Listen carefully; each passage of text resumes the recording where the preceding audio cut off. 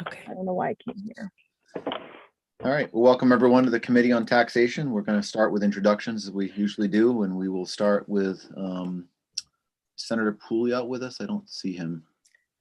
He'll be back in just a sec. We'll go with Representative Bickford. Good morning, Bruce Bickford. I represent House District 63, which is part of Auburn. And Representative Carmichael. Good morning. I represent House District 137, which is 22 communities in Hancock, Washington, and Comstock. And I don't see Representative Collings. Representative Gramlich is with us. Go ahead. Thank you, Senator. Good morning, everybody. My name is Lori Gramlich, and I represent the lovely seaside community of Old Orchard Beach, which is House District 13. And Representative Hanley.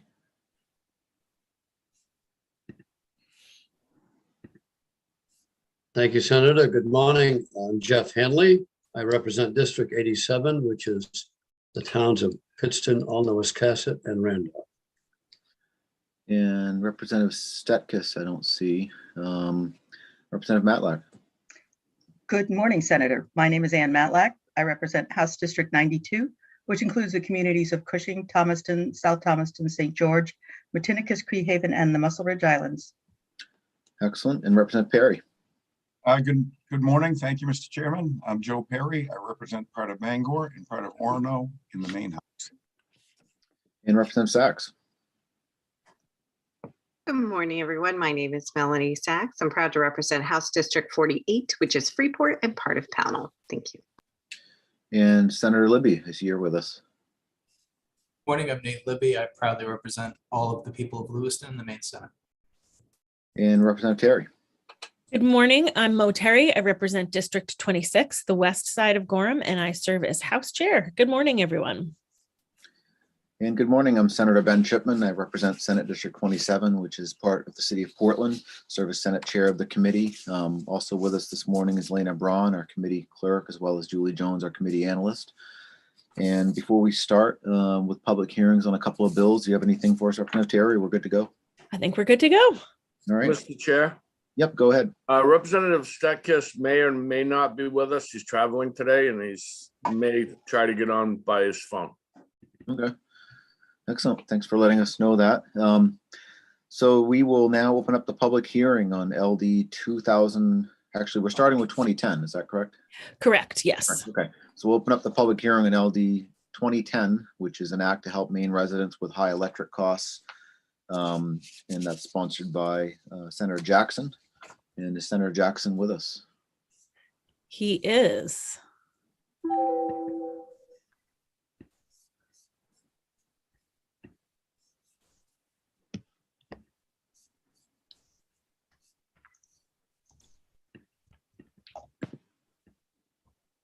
Okay, there it goes. Is he coming in? Okay. Yeah. Coming in hard. Welcome, Senator Jackson. Thank you, Senator Chipman and Representative Terry, and members of the Joint Standing Committee on Taxation.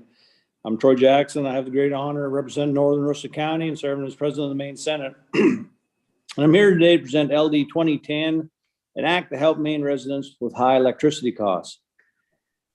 Maine winters aren't for the faint of heart. However, soaring energy costs have only added to the stress of this year.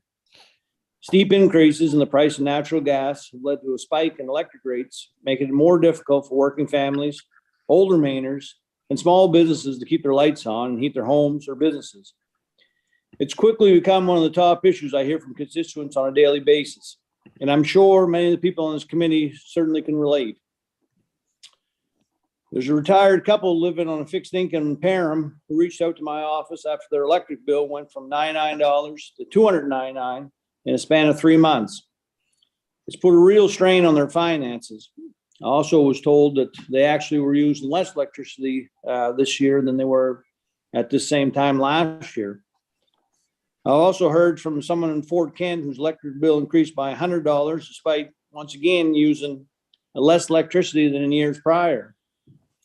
The Grand Isle General Store even announced its plan to close at the end of the month after their electric bill doubled. This leaves the residents of Grand Isle without a convenience store, making a huge blow to the area. They're just some of the examples of challenges that Maine families and small businesses are facing. And I'm sure that you've heard from many more as part of today's public hearings will go on. The Maine people shouldn't have to make decisions about whether to confront sub-zero temperatures or risk an energy bill, whether for electricity or oil, so high that it might prevent them from paying for other essentials like food and medicine. Unfortunately, energy costs cannot be lowered overnight. Our energy system is complex enough that long-term planning is required to meaningfully bring down costs for ratepayers. We know that there's no silver bullet that will solve this crisis, but there are a number of bills for the legislature's Energy, Utilities, and Technology Committee that work to address systemic problems in the long run.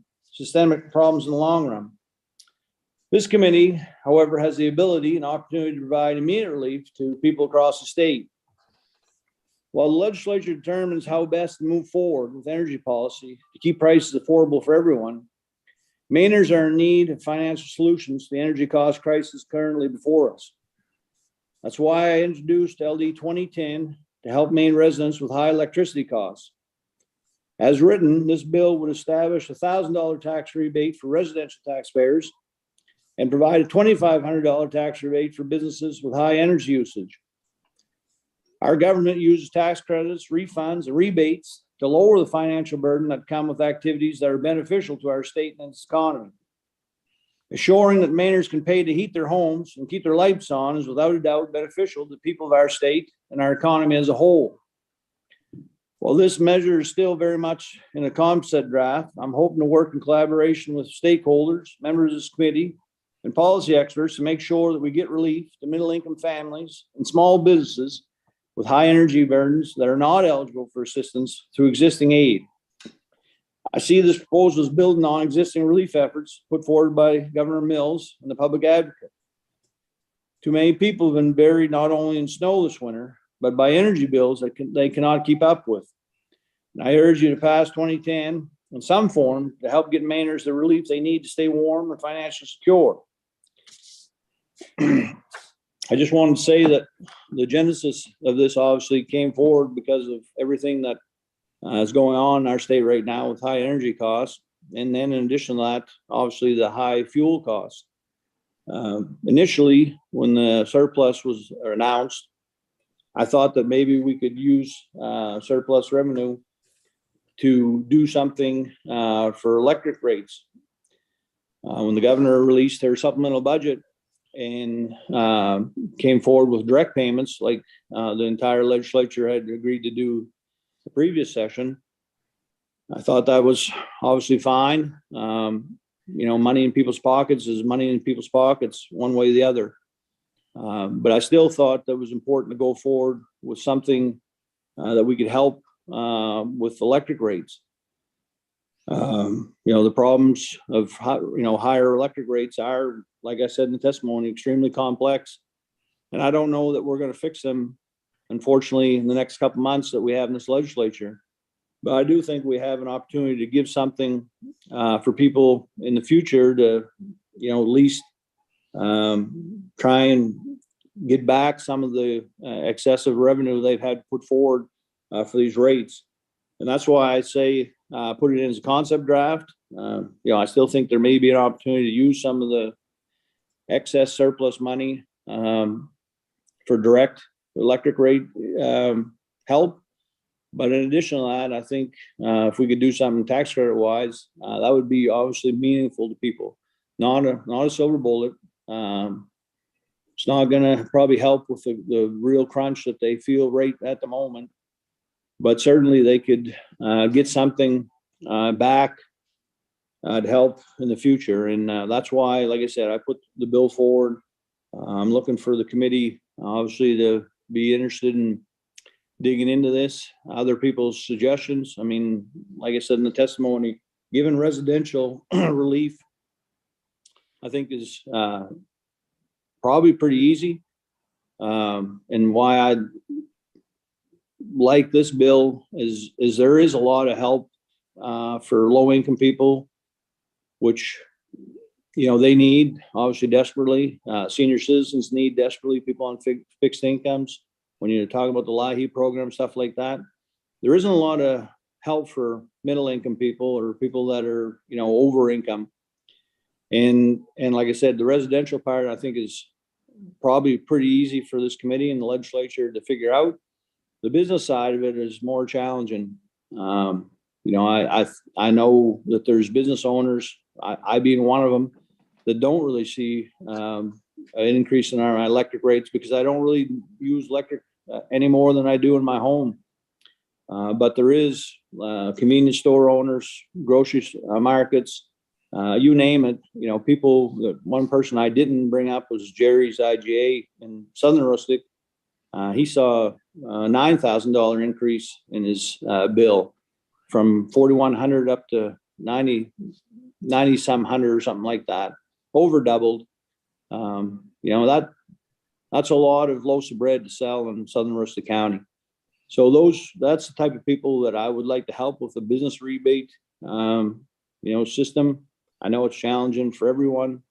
That's why I think the residential part will cover most of it, but some of these businesses are really getting hit hard. And if there's anything we can do to help them here today, even if it is in the future, I think that would be meaningful. So with that, I'll try and take any questions and look forward to the discussion with the committee. Great. Thank you, Senator Jackson. I think we had a question first from Representative Bickford. Thank you, Mr. Chair. Good morning, Senator Jackson. Morning. My question is, with medium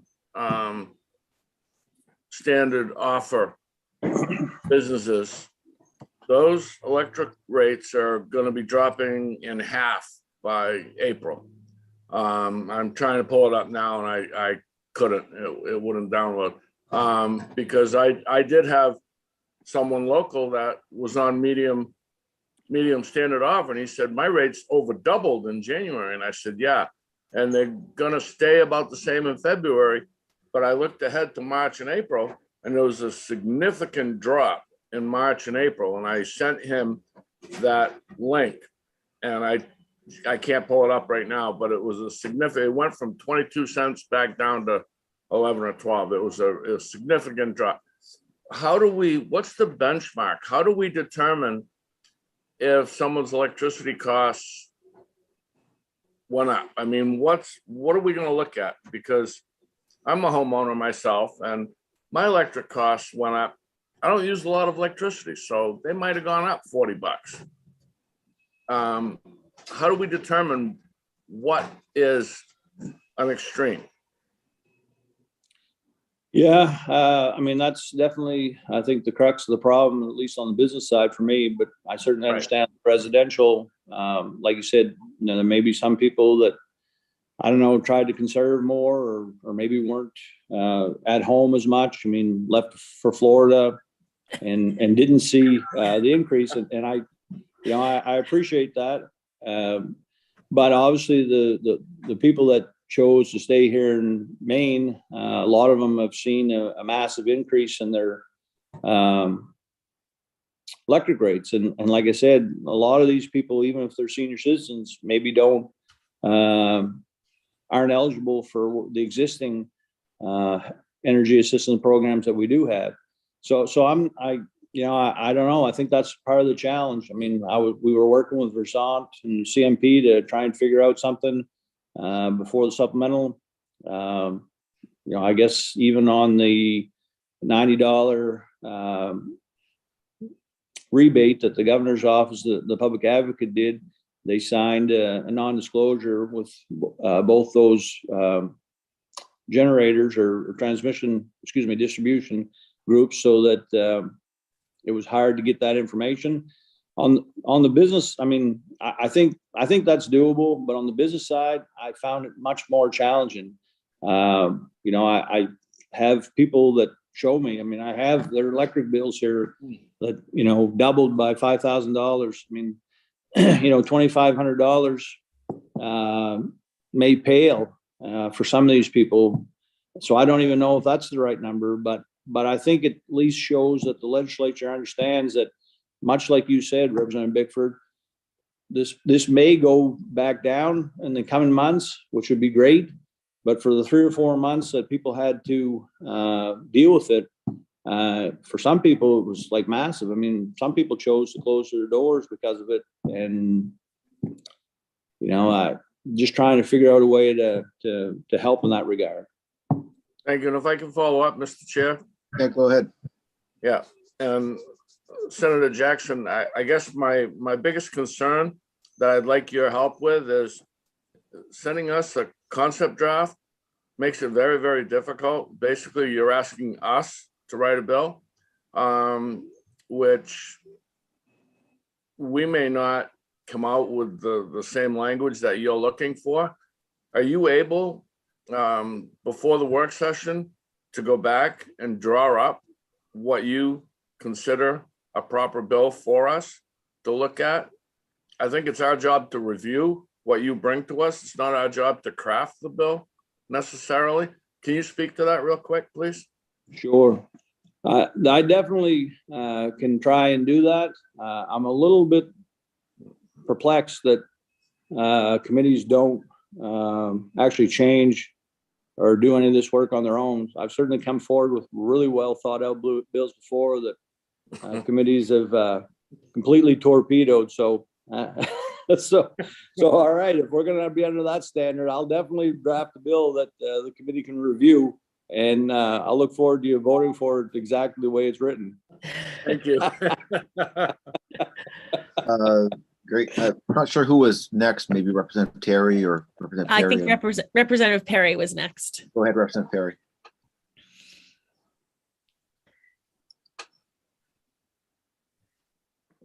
I think you're on mute, Representative Perry. I'm not sure. We can't hear you. Oh, there, thank you. I don't care what order I go in, but thank you, Mr. President, for bringing the bill forward. Believe it or not, 30+ years ago, I used to call on the Grand Isle store up there, and it's not much between Van Buren and Madawaska once they're gone, so it's getting harder and harder for people to have choices.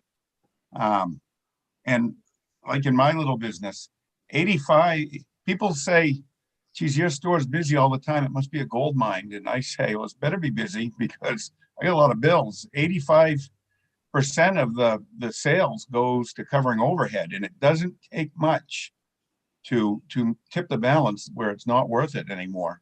And we're also suffering with high oil prices, but my customers are all suffering with the same high gas prices and high oil prices, so they have less money to spend. So it's a double whammy. So I appreciate you bringing this forward. And I just got two questions or two thoughts. One, whatever we come up with, that we keep it simple, because business owners and homeowners and individuals are already stretched to the max with everything they have to do already. So anything complicated is going to leave probably the most needy out of it, because they're the ones who are stretched the thinnest. And secondly, I don't know about you guys, but I get called constantly about signing up for a 15% discount on my electricity by switching to solar.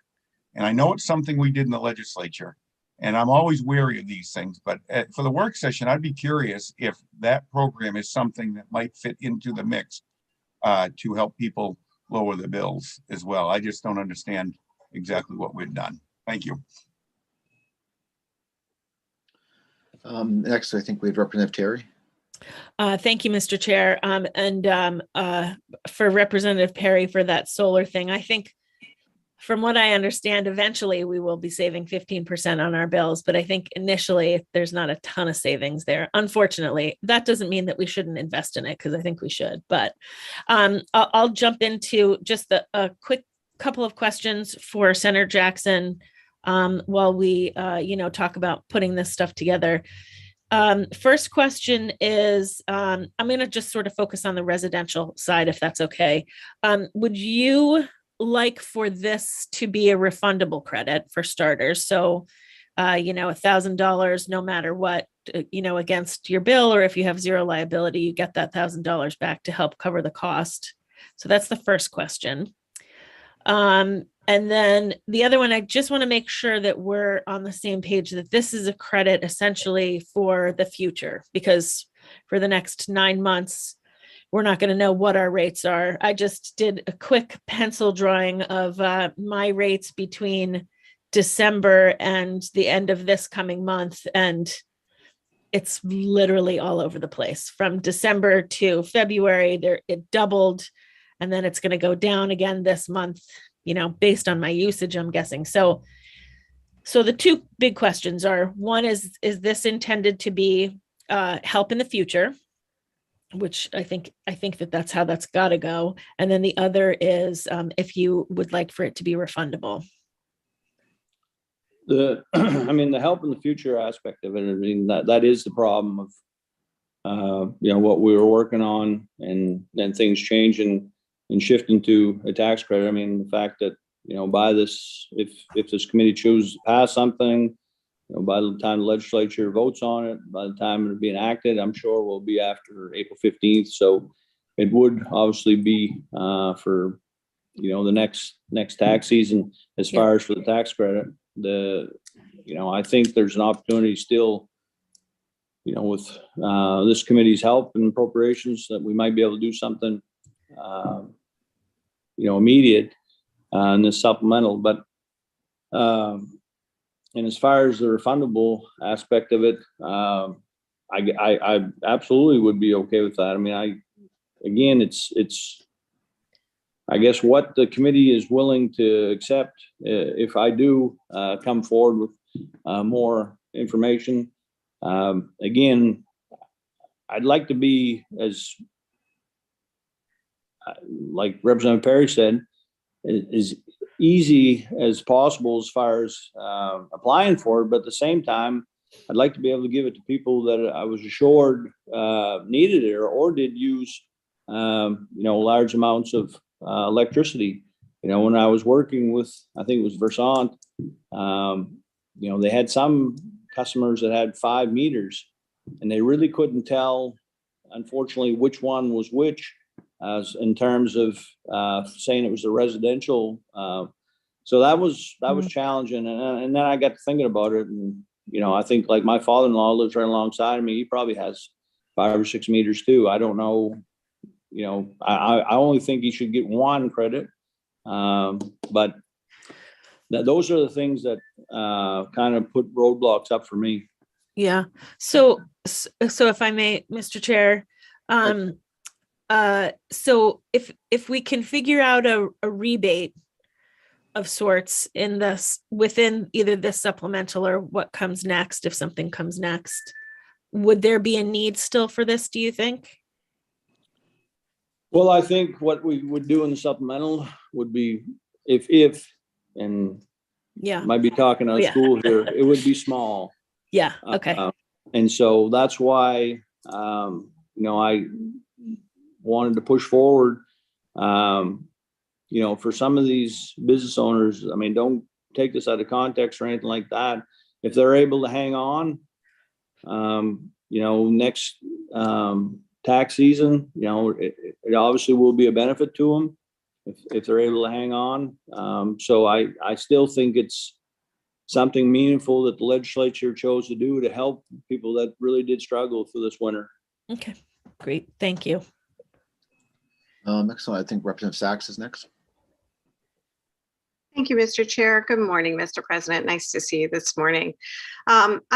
So what I was hearing, along with Representative Terry, saying that this is, let's think about how we can alleviate this moving forward. And coincidentally, I also sit on the EUT committee, which is working Senator Vitelli's bill, which is 1913, which is doing exactly what you're talking about there. She's asking that the public advocate convene a stakeholder group to look at long-term affordability solutions, where this tax credit could be one of those solutions in a really thoughtful way. She's got really lovely set of stakeholders listed in her bill, along with a relief fund, proposing a relief fund, which I believe is just a little bit tweaked so it doesn't interfere with any of the LIHEAP or LIHEAP programs, et cetera. But I'm wondering if you'd be interested in having your proposal folded into that work that is being proposed in LD 1913. If you and she had communicated. Well, actually, we have. I've spoken to Senator Vitelli a bunch about this, and among other things. I actually don't know if. Well, I actually probably wouldn't, because like right now we're talking about possibly a tax credit at best would be for next tax season. And while the working group, may come up with a number of really responsive things that I'm very happy to see, I think it would be challenging to get that in place even for next tax season. We need that. I mean, we need long-term planning on so many fronts on this. But if we're, really going to do a tax credit to try and help, people that are experiencing the high increases this year, I don't know that I want to actually push it out what could be 2 years before they get it. Right. I would just say that at least within the bill language currently, the report out is December 1st, so that they would be reporting out a bill next session. And given the complexity and the end of the session, I would want to make sure, like you said, your goals of really making some thoughtful changes, that may be one avenue to explore.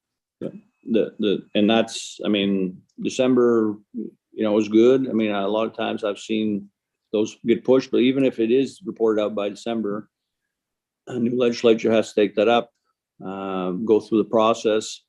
Most likely, or possibly it won't get passed until after, tax season.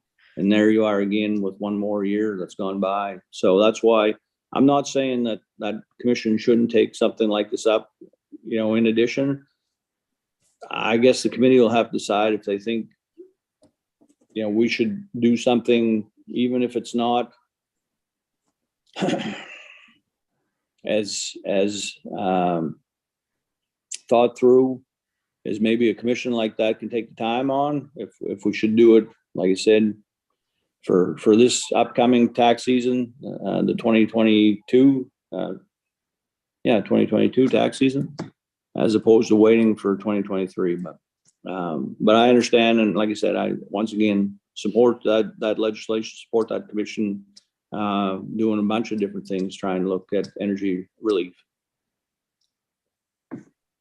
Next, we got Representative Carmichael. Thank you, Mr. Chair. Thank you, Senator. My concern is, and I am a small businessman, so I felt the crunch of the electrical increases as well. But my biggest concern is with the senior citizens and, people who are living on $1,200, $1,400 a month.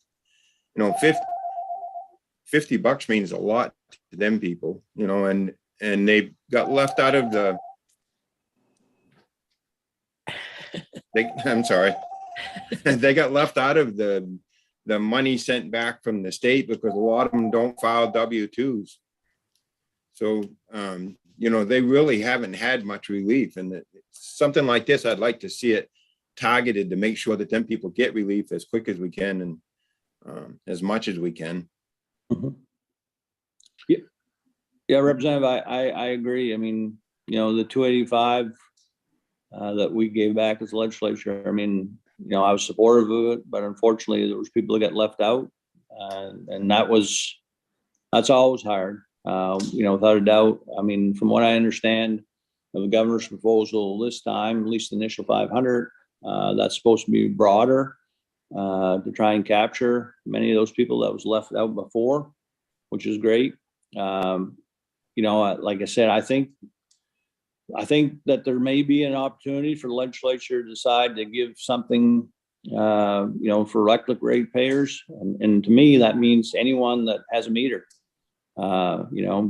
maybe not 2 meters, but if your existing home, maybe under the homestead program or, renter, if you're filing renter relief or, it is challenging once you start digging into it, but if your main home in Maine, you should get, some type of support regardless of your age and things like that. So that's what I'm hopeful to do with this legislation or in addition, something else in the supplemental. Thank you. Representative Bickford. Thank you, Mr. Chair. Couple things I'd like to hear you speak about, Senator, is the standard offer for residential is 11.8 cents right now. Back in 2009, it was 9 cents. So if you look at it in that realm, it's only gone up a small amount in 13 years. However, it was down around 6 cents just 3 or 4 months ago. So I understand the crunch with the medium. And this is why I asked the question earlier about medium businesses. January, they got devastated with 22 cents a kilowatt. February, 21 cents. It drops all the way down in March now to 13 cents. But then in April and May, it goes to 9 and 8 cents. So they've already weathered the extreme storm of the high electricity costs. And it goes back up again in November and December for medium businesses. But if I'm a homeowner, which I am, and I'm struggling with my electric costs, how is a tax credit that I'm going to get next March or April going to help me? We've got to find a better way, Senator. Tell me how we can get that money to them sooner where they need it. They're not going to need it probably next March, maybe. We don't know. So tell me how we can get it to them sooner.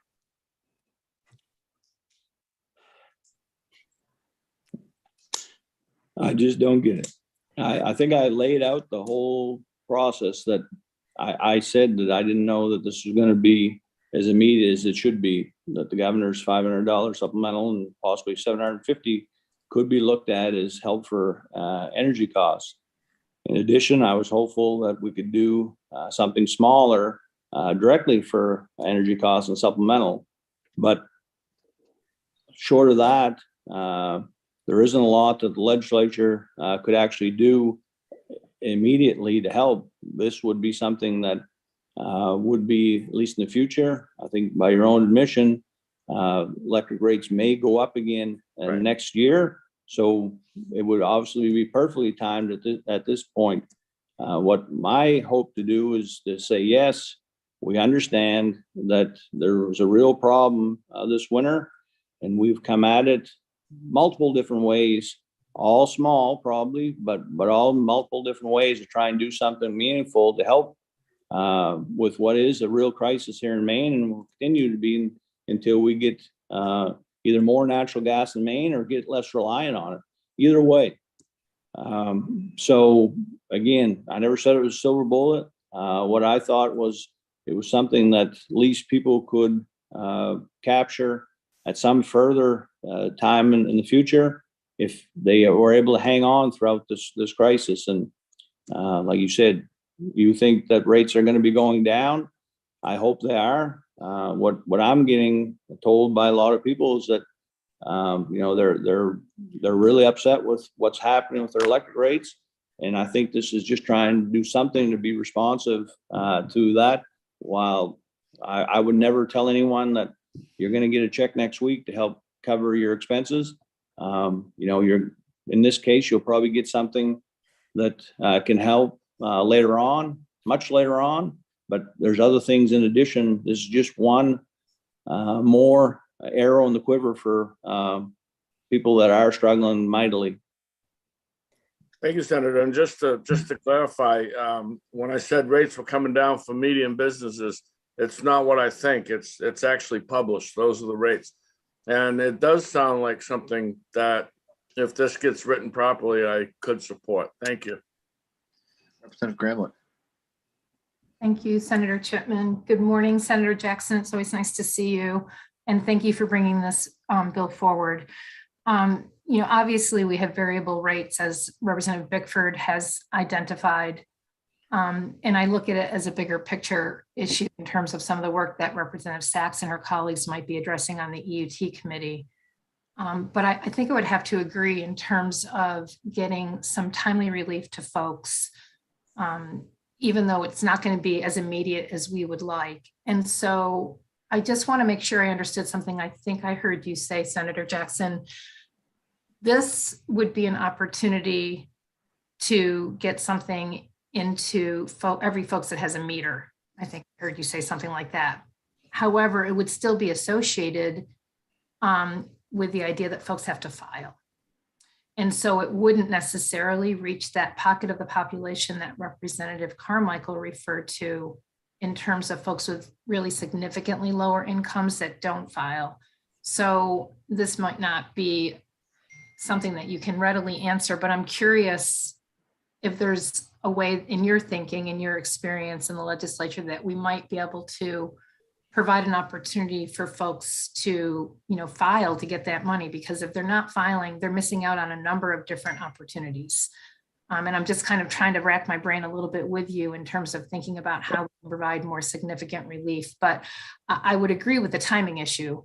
It'd be wonderful to see what Senator Vitelli comes out with in the EUT committee, but at the very least, your proposal would provide relief in the next coming tax year, which I'm fully in support of. But I'd be curious to hear about some of your thinking, and it certainly we can kind of discuss this a little bit more in the work session. But I'm really glad that you brought this forward. Yeah, so I mean, one of the things that we had considered was the homestead exemption. If you're filing or if you're applying for the homestead exemption, obviously you're a ratepayer in Maine. But then it became, what about the renters, which is always a perennial challenge of if they're going to apply for, I'm not sure what we call the program now, the property fairness or tax credit, I think it is, Property tax credit, yeah. which seems to be perennially low. So that was one of the things that, we looked at also. I'm not sure. I really am not. I mean, I'm not a tax expert. This wasn't originally how I expected this to go. Like I said, if we were still sitting on $822 million in the surplus, I would understand very well how to give a help to struggling people. And again, that $500 that the governor has put in her supplemental, if the legislature chooses to go forward with that, you can clearly point to that as money in people's pockets and help. But I think there's a lot of help that's needed. And this is one more way that we could do that. But I don't have the perfect solution to this at this point. But I guess I'll try and figure that out and bring that back in next week, and you'll vote on it unanimously. Well, thank you, Senator. I look forward to working with you on this, and I would love to, it's a bigger picture conversation in terms of how we can provide more targeted relief to those who are most in need in our state. And if there's a way that we can address that, that's a different topic and a different bill. But I'm certainly with you in terms of how we can have another tool in our toolbox to help those who are most in need. So very much. So I just want to be clear too. Like this is hard to say in the right way. Like Representative Carmichael brought it up. I mean, senior citizens, man, they're struggling. I mean, if you're paying $1,200-$1,300 to get your tank filled right now, which we all are. But for them, that is, just unbelievably hard to do. It's hard for me to do it. So I want to make sure that they get help, but we do have programs that look to them, and there's ways that we could help. That if you're LIHEAP eligible, and we should be able to do something. But there's people that are just over income that I see that aren't getting any help at all, and I want to make sure that I'd like to make sure that we figure out a way to capture them too. By all means, senior citizens, I'm right there 100%. But there's some other people that doesn't get any help at all. I think that are very frustrated that they've been left behind in the world we are in today. Thank you very much, Mr. Chair. So this is probably for the work session for all of us on this committee. And what Senator Jackson said was correct, that there are programs already in place for those of low income and very low income. As far as the property tax fairness credit and the sales tax fairness credit go, this could be, in my eyes anyway, could be an additional tool for folks with maybe a little bit of a higher threshold than we're used to. And again, I think I agree with Senator Jackson in that this should be not necessarily targeted for middle income people, but for folks that see pinches who don't typically get help in other ways. As far as the governor's proposed rebate check for Maine taxpayers, it's going to be for Maine taxpayers. If you don't file, at least how it's proposed at the moment, if you don't file for your taxes, you don't get the credit, you don't get the rebate. So it will encourage more people, hopefully, to file their taxes too, even those that don't necessarily need them. They will be able to then qualify for that sales tax fairness credit, the property tax fairness credit, and then perhaps a credit like this, an energy credit, so to speak. So I guess that's just sort of for all of us to sort of muster around in our heads a little bit while Senator Jackson works on some language. I'm happy to help with that as well. I'm a co-sponsor of this too, so I should say that that's part of the job, I guess, too. Again, I think for the work session, if everybody could kind of keep those things maybe in mind and maybe come up with some fun, creative solutions as far as that goes. Excellent. Any additional questions, members of the committee? Not seeing any other hands up. So Senator Jackson, just one thought that I had, I don't know if this is possible, but maybe possibly making tying this to an existing credit that already exists that people would have already applied for if they've already done their taxes, for instance, and making it retroactive would create some additional work for Maine Revenue Services to send out these checks, but it could get money into the hands of people quicker. And if there's already a credit that people are already applying for and already qualify for, tying it to that perhaps would make it easy to figure out who qualifies and easy for Maine Revenue to figure out who to send out checks to if they've already people have already filed their taxes. Making it retroactive would get the money out to them quicker than wait until next spring. So I don't know if that's feasible, and we could definitely talk about that some more maybe, but I didn't know what you thought of something like that. I mean, honestly, anything that the committee wanted to go any road, I mean, I'm smart enough to know that I don't have all the answers on this issue, and I really need help, as I think we all do. Although I think what you just brought up, Senator Chipman, has got a lot of people's heads spinning in the back rooms places.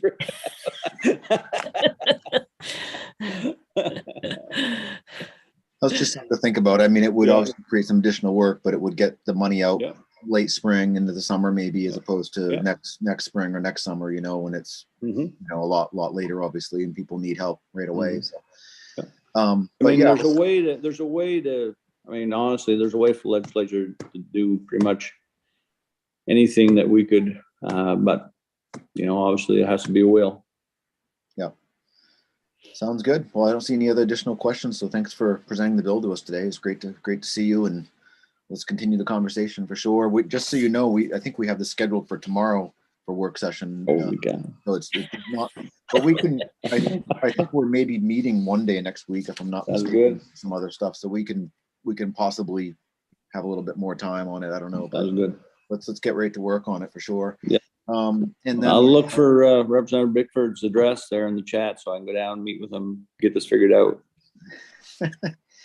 All right. Absolutely. I look forward to it. We'll do breakfast. Sounds good. The golf course is starting to poke out down there, I bet. All right. Getting indoor golf here. Great. All right. Excellent. Well, thanks for being with us. So we have a few folks signed up to speak in favor. I think the first person is Craig Allaire from Sanford. Is Craig with us? I am. Can you hear me? Yes, we can. Go ahead. So I own a couple businesses in Sanford. I own a small restaurant, and I also own a Rogers Super Dollar, if you guys ever heard about that one. Sanford, been there for about 83 years. Yep. It's a grocerette. It was a pretty big surprise of my power bill in January to see it go from $1,500 to $3,300. So as you guys spoke earlier about owning grocery stores and so on and so forth, profit doesn't work like it does on a pizza place or a restaurant or everything else. So if you don't sell 200 boxes of cereal a day, you don't make as much money. It doesn't work any other way. Of course, you got theft and everything else and whatever and so on. So what I'm saying is medium businesses took this the hardest. I have a small business that's considered a small business, and my power bill went up about $30. My home actually went down $7. I also run a company in Portland called Portland House of Pizza. That business, it's a large business. Didn't see any type of power jump at all. So medium businesses hit this the hardest, and I don't understand. I'm not really understanding why, but yeah, it was a pretty big hit for just, medium businesses. And as Representative Bickford said, we weathered the storm, but that weather came out of personal savings or out of money I would need to fix something or repair something, or maybe even that, the everyday customer needs, or insurance for my employees, or vacation time that was all mandated in the state now. So money's got to come from somewhere. You can pay all the bills you want, and you can say, oh, everything's gone up, everything's gone down, everything's going to regulate it or not, that money's gone and it's not coming back. So something like this would help. Would a tax credit really help? I mean, I don't really know, because obviously putting $2,500 in my pocket to cover the $6,000 extra dollars in power bill, because my February bill was like around $3,200. And normally it's only $1,400. And I use less kilowatt hours than I've ever used. I've already replaced a lot of equipment with updated, more efficient equipment like freezers and, refrigerators and so on and so forth, and had people come in and put LED lighting in and do everything that I possibly can to try to trim. But there's really not much we can do besides sit back and take it like a champ. I mean, as a business owner, you got to pay the bills or you don't make any money. I have 12 employees or 10 employees that I feed them and their families. So who's going to suffer? Me, the guy who invested all the money into, the business, because my people aren't going to go without work. They're not going to go without food, and they're not going to go without money. I will guarantee that they get their money. If they ever need anything, I give it to them. But the business owners are really the ones that are going to suffer the most from all this that happened recently. Hoping that you guys can come to some sort of conclusion. Because I do have a lot of senior citizens that work for me as part-time jobs. They want to come in for a few hours because that's all they can do. They can't work any more than that. And I want to help take care of them and make sure they're all set too. And I also own a restaurant in town that I employ 4 or 5 other people, and you got to pay them too and make sure their families take care of, because obviously I'd much rather make sure they're taking care of them myself. I mean, it's not fair to them. So this isn't their problem, it's mine, So it's pretty much really what I wanted to say. I appreciate, if you guys have any questions about anything, I'm more than answer. I've made phone calls to power company, to solar companies, to agencies that help you regulate your power bill. And unfortunately, their rates don't help you. 22 cents, 20 cents, 11 cents, 8 cents. Well, they want a 13-cent 3-year commitment. So it's actually kind of ridiculous to sit here and think that if I sign up for 13 cents for the year, routing out Central Maine Power, it's cheaper in the long run, unfortunately. So. Great. Thank you for your testimony. Questions from members of the committee. Representative Bickford. Thank you, Mr. Chair. Thank you for being here, and I totally understand where you're coming from, and I guess the silver bullet in this whole thing, where hopefully we can do something for you. The silver bullet is that your rates are coming from 21 cents to 13 cents in March, and then they're going to go to 9 cents and 8 cents in April and May. So you're going to see some relief. It doesn't help you for January and February, and that's why hopefully we can do something for you. But your rates are coming down over the next couple months. Yeah, I did get all that information from them. I have all the numbers. I mean, when I got that first power bill, I just about, my French, crap my pants. It's like, whoa, what the hell is this? What am I going to do with this? How am I going to pay this? And so what I did was anything anybody else would do that had, what would be, well, I'll pay what I can and they'll give me a payment plan for the rest, because like I say, grocery stores aren't really gold mines unless you're Shaw's, Hannaford's, and I'm sure they're taking it off the chin right now too. But, they're a chain. They've got other stores to help other stores that are not in Maine. But, just me being a small grocerette, having one location and all of a sudden saying, okay, I budget $1,500 to pay this, and bam, my power bill's $2,900. I'm like, well, I can't pay that. What am I going to do? And they say, oh, don't worry, we'll help you stretch it out over 6 months. Oh, good. So my power bill is going to be, next 6 months, our power bill's gonna go up anyway. So all I'm doing is holding on to the train and pulling it through. The money still they're still getting their money. They're just getting it a different way. So this month I had to take money out of personal savings and wherever I had to get it from. And I had to pay a $4,000 power bill to catch up some of last month. And next month, my bill's still gonna be $200 more than it would be, but it's still gonna be 13 cents instead of 8 cents. So it's still gonna be in the $2,000 range plus the payment plan that I had to add on to. So as you say, the rates are lowering, but the relief isn't there yet. It's not gonna be there for another 6 months until I'm finally caught up. And then when I'm caught up, hell yeah, rates are going back up again because it's gonna be wintertime.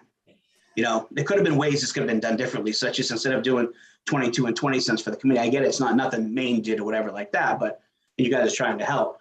But they could have spread that money out over a longer period of time and made it and bled us slowly instead of putting the knife in the throat, pulling it out and saying, who's got a Band-Aid? You know, this really isn't Maine's fault to sit here and say, hey, we're gonna help you out. And then the power company could have said, we can do this a little differently. Well, just remember, this isn't CMP doing Nope. this. I do know that as well. I did a lot of research on this before I decided to hop on this call, you know. Thank you. Representative Terry. Thank you very much. And thanks, Craig, for being here. We really appreciate you telling us your story because I think it's really important for everybody to hear. I have a quick, maybe it's like an accounting question, I guess, and I'm going to ask this also of Maine Revenue Service. Is there something in your tax returns that differentiates you from Shaw's, let's say, as far as, with the exception of obviously the profit and loss side of it, but something that they can help you determine, you know, that you are a small business versus a large business? Is there anything in your tax returns that helps you with that? Or I'm a single entity S corp. You are. Okay. Okay, great. And all my businesses, I have two businesses that I personally own, and they're both single entity S corps with different names and different brands, whereas Shaw's would be a multi-unit S corp, or properly incorporate, you know, or possibly on, you know, an LLC or an incorporation of some different type. But yeah, I'm a single entity S corp. That's actually very, very helpful. Thank you very much. That'll help us when we try to write this thing up. I appreciate it. You're welcome. Additional questions from members of the committee? Seeing none, thank you for being with us, Mr. Allaire, and thanks for presenting your testimony in support of the bill. We will now hear from James Cody, followed by Kimberly Bridges. Is James Cody with us? Go ahead, Mr. Cody. I am. Thank you, Senator. Senator Chipman, Representative Terry, and members of the committee. My name is James Cody. I'm employed by Bernstein Shore, and I'm here today on behalf of Versant Power. Some of you may know, I assume Representative Perry and others in northern Maine and eastern Maine know that Versant Power is Maine's second largest transmission and distribution utility. We serve areas in eastern and northern Maine. We're here today in support of LD 2010. And as you might imagine, Versant Power doesn't typically weigh in on tax policy in the legislature. We spend our days in the EUT committee. But we thought and appreciated Senator Jackson and the many conversations that we've had with legislators throughout the building. We appreciate the symbolism in this bill and the focus that the legislature has taken in regard to the price impacts and cost impacts of the supply increases that have taken place recently. As you all know, and Representative Bickford appropriately pointed out earlier, that the utilities themselves don't have control over the supply cost portion of the ledger. But we thought it was particularly important to weigh in and just acknowledge that, at least on behalf of Versant Power, we certainly understand that right now is a trying time for many of our customers.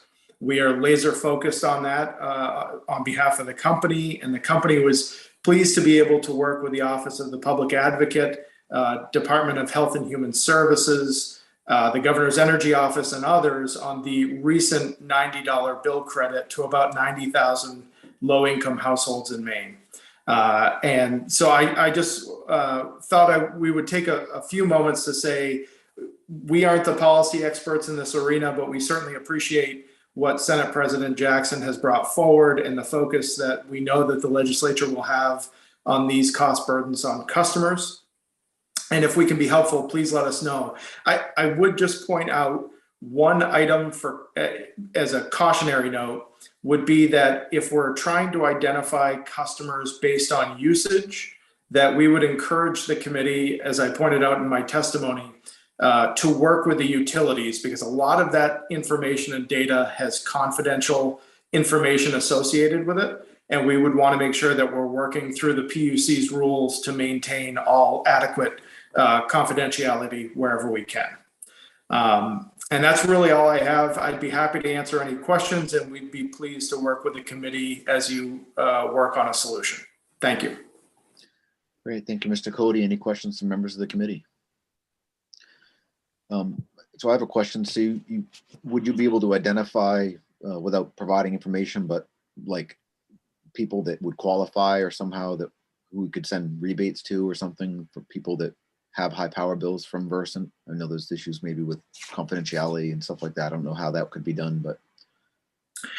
What I can say, Senator, is we've thought a little bit about, we've just kicked a few ideas around on how we might be able to parse some of that information out. I think at this point, the way I would leave it is we'd be happy to work with the committee and have some side conversations about how that might be done. But I don't think anybody has a silver bullet on what the right formula would be, but we're happy to have that conversation. Okay. Representative Sachs has a question. Right, and I think that was my question to you, Mr. Cody, was part of what concerns me about the bill is that language around high energy usage, which it's really about the cost. It sounds like from our previous discussion that we're trying to abate.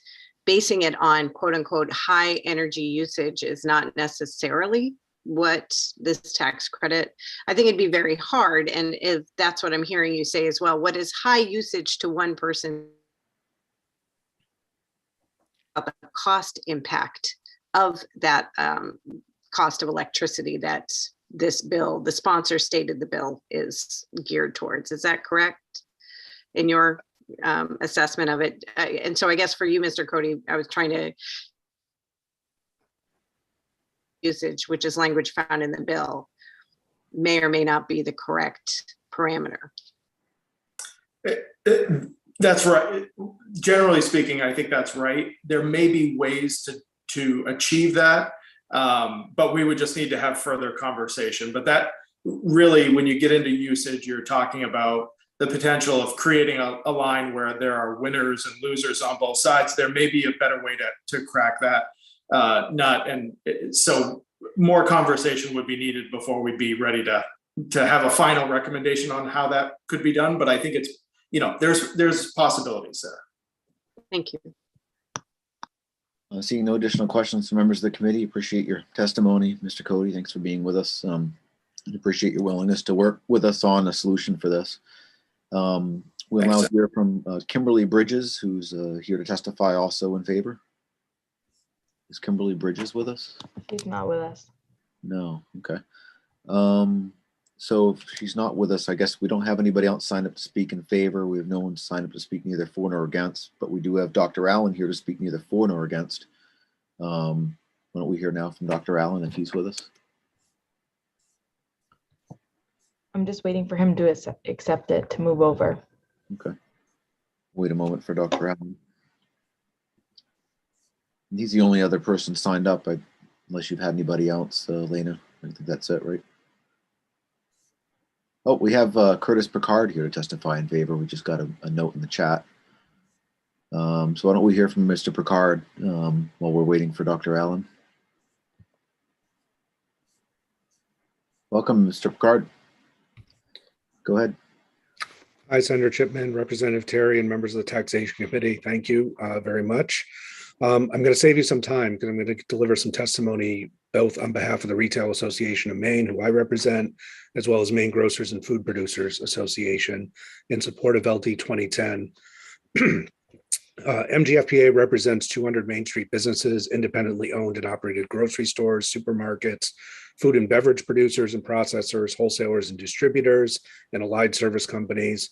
And RAM similarly represents more than 350 members statewide of all sizes.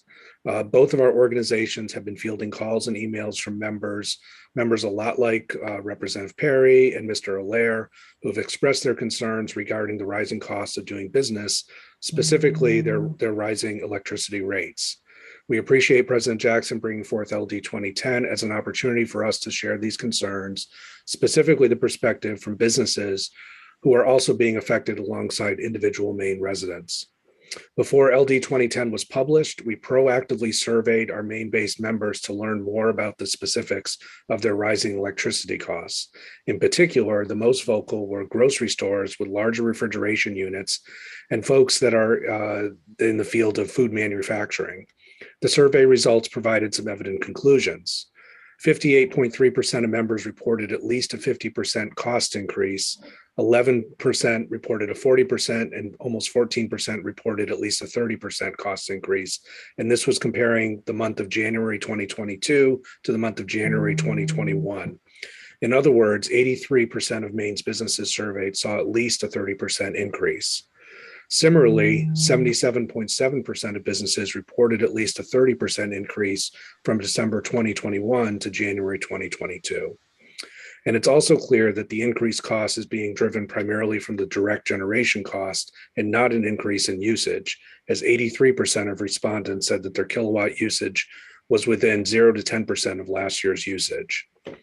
Maine's businesses are facing steep bills. Electricity rates are rising alongside payroll, salary, benefits, plus workers' compensation and insurance increases, on top of delivery surcharges and increased fuel costs. These businesses are at a loss as they're struggling to absorb the costs while being sensitive to how much additional price increases can be absorbed by the customers, as the inflation rate is at 7.9%, its peak since 1982.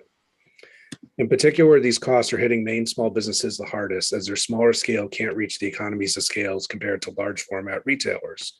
One member recently posted online that thousands of dollars are now being poured out on electricity costs and other day-to-day expenses.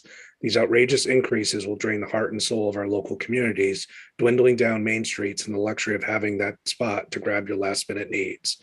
We call on our customers, friends, and community now more than ever to help offset these exorbitant costs. The small town community feel needs to elevate, support your local stores. Interestingly, WAGM did a story on just this issue yesterday, and there is actually a copy of my written testimony in your file. We submitted it a little late this morning, but it is in there, and we included a link to that news story, and we urge the committee to take a look at that. These ongoing increases add to the difficulties of businesses remaining viable in a challenging economy. We ask that the committee provide the much-needed tax rebate to help these small Maine businesses. And we recognize that not all businesses will be eligible, but we urge the committee to determine the proper thresholds that will provide relief for Maine small independent stores who have been most significantly impacted. We're happy to work alongside the committee during the work session as the discussion continues. Thank you for allowing me to submit our comments this morning, and I'm happy to answer any questions. Question from Representative Terry. Thank you, Mr. Chair, and thank you. Good morning, Mr. Picard. So you, in your last couple of sentences there, you sort of addressed what my question, well, what my question is, and that is, are your clients aware that this is really geared towards the smaller businesses? And it sounds like the answer to that is yes. Right. Can you, again, I'll ask the same question that I asked of Mr. Allaire. Do most of the customers that fit in that threshold, do they also file as smaller businesses, single proprietor, that kind of stuff? Yeah. Like S Corps? Yeah, exactly. I believe so. I'd like to go back and ask. I do want to highlight that, the folks we are hearing most directly from are the small independent grocers, the convenience stores, the folks that really have refrigeration units because they are high energy users. Yeah. A small boutique, yes, they use lights and, maybe you power your cash register and that type of thing. I'm certainly sympathetic to their costs as well, but it's those independent grocers that we're really hearing from. Mm-hmm. And as President Jackson said, those are the ones that are seeing $5,000 to $9,000 increases in 1 month. That's That's why our phone lines were lighting up in late January. I work in one of those stores, so I totally understand that. Yeah. Yeah. Okay. Thank you. Additional questions from members of the committee? Seeing none, thank you for your testimony, Mr. Picard. Appreciate that. It looks like we have another person who wants to speak in favor that wasn't signed up on our list, but Sue Lubner. Yep. I've just promoted her to panelist. So we'll hear from Sue Lubner. Yes, I'm Susan Lubner and I live in Bath and I'm a homeowner. I also run a small business out of my house. I'm a yoga teacher. I do Zoom classes. Currently, I'm a senior citizen. I support 2010. At the present, I probably can tap into my small IRA to cover up my excessive electricity bills. And I also have a home equity line of credit that I can tap into as needed right now. But in the future, that IRA isn't really that big. And I did write the PUC and asked why, this is my prime point, and it's probably not your committee as much, but why is it just the homeowners, the consumers, the small people that have to cover these new excessive energy costs that are going on? Why can't the CEOs and the stockholders and cover some of these costs? Why can't they eat some of them? I don't know if any of you folks have looked at the CMP ratepayer Facebook page. The bills, people's bills are extreme. Even the governor's proposal to do $90 over three months is not even going to begin to cover the costs. It's more like just a drop in the bucket.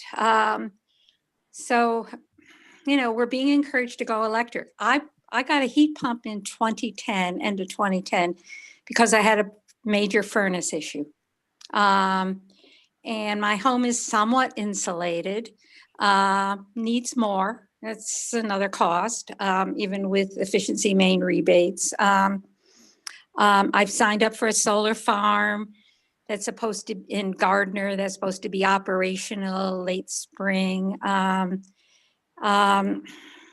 I just feel that these, people would benefit from something down the line, of course, but people really, I'm not eligible. I wrote Phil Bartlett, PUC commissioner, and one of his people called me and said, what can I do for you? And of course, my approach is, why can't the stockholders cover some of these costs? But he said, oh, call your local community action program.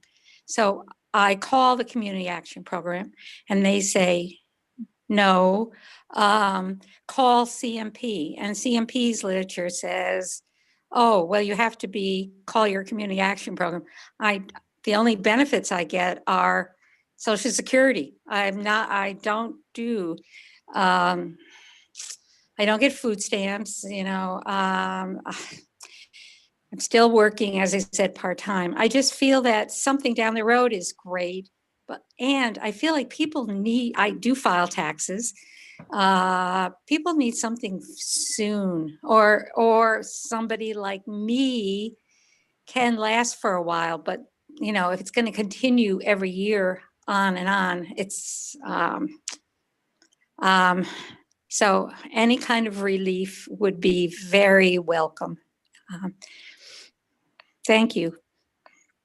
Thank you for being with us. Any questions from members of the committee? Seeing none, thank you for your testimony this morning. You're welcome. Thank you for being there and hearing it. So we don't have anybody else, I don't believe, that wants to speak in support. At least nobody else from the chat, and everybody on the list we've heard from. So we're now ready to hear from you, Dr. Allen, to speak neither for nor against. Good morning. Senator Chipman, Representative Terry, and members of the Taxation Committee. My name is Michael Allen. I'm the Associate Commissioner for Tax Policy in the Department of Administrative and Financial Services. I'm here today at the request of the administration to testify neither for nor against LD 2010. The administration is focused on providing relief to Maine residents and businesses who are faced with ongoing pandemic costs, inflation, and increased energy costs, including high electricity prices. To that end, the administration is taking a multi-pronged approach, including the governor's budget proposal and agency action. The governor's budget proposal includes a one-time disaster relief payment to eligible Maine taxpayers, and the governor has announced her intention to raise the relief payment amount to $750. This builds off of the $285 disaster relief payments made to more than 500,000 Maine people pursuant to the previous budget. The governor's budget proposal also includes more property tax relief and increasing tax relief for low and middle income working Maine families. It proposes $7 million in ongoing general fund dollars to ensure stable housing by increasing the maximum benefit of the Maine property tax fairness credit, and $27.6 million in ongoing general fund dollars to fight poverty and help families afford necessities by increasing the value of Maine's earned income tax credit, which provides a refundable tax credit to working Maine people and families. Meanwhile, taxpayers filing their 2021 taxes are now receiving relief through increases made to the property tax fairness credit and the earned income tax credit in the previous budget. The Maine Department of Health and Human Services is delivering additional help for low-income families to pay for this winter's unusually high energy costs. Nearly 13,000 households with roughly 42,000 people have received a one-time heating assistance payment of $800 to help pay for high energy costs. The Public Utilities Commission approved a one-time utility bill credit of $90 for low-income Maine households, providing a total of $8 million to approximately 90,000 Maine households served by CMP and Versant starting in March. The administration looks forward to working with the committee on the bill. Representatives from Maine Revenue Services will be here for the work session to provide additional information and respond in detail to the committee's questions. I'd be happy to answer any questions you may have now. Any questions for Dr. Allen, Representative Terry?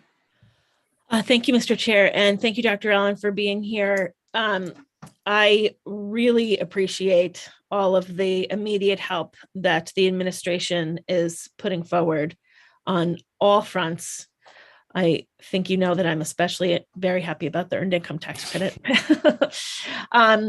So this bill, though, I think if I understand President Jackson's intent, is to help folks who are not typically helped in this situation. So folks that are just over that threshold or over that threshold to a degree, that are still seeing high energy bills that are pinching them hard.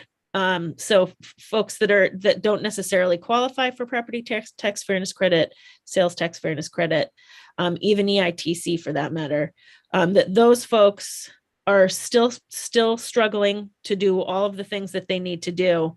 And then these very small businesses that are really the ones that are getting the punch with all of these things. So again, while I appreciate all of the stuff that's been being done so far, this sort of goes that step further and helps those that are a little more fortunate, I guess, is the right way to say, but still not so fortunate that it doesn't affect them. So I guess my question to you is, do you see there could be ways for us to help that group of people that are a little bit over these thresholds by perhaps coming up with a new credit for energy altogether? And same goes for small businesses, for these folks that file, small S corps or sole proprietors, that kind of thing. So starting on the individual side, if you're talking, say, middle income families, is that, Mhm. okay? Yes. Well, certainly the governor's proposal to send out the COVID relief payment checks, that's currently $750 per person so for a joint filer, that would be $1,500 going to that household. Yep. Those are the plan is to have those go out sometime early summer and put those funds into people's hands to help cover the costs of whatever issue they're facing, whether it be electricity, home heating oil, gasoline, other rising prices. The cutoff limits for those at the moment are pretty high. That for a joint Yeah. household, that's $150,000. So the governor does have those type of middle income families targeted with those COVID relief payments. Good. And that would be immediate. They wouldn't have to wait until filing a 2022 tax return a year from now. Right. That And would be those based small on their current filing. And those small businesses that we heard earlier are the most affected by this, the convenience stores, small grocery stores, food producers, folks that use higher electricity, have higher use stuff, but still are not, they're not individual. They wouldn't qualify for, they may qualify for that at home, but then that would be bringing in their home dollars, as Ms. Lubner said earlier, that she uses her IRA to pay for her electricity bill for her small business, and that's, as a small business person, I can tell you my husband is not a fan when I do that with our bank account.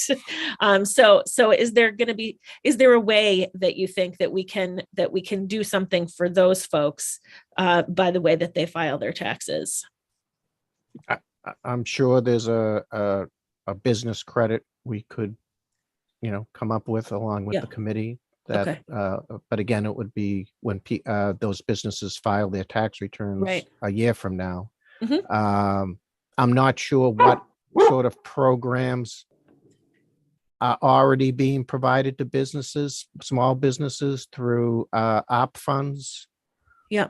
Or any of those. I'm just not aware of that. There could be some. They're probably not.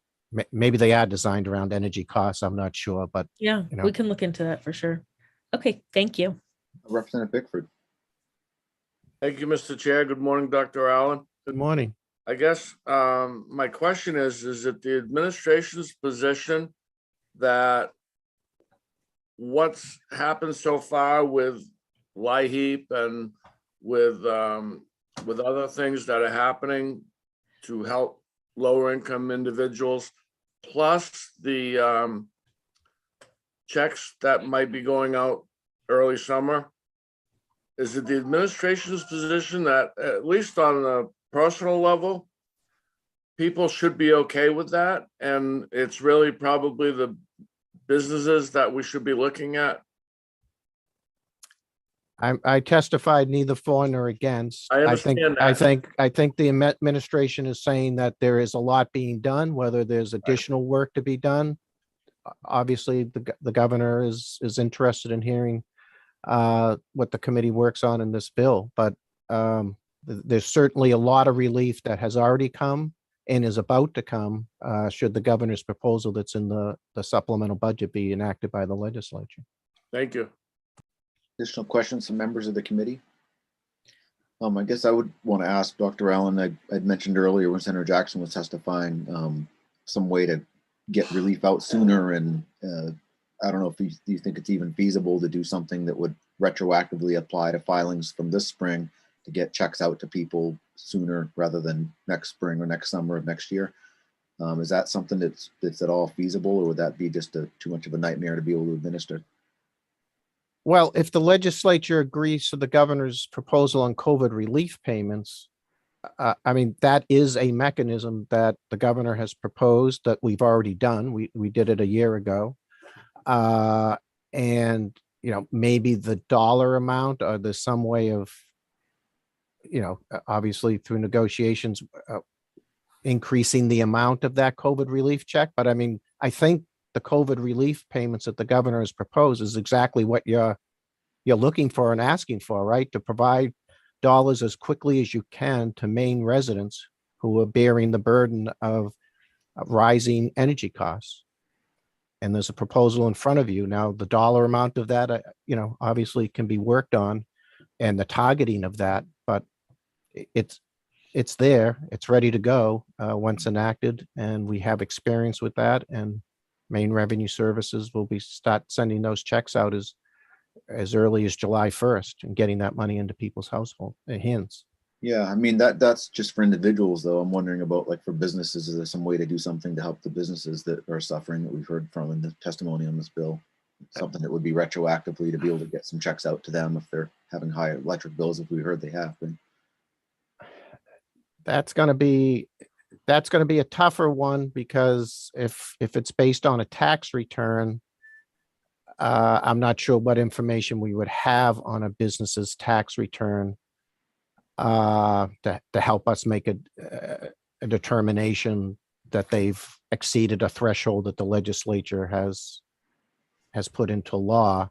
The other piece would be that, remember, many pass-through businesses pay those taxes on their individual income tax returns. So all we see is an individual's tax return with pass-through income. We don't have a lot of that background paperwork to determine what the specific costs of the businesses were. So it might require an additional filing by those businesses or those individual taxpayers in order to get the benefit. Excellent. Seeing no additional questions, thanks for your testimony today and being with us on this bill. Thank you. Appreciate it. We don't have anybody else signed up to speak neither for nor against, so we'll go ahead and close the public hearing on LD 2010, and we'll open up the public hearing on LD 2009. That's an act to implement the recommendations of the working group to review the process for ongoing review of tax expenditures by the legislature.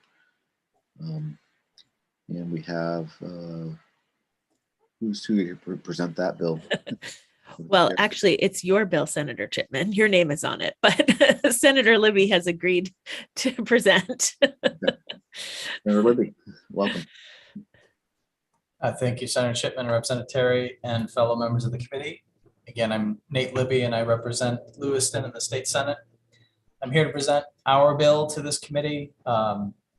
Just as a reminder, a couple of weeks ago, I presented the report from this working group to you all in kind of an informal session. We talked about the bill getting drafted, and then to implement some of those recommendations, and that we would come back and have a discussion on the bill. I recognize the hour of the day, and we're approaching lunchtime, so I'll try to be brief and look forward to digging in more at the work session. But just as sort of orientation, last summer and fall, a group of 8 lawmakers convened over 4 meetings to discuss the tax expenditure review process, talk about our experience over the last 7 years, make recommendations for improvement. That group included 4 members from the tax committee and 4 members from the GOC. From the tax committee, it was myself and Senator Pouliot, and our House co-chair, Representative Terry, and Representative Kryzak. And then on the GOC side, it was Senator Bailey, Senator Bennett, and then from the House, it was Representative Stover and Representative Miller.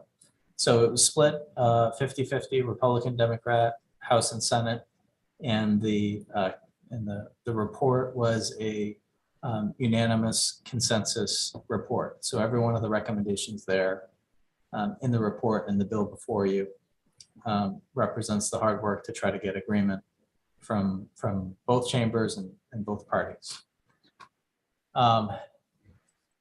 The website from OFPR contains a great deal of really useful information. If you go to OFPR's website, you'll see the report is there right up at the top. All of the testimony we received, which ranges from Pew to the Chamber of Commerce to Maine Equal Justice Partners and several groups in between weighed in on the process. Generally speaking, the themes that arose were Maine is leading the way among states in terms of doing this nonpartisan analytical review of tax expenditures and tax breaks. That's number one. Number two, we've learned a lot over the last 7 years in Maine that we think can help inform some positive changes to ensure this process lasts into the future and is useful to policymakers. Number three, the timing that it takes to turn around these full evaluations can be challenging at times. And related to that, there are times when this committee is weighing a new tax policy and lacks perhaps what the committee seeks for independent, nonpartisan information on a proposal. And a remedy was devised for that. So those are the big high level pieces. The bill itself is a few pages and its summary is near the back. I can very briefly explain the summary section. Number one, we propose adding a couple of members from the Taxation Committee to the Government Oversight Committee. I've had the kind of coincidental role of serving on both committees, and I kind of informally serve as the liaison between the two. I find that if we, in the future, were to ensure that one Republican and one Democrat from tax were appointed to GOC, that would improve information flow between the two groups. The IDEA Committee, the Business Development Committee, we suggested having one member serve on GOC for a similar reason when it comes to tax evaluation. So that's number one. Number two, we suggested that this committee, taxation, have the authority to meet throughout the year and not just confined to the legislative session. We found there is a fair amount of work to do on analyzing these reports, on preparing for the next round of reviews and working with the GOC to provide consent and opinion on different pieces of the process, as well as receiving reports, because we know that GOC can work really hard to get reports delivered to us while we're in session, which is one of the things I've worked hard to get the group to do. But when we have a 4-month session and you try to get all the tax expenditure reviews to land in that very short period of time, I think that may cause a bit of a hiccup in the production chain. And so allowing the committee to meet year round to do all this work, I think is important for the tax expenditure review process. I think it elevates the tax committee up to the level of committees that do meet year round, like GOC, like appropriations, to deal with important matters that don't fall strictly within the short session or the long session. So that's what we're proposing in number two. Number three is really about streamlining and deduplicating some efforts on the part of OPEGA and Maine Revenue Services when it comes to doing the so-called expedited reviews and that's what OPEGA produces, and the Red Book, which is what MRS produces. We found over the years that those two projects could probably be consolidated, and that would largely fall to Maine Revenue Services in developing the Red Book and adding a few pieces of information to it. MRS, I know, will have some opinion on that. I didn't think it was much of a tall order for them, but obviously we'll hear from them later today. Number four, there are hundreds of tax credits, and I think Democrats and Republicans agreed that we want to prioritize the economic development incentives for full review first, and then work our way down through the list. And I think there are less than 20 of those economic development incentives left to review. And so if we do 2 a year, it will take some time to work through that remainder of the business tax incentives, and then we can start picking away at the non-business tax incentives over time. Number five is a fairly common sense initiative, but one that we thought should be memorialized, and that is we should take care to look at expiration dates of tax benefits in deciding when they should be reviewed. We're doing that now informally at the GOC level, but it sort of codifies that practice. we would hate for a review on a tax credit not to start until, the sunset is 6 months away or something like that. Number 6, we found that a number of our tax credits on the books do not have in statute real solid policy goals articulated. Policy goals could range from, for example, this tax incentive is designed to attract high quality jobs in high technology. That could be a policy goal that the creators of a tax credit had, but when that tax credit was put on the books 15 years ago, the policy goal was never enshrined. And so, time has passed, and now we've got OPEGA and lawmakers trying to evaluate a tax credit. We really don't have any way to, any benchmark to assess its effectiveness. Has it achieved its goal? So we have a number of tax credits like that. I think more recent tax credits, we've done a good job of creating those policy goals in statute. That helps the tax expenditure process work because the evaluators have benchmarks to assess a tax credit's performance. But for a lot of older credits, we've got nothing. And so a work project we identified that would probably be tasked to a special commission over the summer is to work through those tax credits and try to build out those policy goals within each tax credit. This will significantly aid in the analysis going forward.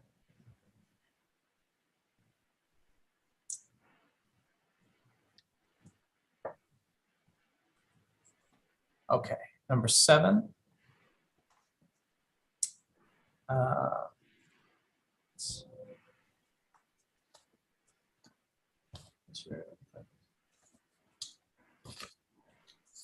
Not really sure.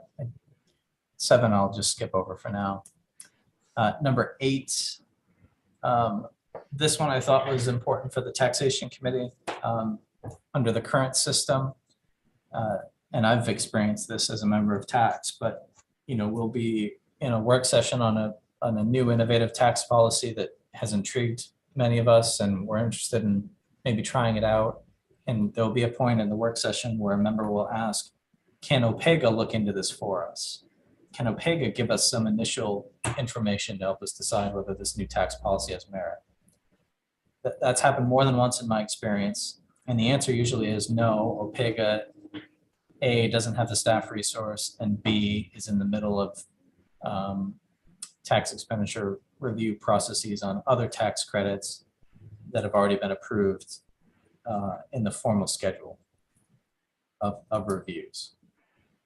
And so that's frustrating for policymakers, I know. And one of the solutions perhaps is this idea, which is with at least one additional staff member at OPEGA to help with all of this work and all of OPEGA's other work, we think we could allow the tax committee to request 2 limited analysis projects per year, to the idea being that these would be turned around in 30, 60, 90 days, something like that. Taxation committee could make that request of OPEGA. On a new tax expenditure, OPEGA might look to other states and try to gather as much useful information as possible, as quickly as possible, to try to return to the tax committee, for tax committee to be able to make a judgment on a new tax initiative. So that one would I think help this committee significantly. There would be the expense of an additional analyst at OPEGA, but we think that would help all parties pretty significantly. And then number 9 ties back to that additional staff person, and I think the drafters of the bill did a good job of making this come out as non-controversial as possible. But I mean, my way of translating that is I think we need one additional full-time equivalent at OPEGA to conduct the work that we're talking about here. And the bill language sort of says that there'll be a discussion with all the administrative offices to figure that out. But my guess would be 1 FTE, if that helps. So that is a summary of the bill, and I thank you for your attention, and happy to answer any questions if there are any. Great, thank you, Senator Libby. Representative Terry. Thank you, Mr. Chair. If it's okay to maybe just add a tiny bit to that, and going back to part 7, which is essentially establishing a protocol for the tax committee to make sure that when a different committee does work on a tax expenditure, maybe talking about maybe very recently what we were just talking about with energy credits.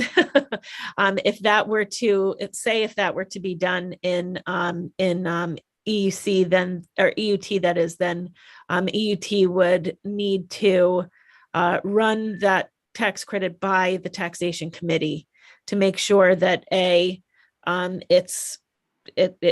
it is something that, since we do have the expertise on taxes, that it fits within Maine statute, and B, to make sure that it does have those benchmarks that Senator Libby talked about a minute ago, that it's got clear policy direction and benchmarks that we can measure when it comes time for review. So I just wanted to throw that one little extra piece in there. Thank you, Representative Terry, for the bailout there. You all can appreciate when you're giving live testimony and you're reading something, just does not click, the memory doesn't trigger. So thank you. Just the opportunity to only have to deal with one of them is it's incredibly helpful for me today. Thank you, Senator Libby. Any additional questions from members of the committee? Seeing none, thank you for presenting that to us, Senator Libby. We've got a couple people signed up to speak on this bill. Maura Pillsbury is here to speak in favor from Maine Center for Economic Policy. Are you with us, Maura? I am. Thank you, Senator Chipman. Good morning, everybody. Senator Chipman, Representative Terry, and members of the Committee on Taxation. My name is Maura Pillsbury, and I'm an analyst at Maine Center for Economic Policy. And I submit this testimony in support of LD 2009. And I'd also like to take this opportunity to thank the committee and the Tax Expenditure Review Working Group for all of your work on this and for putting forward this bill. The tax expenditure review process conducted by OPEGA is crucial to our understanding of the effectiveness of tax expenditures, including credits, exemptions, and refunds that have an impact on state revenue. Tax expenditures have a significant cost to state resources, and we should know if the programs are working as intended. The legislature, public, and agencies should understand how well the programs are working and opportunities to improve them. And lawmakers need to be able to weigh the benefits of tax expenditures against other types of investments in our state, like education, affordable health care, and other services that families and businesses rely on.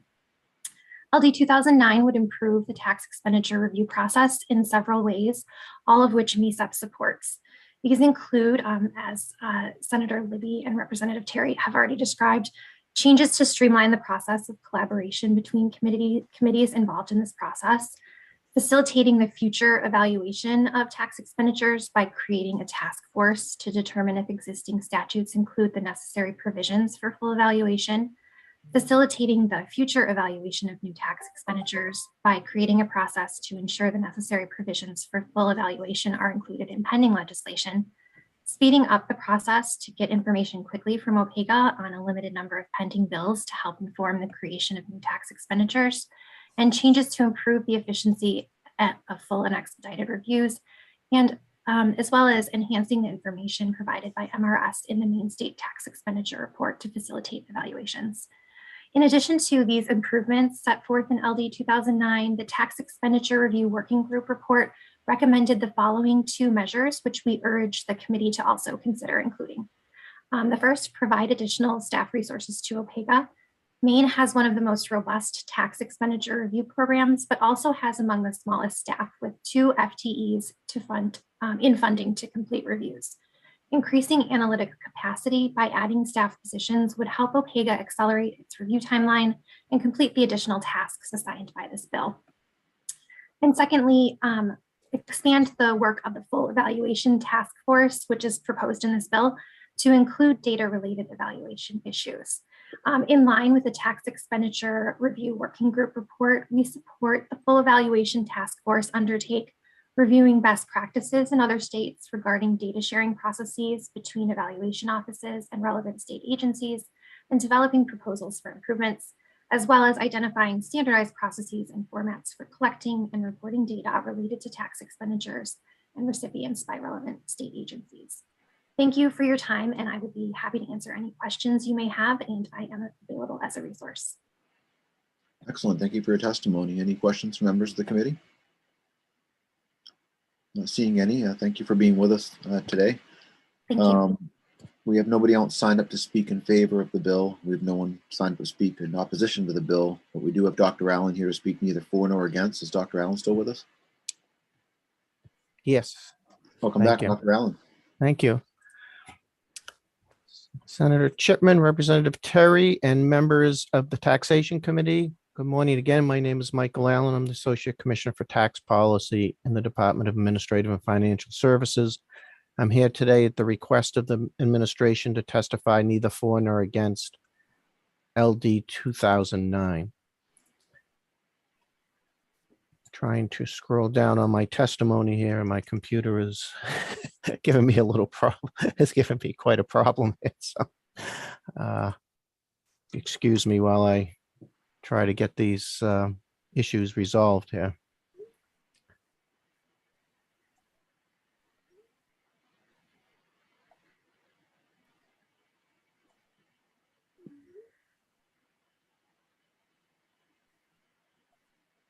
There we go.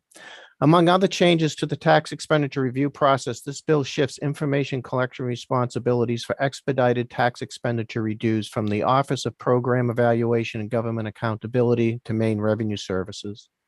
Requires additional information to be reported in the Maine State Tax Expenditure Report, and establishes limited analysis projects that the Taxation Committee can request OPEGA to perform. Since the first expedited tax expenditure review in 2016, the Taxation Committee, with support from OPEGA, has completed one cycle of expedited reviews, reviewing all the expedited review expenditure categories. These reports serve as an information source for the legislature and a starting point for proposals related to these expenditures.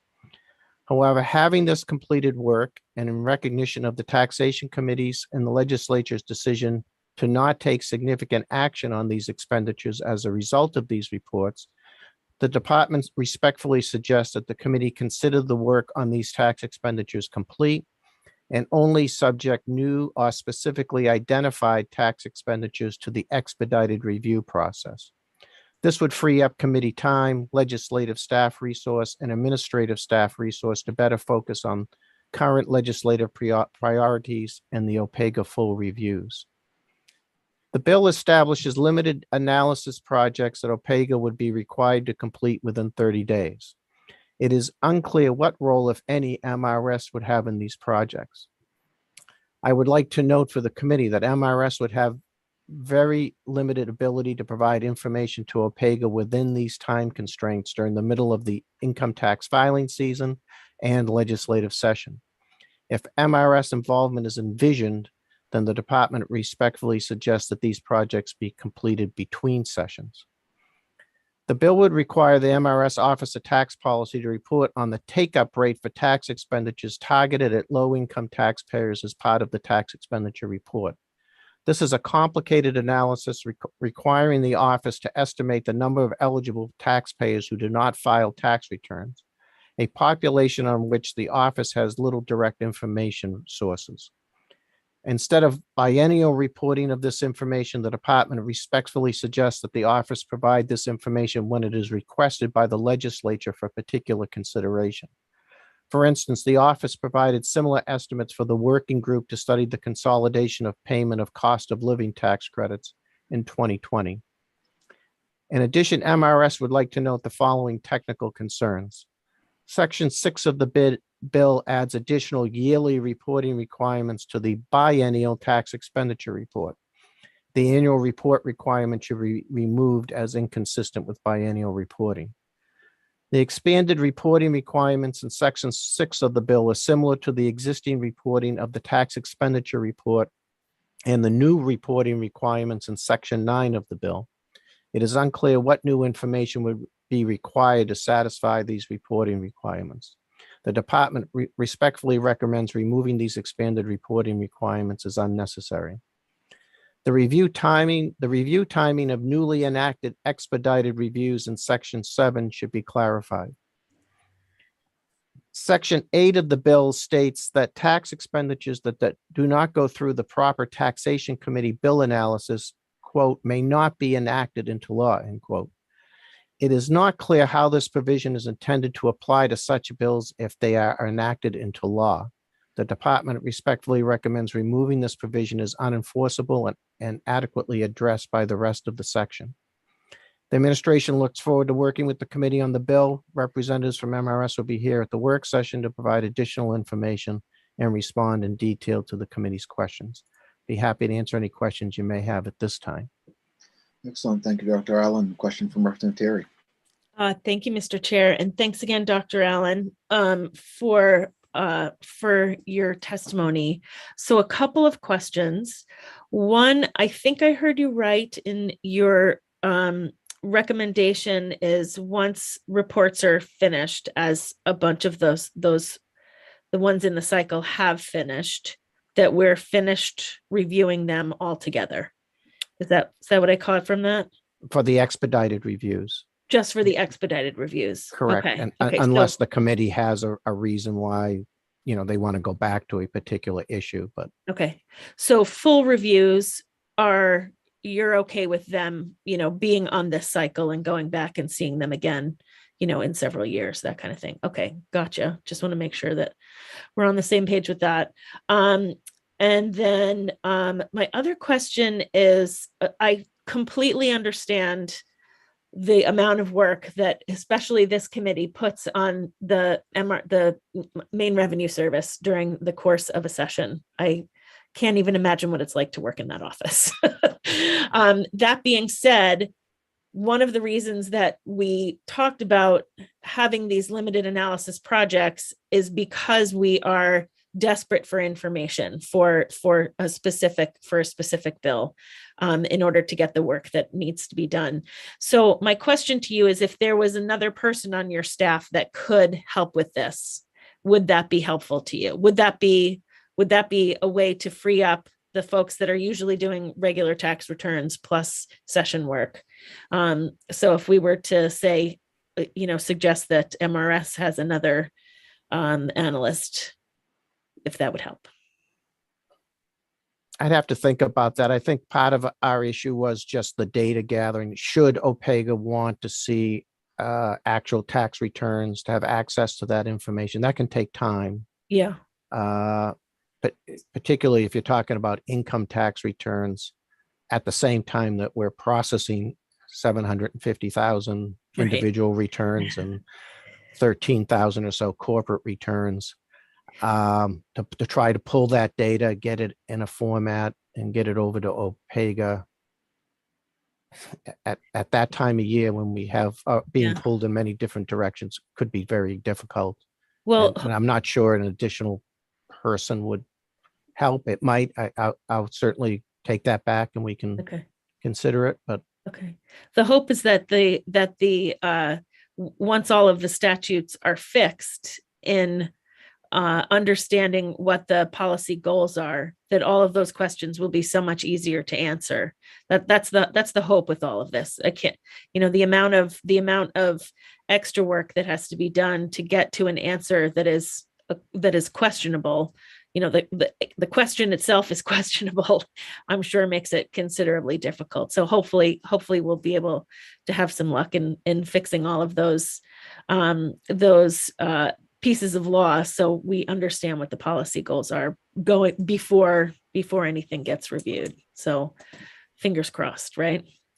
That's it for me. Thank you. Any additional questions to members of the committee? Seeing none, we'll thank you, Dr. Allen, for being with us again. We don't have anybody Thank you. else to speak, neither for nor against. So we'll close the public hearing in LD 2009. And at this point, we have no other bills for public hearing. We do have work sessions on 3 bills. And I should ask you, Representative Terry, I know we were going to do a brief language review on another bill, LD 484. And I know Senator Pouliot wanted to weigh in on that. I think he has to leave at maybe 1 o'clock today. So I'm wondering if this would be a good time to do that. I think we should jump right into that real quick. I'm okay with that if Julie is. Yeah. Julie, are you able to hear us? Yep. We're just wondering, maybe you can bring up the amendment drafted by Eric Jorgensen, and we could go over that with Senator Pouliot and others. And I think Senator Pouliot had a small suggestion for a change to that. And Eric Jorgensen was with us. Is there some way we could call him, or someone can text him and see if he's able to come back? Because I think he wanted to be here for that. Yeah, I can text him. Oh, he's here. Oh, he is. Okay, great.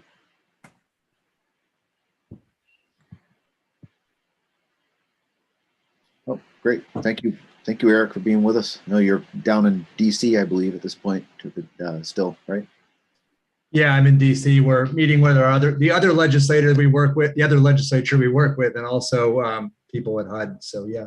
Excellent. Thanks for being with us. I know you got a lot going on today. We're just, our analyst is going to bring up the language that you drafted with folks at Maine Housing, the amendment to LD 484, so we can review that. And I think Senator Pouliot had a suggested change, so we just wanted to go over that with you as well.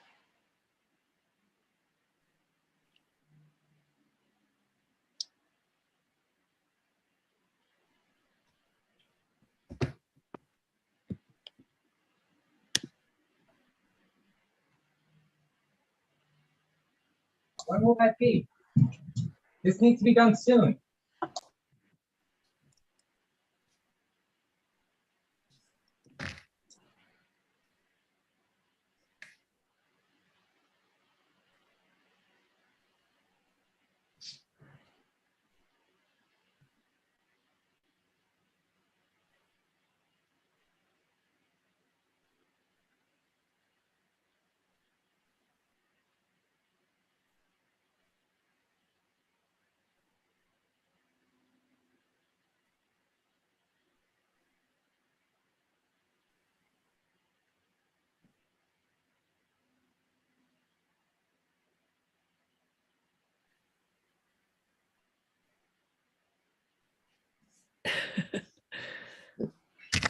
Julie's working to bring the amendment up for us.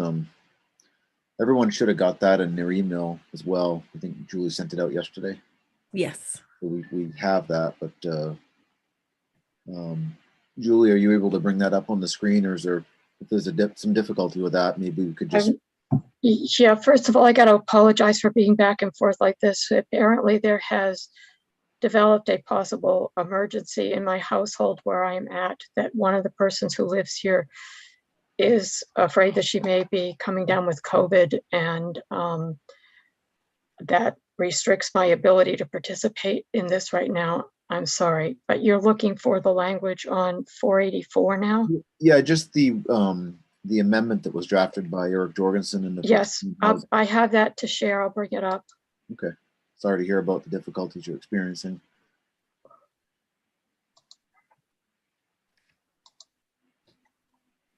Yes, so it should be up there now. This was also emailed to people, and for anybody who's watching, it is available on the Taxation Committee Materials work page. The language relates to the percentage of the real estate transfer tax that goes to the home fund. And what this language does, the black language is the language that was reviewed previously, which would provide that the portion that comes of the real estate transfer tax that comes to the state, which is currently split. It's a little bit complicated, but basically 50-50 between the general fund and the home fund.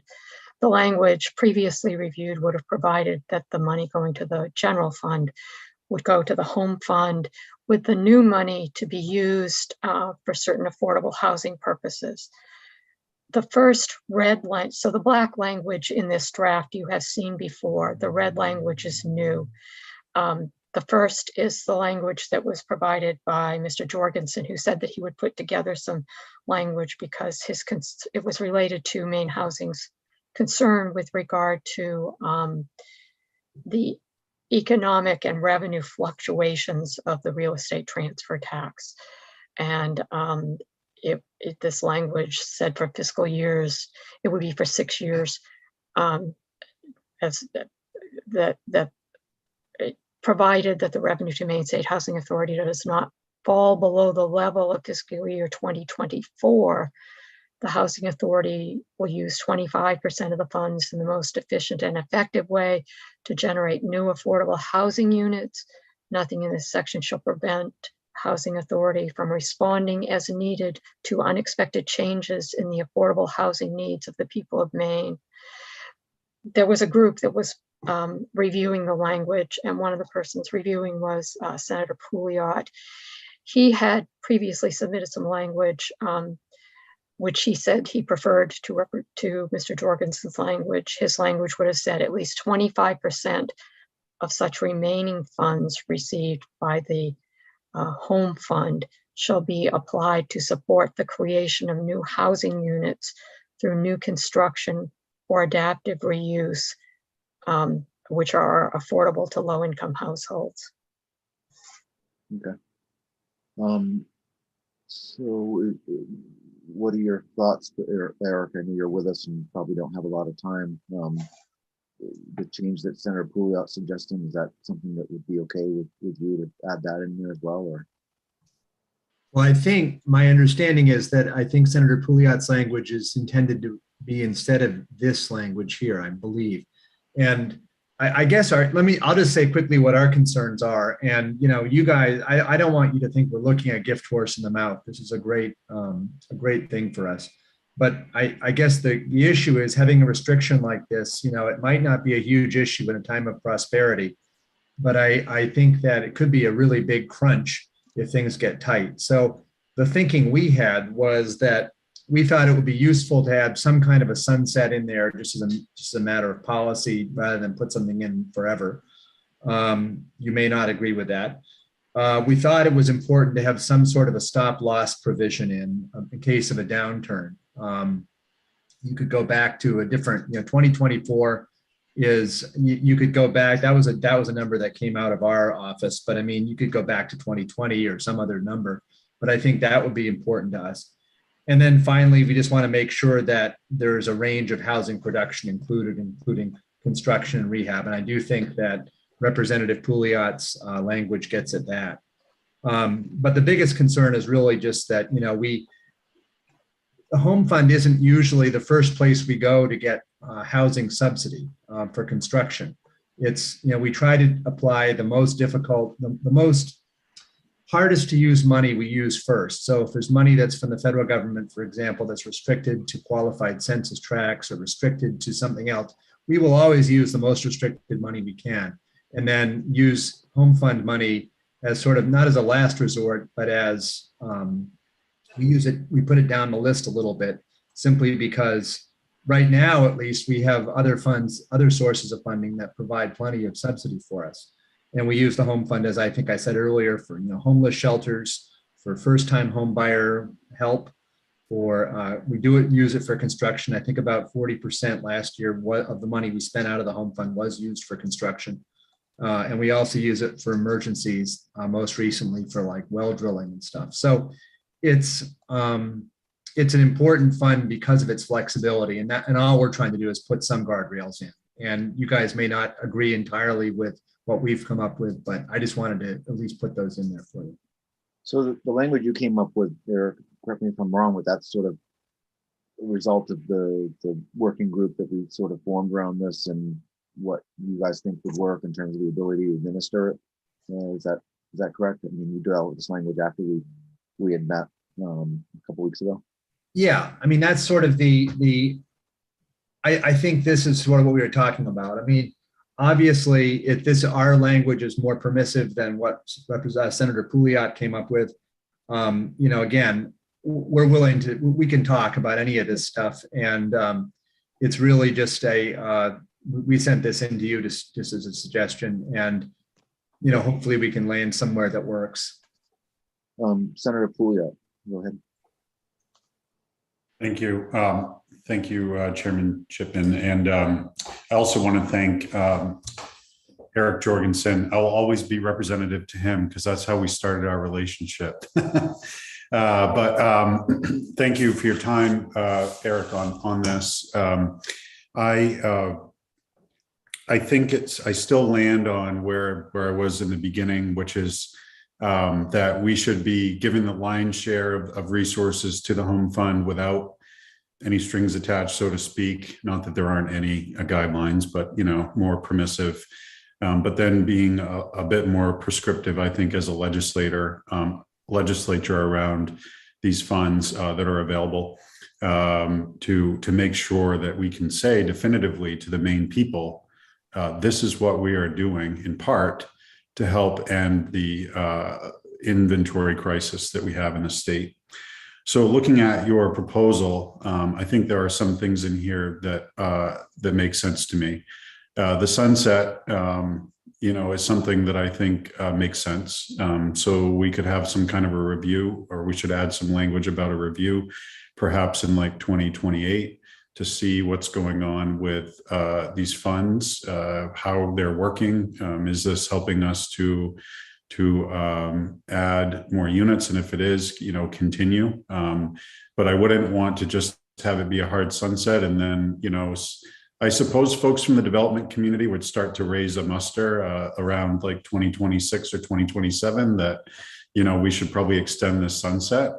And if folks feel that that's the better thing to do, then I'm okay with it. Julie, I need you to bring the language though back up on the screen, because now that you've taken it down, I can't see what's in there. So regarding the sunset, that's palatable to me, I think, and I think it's sound policy. Regarding the level, I also don't necessarily have a direct issue with that if we put some additional figures on it, like as long as it doesn't exceed 25%, because if it goes down below by like $1, this would be a statutory way to say, I'm not suggesting that you would do this now, but someone else in the future could say, well, we went below the level, by like $26. And so we're not putting the money toward this.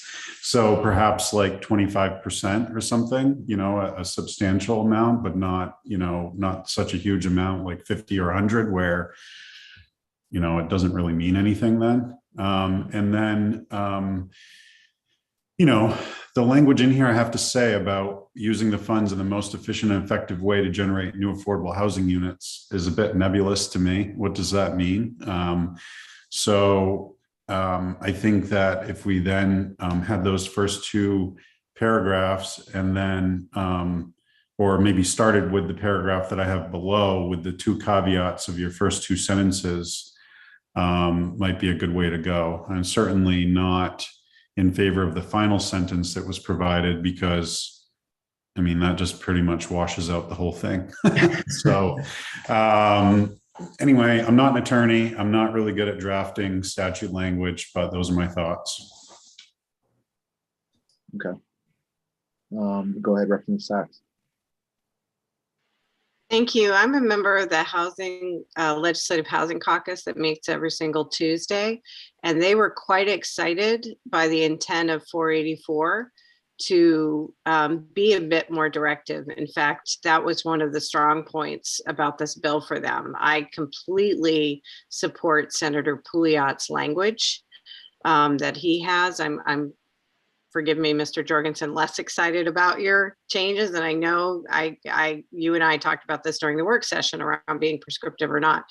But given the history of amount of units that have been done, that this prescriptive approach was the intent of this committee, was the intent of Senator Pouliot's language, I believe, below. And I truly believe that it should be kept. I'm a little even uncertain about the sunset, although I can go along with this, but I really believe, other than that language for Mr. Jorgensen, that Senator Pouliot's language would be my preference based on my conversation this morning with the Housing Caucus, which had about 20 members on it this morning, including members of the Appropriations Committee. I mean, really would like to see this targeted towards new and adaptive reuse.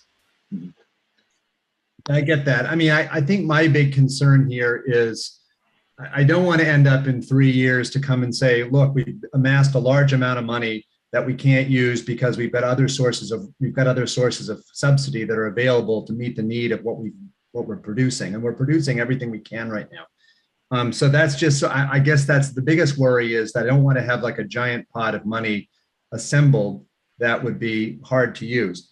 I think if we got rid of that last sentence, I think that's fine. I mean, that's probably totally okay with us. This came out of our development department. I think the language, the nebulous language around the most efficient and effective way, I think deals with the fact that we often mix and match sources of subsidy. I mean, a typical project has 4 or 5 different sources of subsidy that go into it, and it's very rarely from one place or another. And probably, I think that my sense is, looking at it, I think that the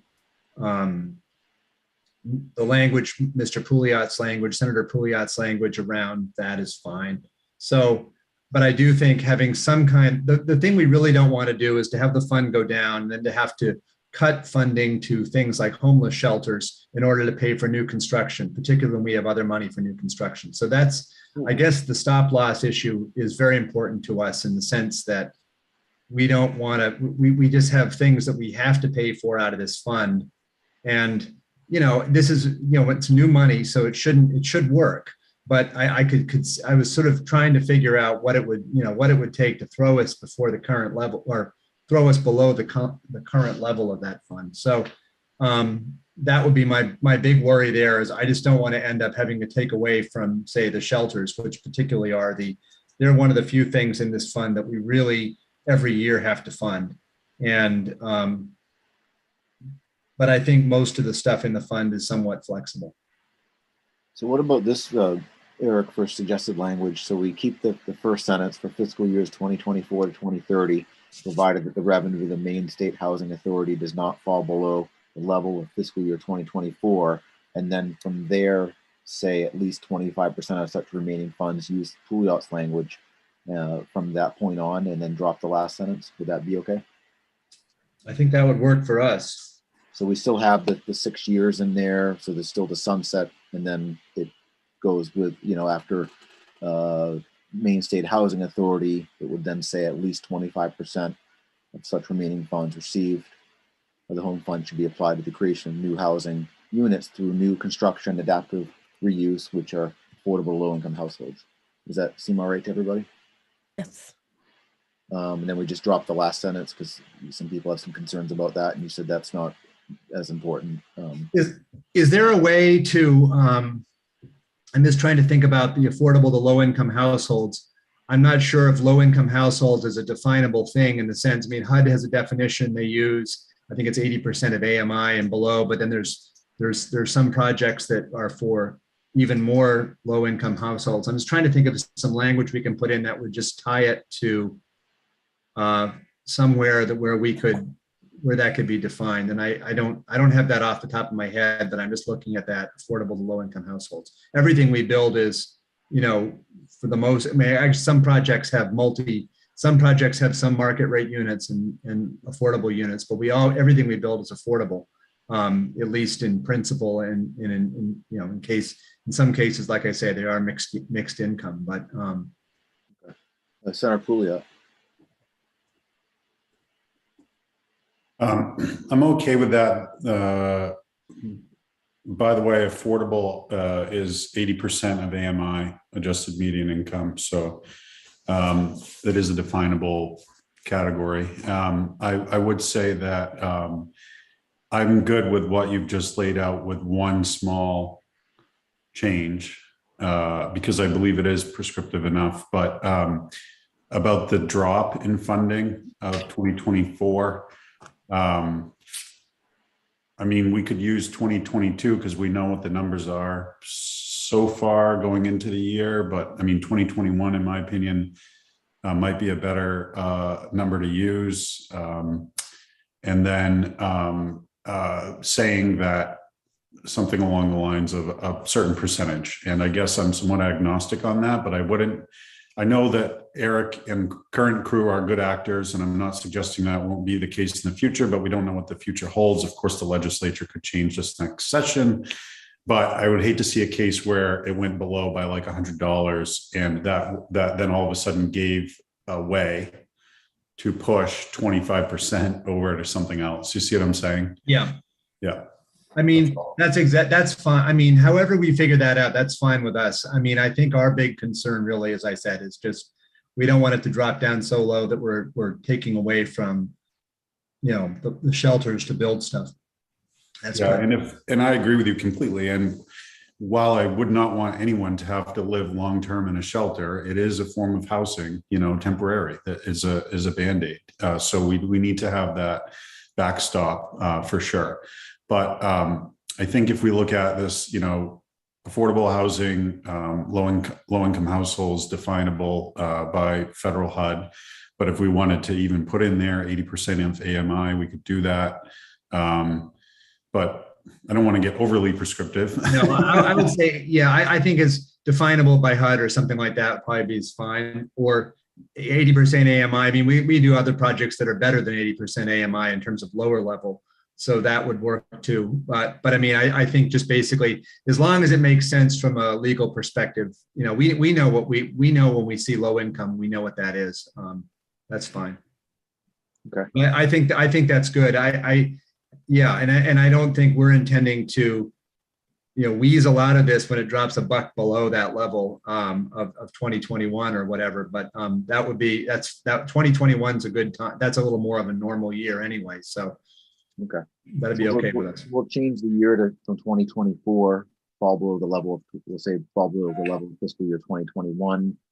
The Maine State Housing Authority shall use at least 25% of the remaining funds. We use the Pouliot language, and then at the end where it says for low-income households, maybe say as defined by HUD. Is that the idea? Well, if you think low-income households left as is okay, that's okay with us too. Okay, is everybody okay with just leaving it as is? Yep.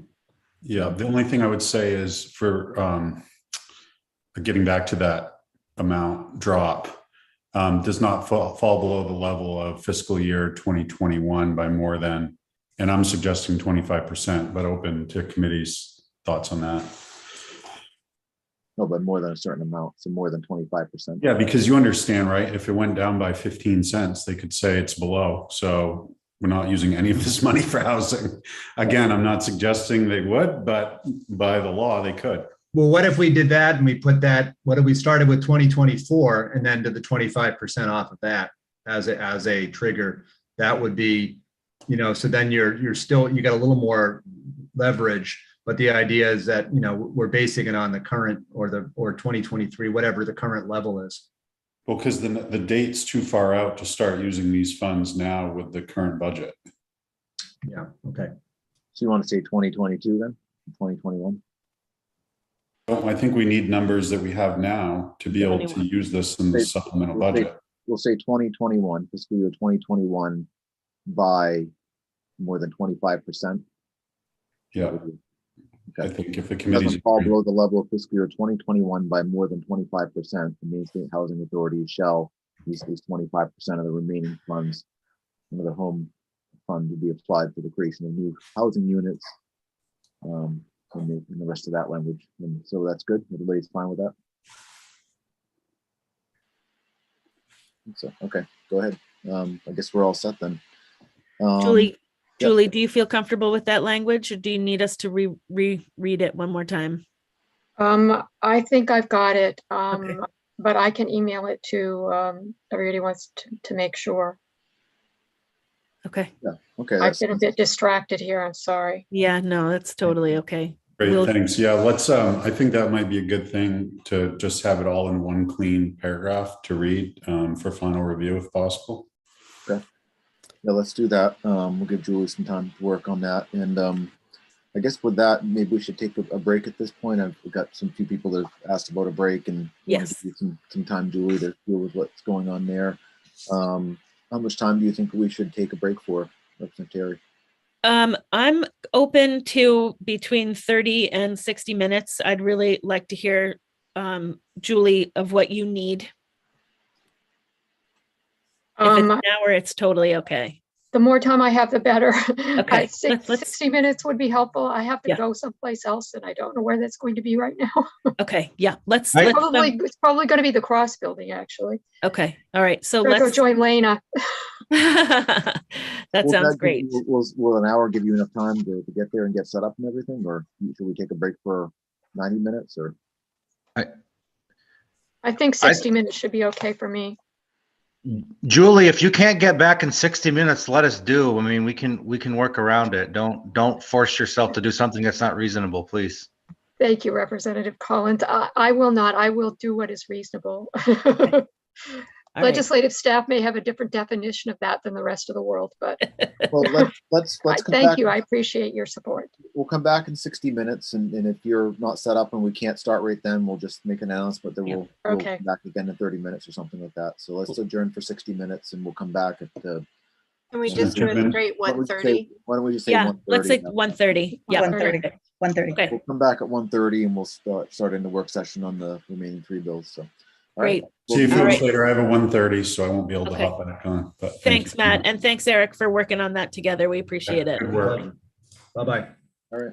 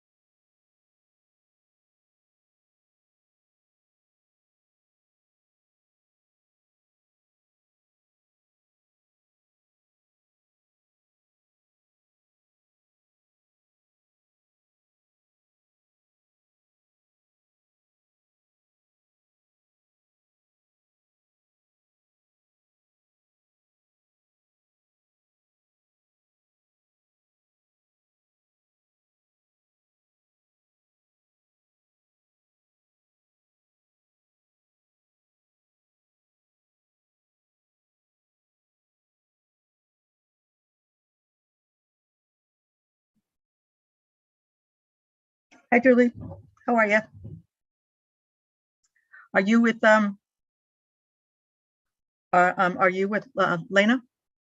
No, I decided it was probably not best for me to be in the vicinity of other people.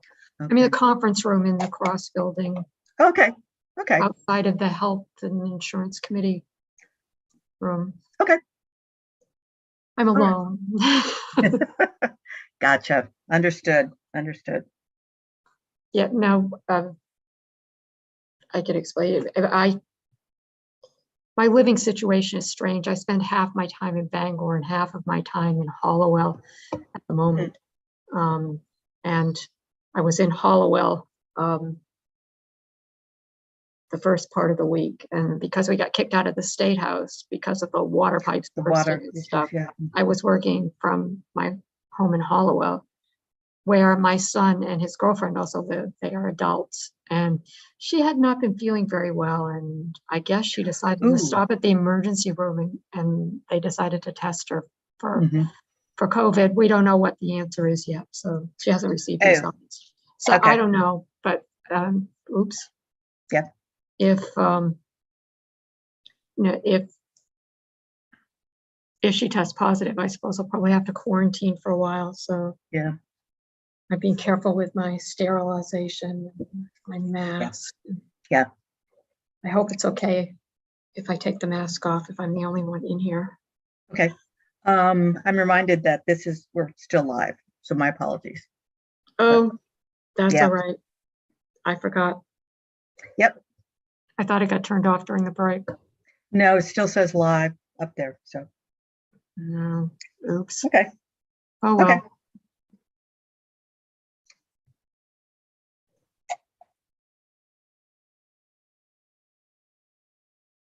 I would have said it if the whole meeting had started again anyway. Probably will again.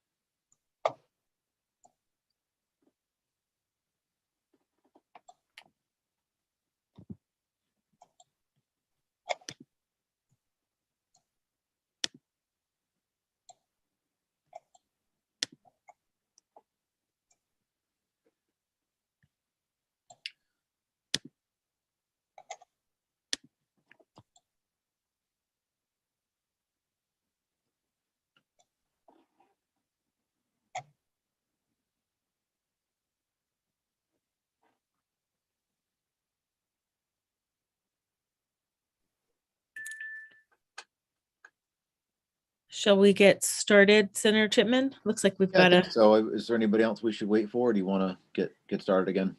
I think we could probably get started again. I know Representative Perry was off to the dentist. I think, and Senator Pouliot was not able to rejoin. So I think we've got pretty much everybody in here. Okay. Almost. Why don't we get started again? So welcome back, everyone. We'll now start our work session on, actually, just to let folks know, we're going to take up for work session LD 308 and then LD 1919, and we're going to do LD 1704 last because Eric Jorgensen wanted to be here for that. He can't rejoin us right away, but he will be able to join with us in a little bit. So let's start the work session on LD 308. This is an act to promote research and development in the state by increasing and marketing the research expense tax credit. I believe the sponsor is Senator Stewart. And we'll let Julie walk us through the analysis on that and begin discussion. And I will bring up the chart.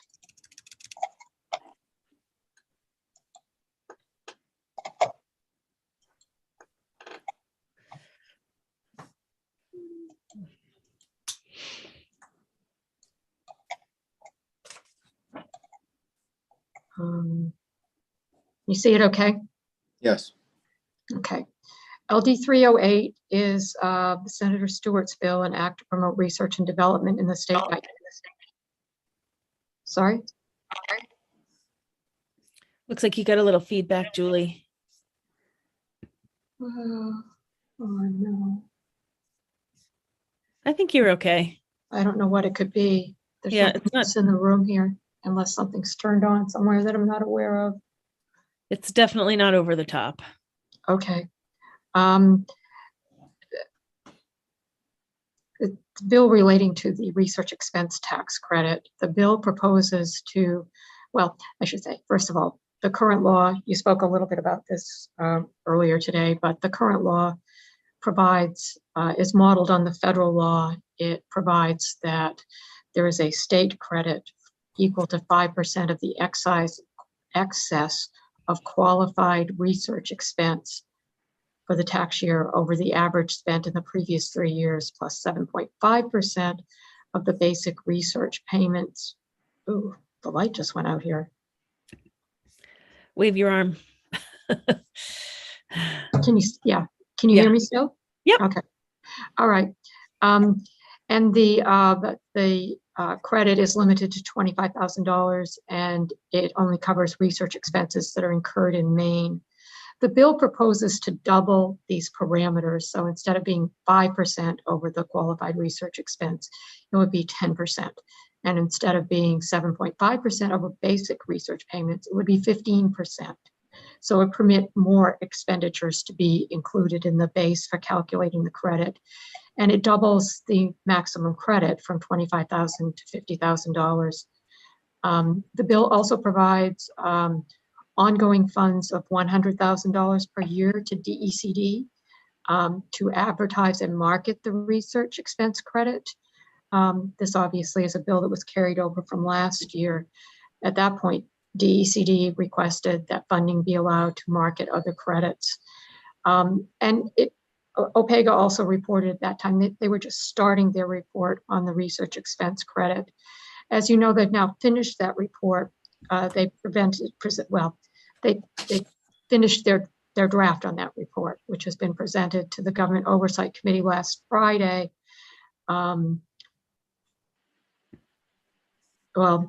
Things that were noted from last year was that there needs to be an application date in the statute, applies to tax years on or after X, that the appropriations would need to be changed because they provided for an appropriation in FY22.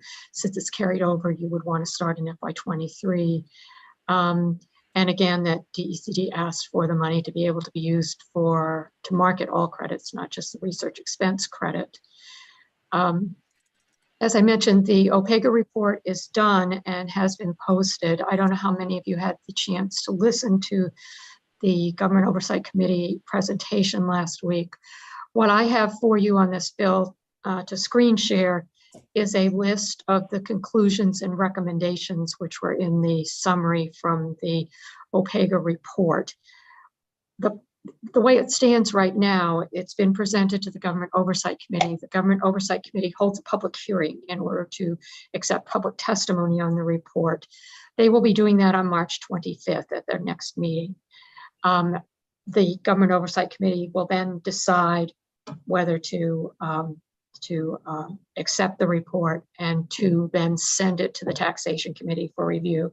So it's a public report, which you can easily read and interpret for yourself, but it is not yet in the Taxation Committee's jurisdiction in terms of deciding what to do with regard to the report.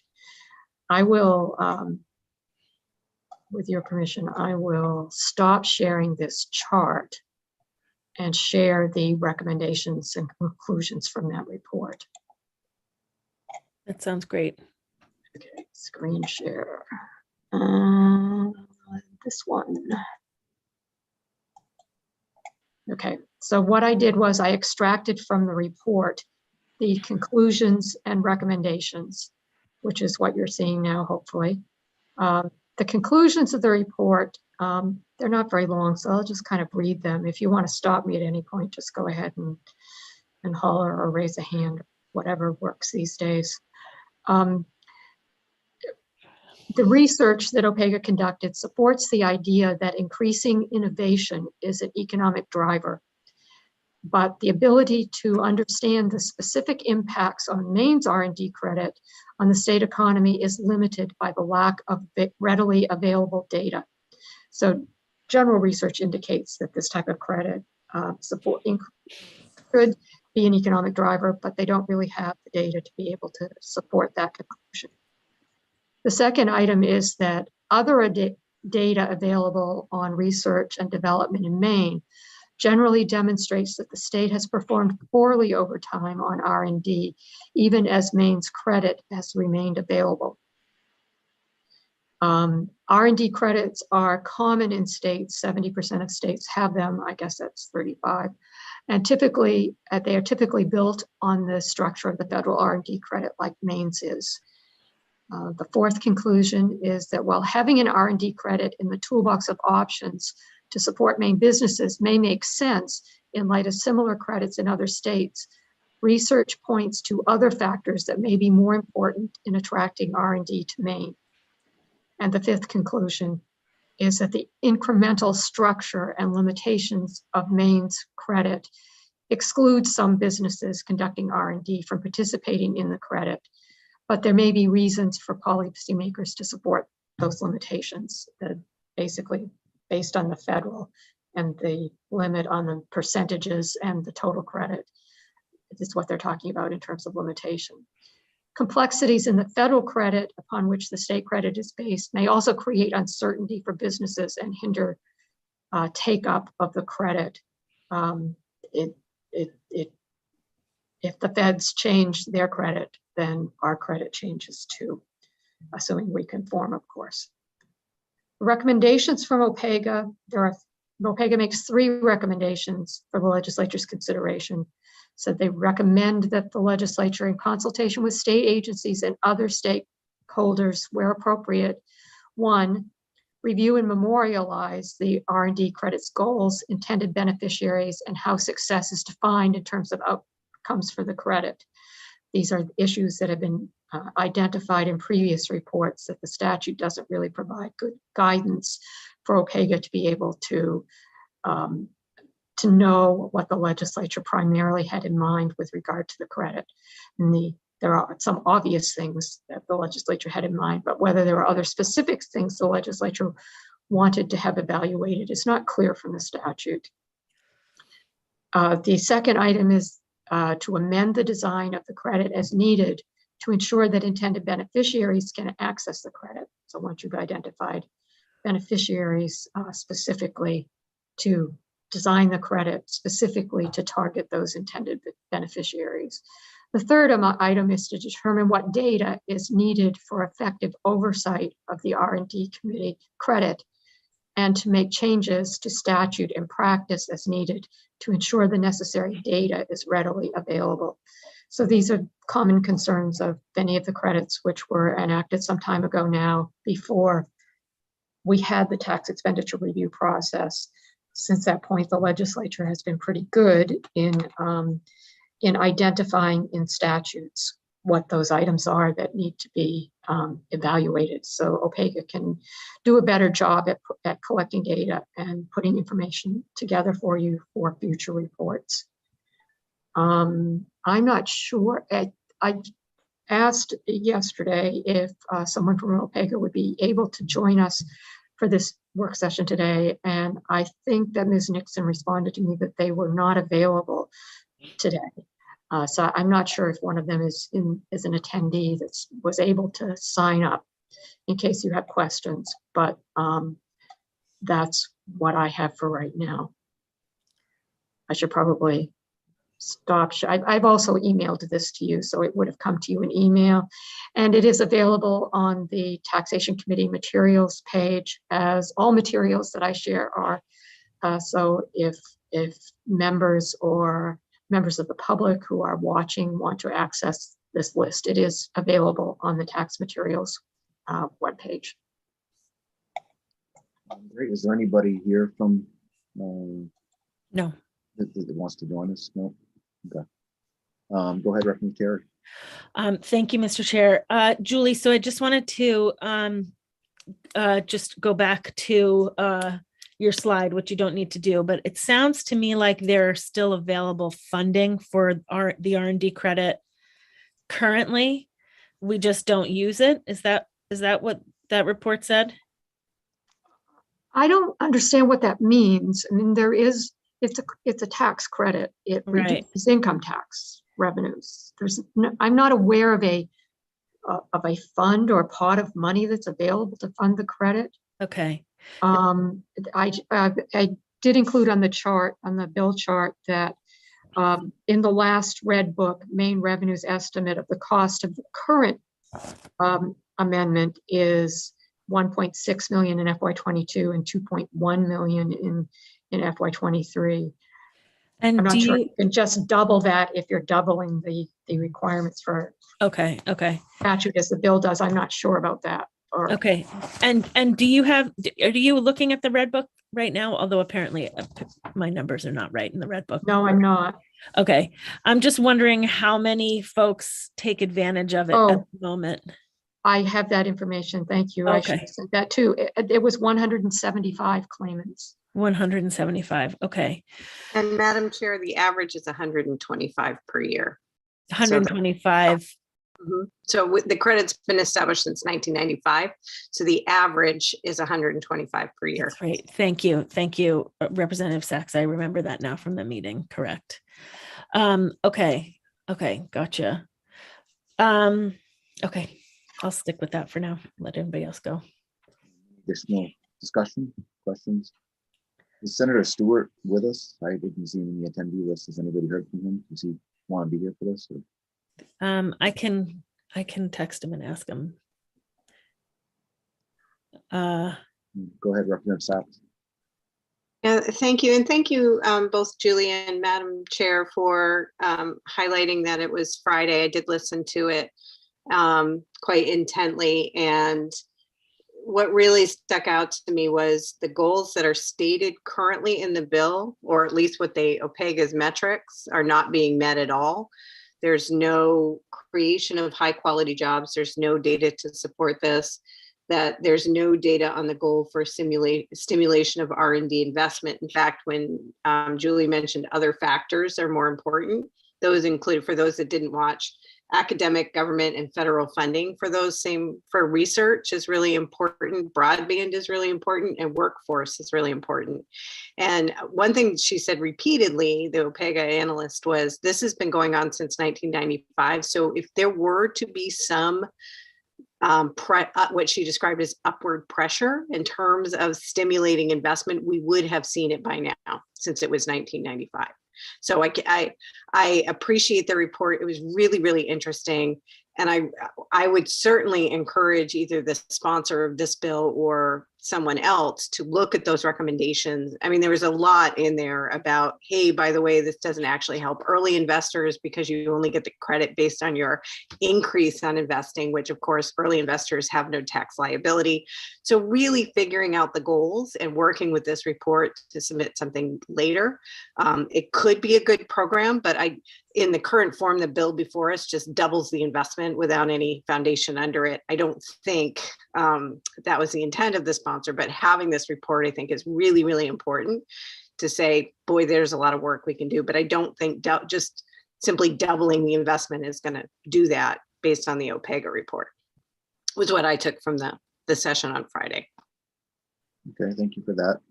Representative Terry, go ahead. Yeah, thank you. Sorry.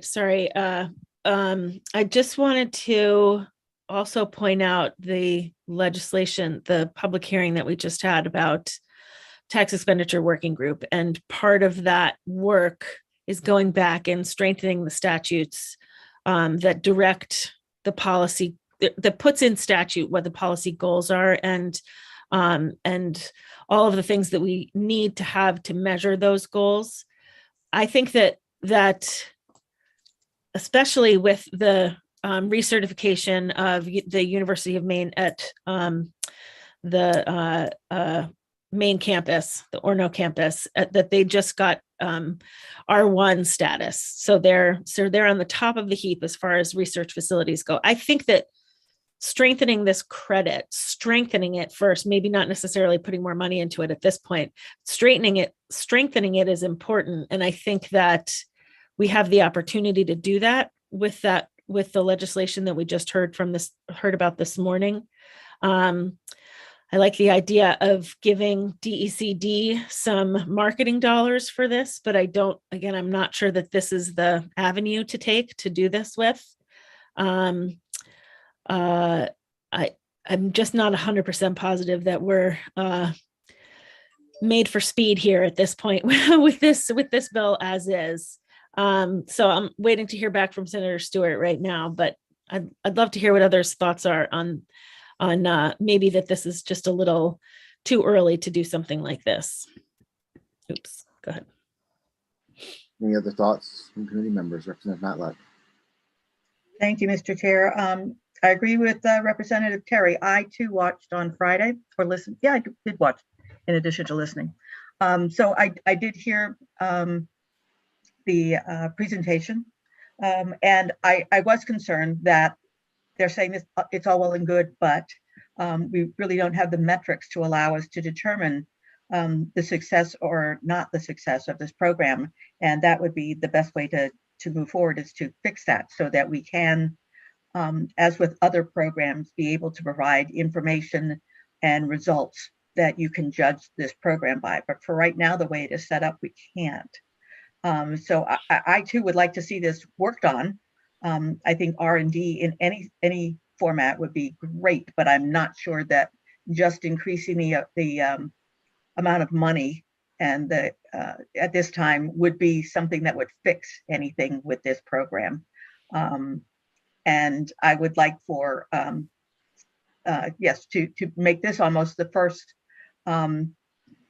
example of how to improve an older statute, an older piece of legislation, so it conforms with the way we expect it to perform, and also so that OPEGA can review it. So I would like to encourage us to do something for the next session, but not necessarily pass this bill at this point. Representative Hanley. Yes, thank you, Senator. I'm a co-sponsor of this bill, and I can see the deficiencies in it already. The OPEGA report is eye-opening. It obviously needs some more work.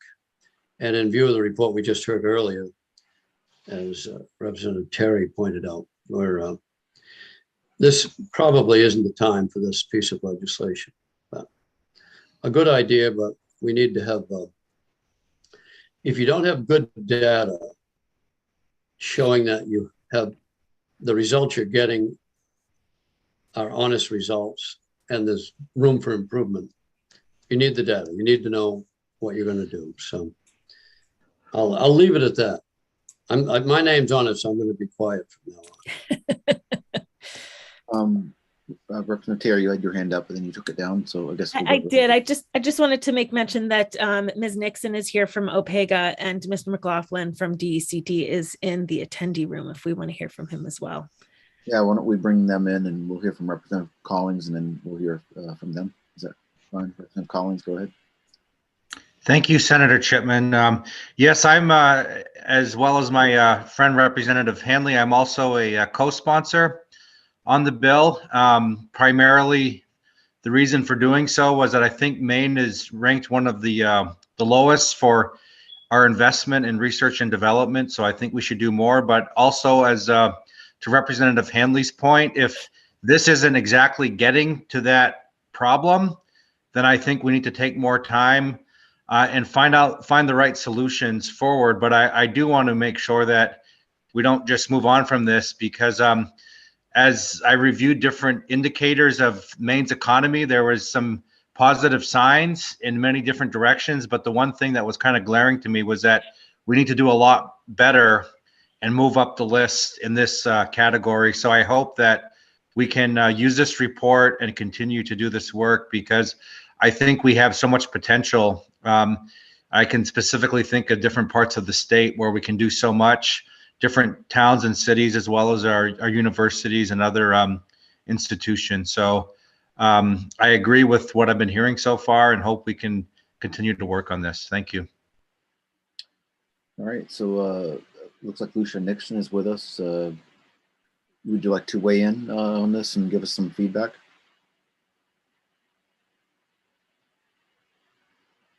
I think you're on mute. Sorry. Thank you, Senator Chipman and Representative Terry and members of the Taxation Committee. I just want to be here available to answer questions. As Julie noted, OPEGA has issued the final report, published it on Friday. It was presented and some of your members were able to listen, which is great. The conclusions and recommendations were, as Julie stated. I think to Representative Terry's question, I'm not sure I fully got it, but I just wanted to clarify if possible. We did have a statement that some aspects of the structure of the credit limit some businesses conducting R&D from taking the credit. And it's not so much an issue of leaving money on the table, but the fact that this credit is incremental. So it requires spending on R&D above a base level. And so that means that you have to be making increases year over year to access this credit. And we just noted that as an aspect of the credit. It could be a deliberate decision that you want to target it to those that are in just making those increases, but we just noted in our analysis of it that means that somebody who's staying steady at doing a certain level of R&D won't be able to access the credit. So it's rewarding increase. Right. And so that was just wanted to make sure that we clarified that for you. Thank you. Thank you. I appreciate that. Go ahead. Collins, do you have something additional or your hand's up? No, okay. Go ahead, Representative Terry. Thank you very much, Mr. Chair. So Ms. Nixon, if you can remind me, I seem to recall in part of the conversation on Friday that you all had spoken a little bit about some states that have taken their R&D credits out. And I think somebody had asked you all if that made a difference for those states and whether or not they had any decrease essentially in new innovative businesses essentially. And I wasn't sure if there was an answer for that or if you guys had checked into that or not. Do you have any recollection of that? Yes, I do recollect the question, and we are working on seeing what we could find for the GOC for their next meeting. It was not something that we had researched before. We had identified which states had the credit, the basic information for those states, and also noted that some states had it and discontinued it, but we are still working on gathering to see if there is any research on what happened in those states that discontinued. So we don't have that answer yet, but we are working on it. Okay, good. Any additional committee discussion? were you able to reach Senator Stewart at all, or? I was. He is stuck in EUT at the moment. He said to feel free to use the bill as any vehicle if necessary, but it sounds like and I think maybe Representative Sachs might have something to say about that. I'll put it in her court. Go ahead, Representative Sachs. At this time, Mr. Chair, I'd like to make a motion ought not to pass. Second. So we got a motion by Representative Sachs of ought not to pass, seconded by Representative Terry. Additional committee discussion. Representative Matlock, go ahead. Yes, I really do think this is not ready for prime time in lieu of the report that OPEGA put out last Friday. I would like to, however, see this as being one of the first programs that is reviewed in the manner that was discussed earlier this morning. I think that there's an opportunity to improve it, to modernize the language, to modernize the requirements and the results of the program. So it's not that I wanted to see it go away. I wanted to see it improved, and I would like to give us time to do that. Okay. Any additional committee discussion? Seeing none, we've got a motion on the table. All those in favor, please signify.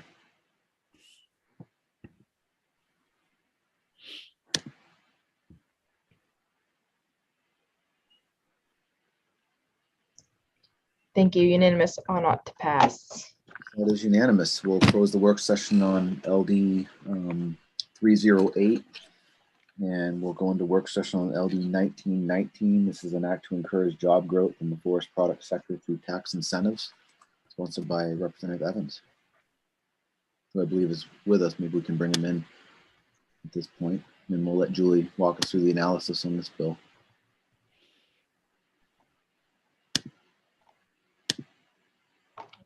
I'm unmuting. LD 1919 is Representative Evans' bill, an act to encourage job growth in the forest products sector through tax incentives.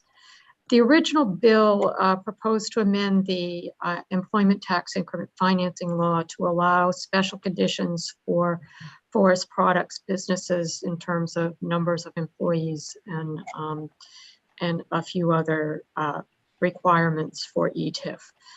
At the work session on February 11th, the sponsor submitted a proposed amendment which changed the proposal, the tax incentive, from an ETIF enhancement to a tax credit. But there were issues regarding the language. Maine Revenue Services found a lack of clarity and other items that needed to be worked on. So the committee tabled the bill to provide the sponsor and others time, and they have been working fairly diligently over the last month or so to come up with a new proposed amendment, which I also have. I could share with you the specific language. But the new bill, the new amendment that the sponsor is proposing would eliminate any ETIF changes. It would replace it with an income tax credit for a timber harvesting business that adds at least one full-time new employee for whom 90% of the employee's work is based in Maine. They're covered by the unemployment law. They are paid at least as much as most recent per capita personal income average, I should say, average, I guess that's per capita. Personal income in the county where employed. And the credit would last for a new employee, would last for 3 years. In the first year of employment, the employer would be entitled to a $7,500 credit. In the second year, $5,000, and the third year, $3,500. It's the third year through the fifth year, I'm sorry. Claimants would be certified by DECD, and evaluation parameters are included. They're somewhat broad, the evaluation parameters. I will bring up the draft. You can look at them. It also has been emailed to you previously, so I don't know if you've had a chance to look at it, and is available online. The idea is that the credit would be available for an employee for 5 years. So should I bring up the amendment now? Yeah, I guess so. That's fine. We have a question for Representative Sachs, maybe about this. Right, and I just want to confirm, Julie, if I could, that the amendment you sent out yesterday is this, but the language around the credits is a little bit different. The one I have an email is $3,000, not $3,500, and it's just for 3 years, not 3 to 5 years. So I'm just trying to figure out which is the right one. So I'm understanding it correctly. The chart is the right one. 19. Oh, you're right. They're typos. Okay, so this is a 3-year credit based on what was emailed yesterday. That $7,500 for the first year, $5,000 for the second year, $3,000 for the third year period. And maybe Dr. Evans can clarify for us as well about the intent, but that's what I'm seeing on the actual written amendment. So I just want to make sure that I'm grabbing. You're right. I did do the written amendment that way, and I'm not, perhaps a Representative Evans can clarify that. I myself am now confused as to whether it's to be for 3 years or whether it's to be for 5 years, with that $3,500 amount being for the third through the fifth year. Can you hear me? We can. Yeah, we can hear you, but we can't see you. I don't know if you want to turn on your video. Or Okay. Yeah. Thank you, Senator Chipman and Representative Terry, and especially thank you to Julie. And I hope things work out well for you. And the credit was for a 3-year period. 3 years. It's for 3. Okay. So the draft is correct. So Thank you for that clarification. do you want to go through the amendment now, Julie? Or Yeah, let me bring it up.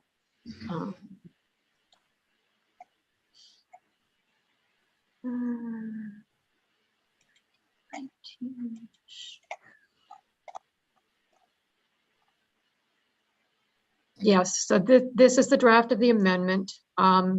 It does contain a provision that this is in Title V, which means it's DECD statutes, that DECD would certify to the state tax assessor annually businesses that are qualified to receive the timber harvesting business credit.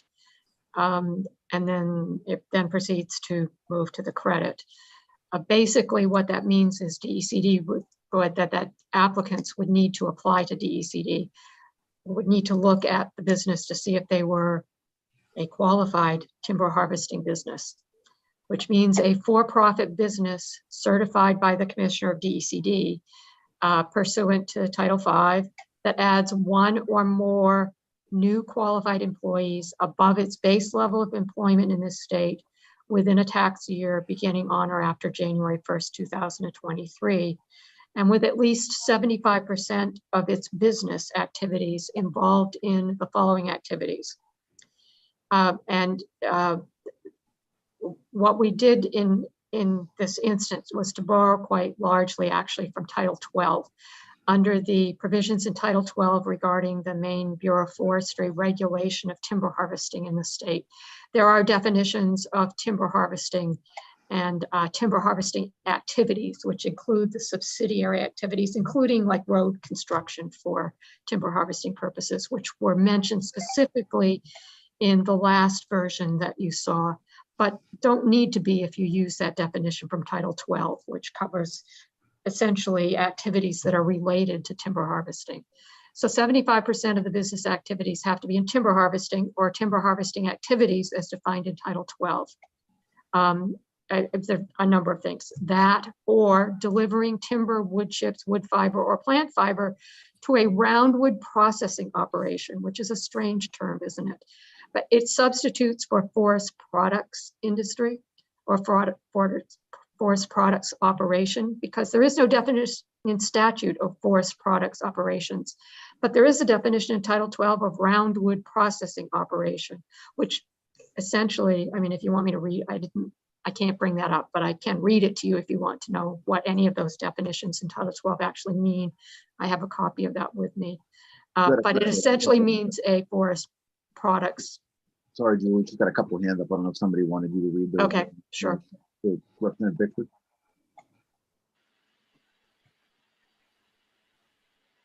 I think you're on mute, Representative Bickford. Representative Bickford, you're on mute. Sorry about that. Thank you, Mr. Chair. I can let Julie finish, and then my question is for Dr. Evans. Okay. Did you have a question about this, Representative Sachs, or do you want to wait until she finishes? Well, I just wanted to clarify if I could, because it's pertaining to this section and the next about a qualified business and a qualified employee. Does this just mean, when I read this, I'm thinking, well, what about a bookkeeper? It doesn't see that the employee's activities have to be out in the woods. It just says to qualify, a business has to do this, and that an employee has to work in that business. Is that true or not? Well, we haven't gotten to the definition of qualified employee yet, but it is next. The first item under elements that are needed to be a qualified employee says works full-time during the tax year for which a credit is claimed, or if they only work part of the year, it has to be at least 900 hours during the year for that year to count. In employment that is primarily timber harvesting or timber harvesting activities. Okay, so that's where you narrow it to you're working in the woods. Okay, thank you. That's what I wanted to make sure that that's the thing. Yep, the other items are it's hired in the state by a qualified timber harvesting business. At least 90% of the employees' work is based in the state. They're covered by the employment security law, which is the unemployment statutes. And that the employee derives income from employment with that applicant that calculated on a calendar year basis is equal to or greater than the most recent annual per capita personal income in the county in which the employee is employed. Hi, Phoebe. Representative Bickford, I think your microphone's on. There you go. Sorry about that. All right. Okay, qualified employee, these are standard languages, does not include an employee that is shifted to the qualified business from an affiliated business. So they can't just shift somebody that they already employ and consider them a new employee. It has to be just new employees. The credit for a qualified timber harvesting business is, well, it says a timber harvesting business, qualified timber harvesting business is entitled to a refundable credit. So this would be refundable against the income tax. For each qualified employee employed full-time by the business during the tax year, or if the employee is not employed for the entire tax year, but is employed at least 900 hours, probably maybe during that tax year. The credit may not be claimed for more than 5 eligible employees in any tax year, and for not more than 3 years for any one qualified applicant. There's the 3 years. And the credit should be, as I mentioned before, 7,500 in the first year, 5,000 in the second year. And I'm going to rely on Representative Evans to correct me as to whether that should be 3,000 or 3,500 in the It should be 3,000. 3,000. Okay. See, when I was doing this amendment, I got the correct amount. When I did the chart, I was looking at a previous version, I think, which had different amounts. The subsection 3 under the credit authorizes the Commissioner of DECD to adopt routine technical rules to implement this section and to require qualified timber harvesting businesses to report necessary information to facilitate the evaluation. There should be an O in there required under this subsection. The evaluation, as I said, it's pretty broad language. You may want to add something more specific. I'm not sure. You're the legislature, it's your intent. The credit provided is subject to ongoing legislative review under the tax expenditure laws. OPEGA shall submit an evaluation of the credit to the Government Oversight Committee and the Taxation Committee. This is standard language for evaluation that we are putting in tax expenditures now.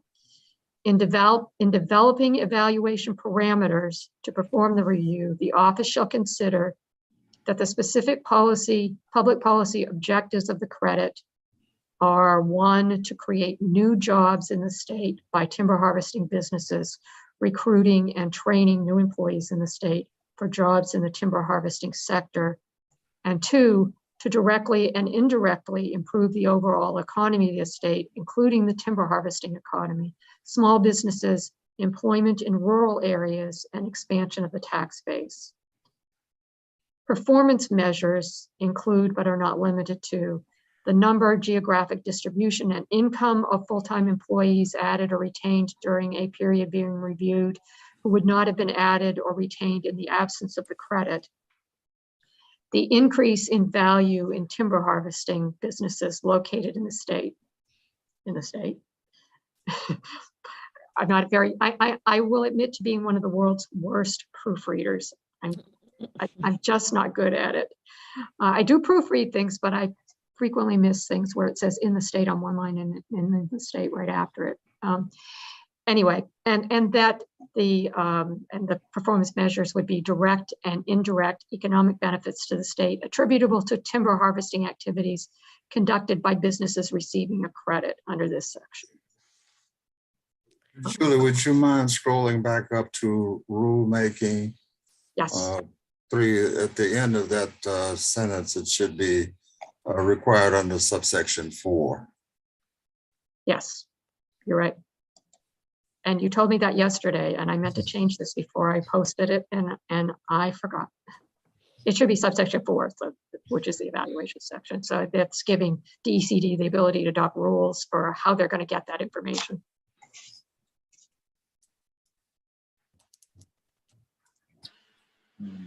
All right, so we have some questions. Go ahead, Representative Bickford. Thank you, Mr. Chair. I'd like to, if we can promote Dana Duran, I have a question for him. Is Dana Duran with us?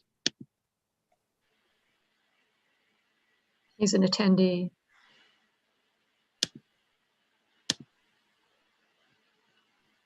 Mr. Chair, would you entertain a question just to Julie to clarify one thing before we move on to others? Yeah, go ahead, Representative Sachs. That's okay, Representative Bickford. Yes.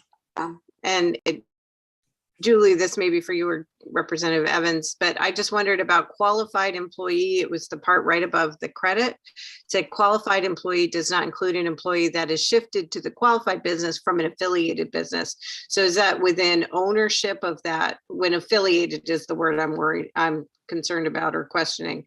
Does that mean if I own several businesses, I can't shift one of my employees from one of my currently owned businesses? Or is it this subject of poaching that we talked about? I'm going to just use that word loosely because it came up from the last one about one timber harvester. You're not actually creating a job per se. You're just filling that job with somebody that you've taken from another timber harvester. Does that make sense? So I'm wondering about affiliated.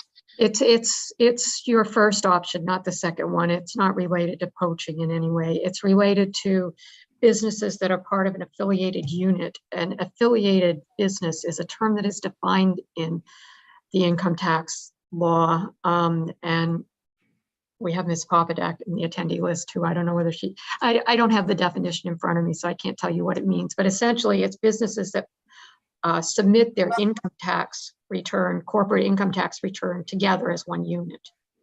Thank you. That's helpful. That was all the clarification I needed. Thank you very much, Mr. Chair. Or I think that's what it is. Thank you, Julie.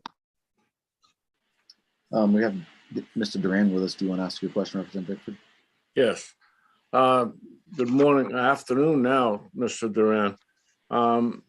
My question to you is, when we went through this in work session and determined that there needed to be more work, Dr. Evans, you were asked to work with Mr. Duran, Ms. Johnson with DECD and others to put this amendment through. My question, Mr. Duran, is how much input did you have in this amendment? And does this satisfy the question we had about cannibalism? Excuse me. First of all, thank you for the question, Representative Bickford and Representative Terry and Senator Chipman, members of the committee. Again, just for everybody and those who are watching on YouTube, my name is Dana Duran. I'm Executive Director of the Professional Logging Contractors of Maine. So I appreciate the question. just to be direct, so the first time I've seen the latest amendment was when it was sent out to stakeholders last night. I've had no contact with the sponsor nor anyone else on the development of this latest edition since your last work session, which I believe was on, don't quote me, February 24th, I think is my recollection. I did work with the sponsor up until that point. We actually developed the last amendment together that was submitted to the committee on the 24th, but I have had no direct conversation on the development of this latest amendment and just saw it last night. Okay, Representative Terry, go ahead.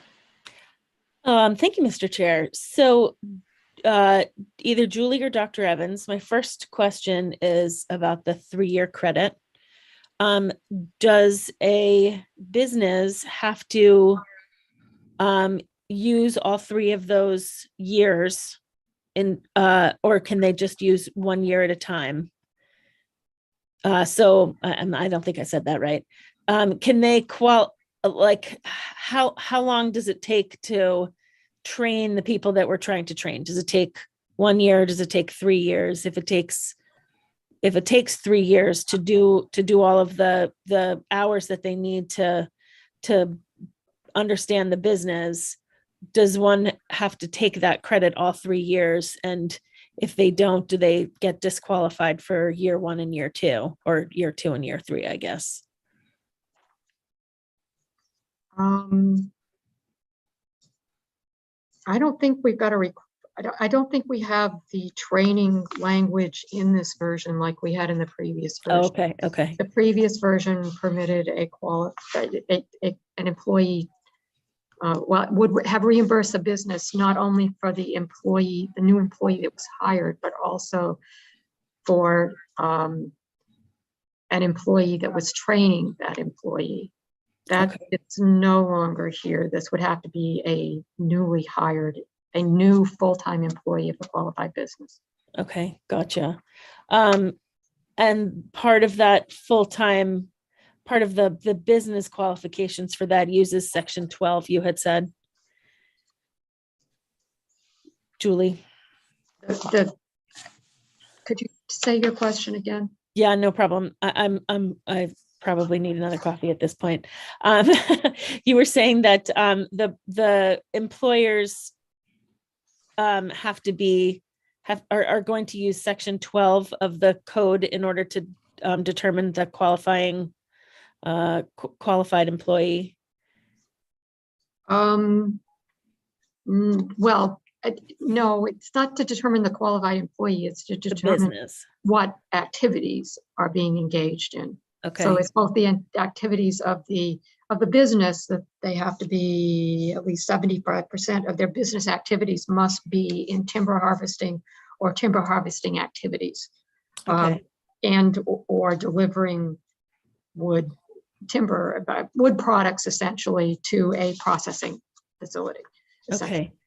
And is there somebody from DECD? Yes, Mr. McLaughlin is here. Is it all right if we ask him a question about that? Sure. Welcome, Mr. McLaughlin. If you can come in here, that'd be great. Excellent. So my question for you, Mr. McLaughlin, is are there any programs currently in use with DECD that bases a company on those qualifications on that section 12?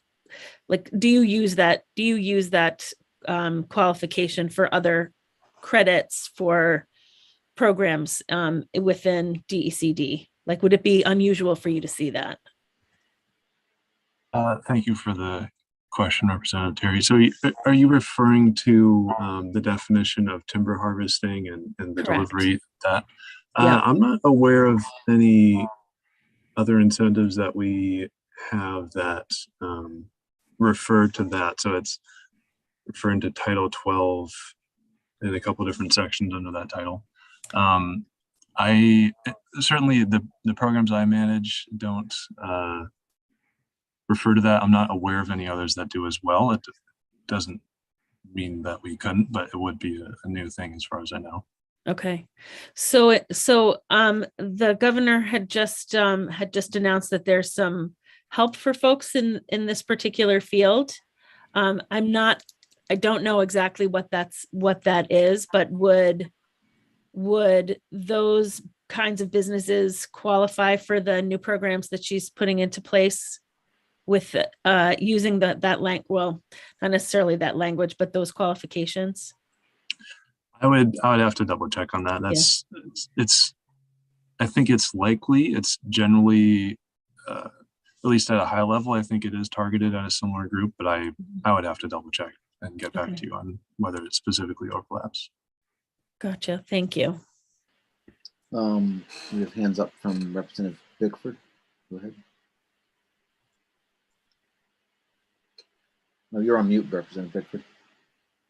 I think Representative Hanley was next. I'm on mute when I shouldn't be, and I'm sorry. on mute when I should be. I think Representative Hanley was next, if you don't mind. Yes, go ahead. Go ahead, Representative Hanley. I'm not in a panic, but thank you. My question is for Mr. Duran. The question of cannibalism, can you explain that to us? We all understand it. And do you think that is going to be an issue in this legislation? Sure. Thanks for the question. So yeah, I brought this up during the public hearing, and I think Tony Madden, who was the only logging contractor you heard from that day, also brought that up as well. So cannibalism happens quite often in this business because you'll see contractors will hire another local contractor or regional contractor's employees. They'll pay them 50 cents more an hour, $1 an hour or more, and they'll effectively take that contractor's employee. And the unfortunate circumstance, the reason that happens is because the pool of folks that they can pay because of what they are paid for the work that they do is so limited that they have an inability of paying, really higher wages to attract a higher or a larger labor pool. And so with respect to this bill, the concern still is, and it probably has been highlighted with this latest amendment, is that the government is effectively going to subsidize the wages for that activity to take place. And with respect to this amendment, it's now advertised. Prior versions, even the amendment that we provide or worked on 3 weeks ago, you don't know exactly what a business is going to qualify for in terms of a credit. It's now advertised. And so we've discussed this at length with our membership. They've known about this bill for almost 2.5 months now. Their concern is that the government, for those who are able to follow through, can basically subsidize someone else's business. They can go ahead and hire someone else's employees, put them on the payroll for 3 years, and effectively subsidize a higher wage. And that just creates a downward spiral that none of us want to see, especially when they've experienced between 24 and 30% inflation in all their costs over the last 2 years, not to mention diesel fuel in the last 2 weeks. Okay. Yeah, thank you. That's what I thought you were getting at. That will be an issue.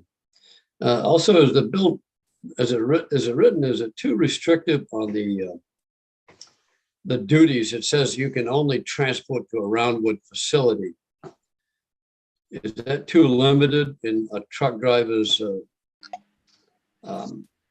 description of his possible routes he might have to go on? I mean, if you can only drive to a Roundwood facility, would that be limiting to that employee?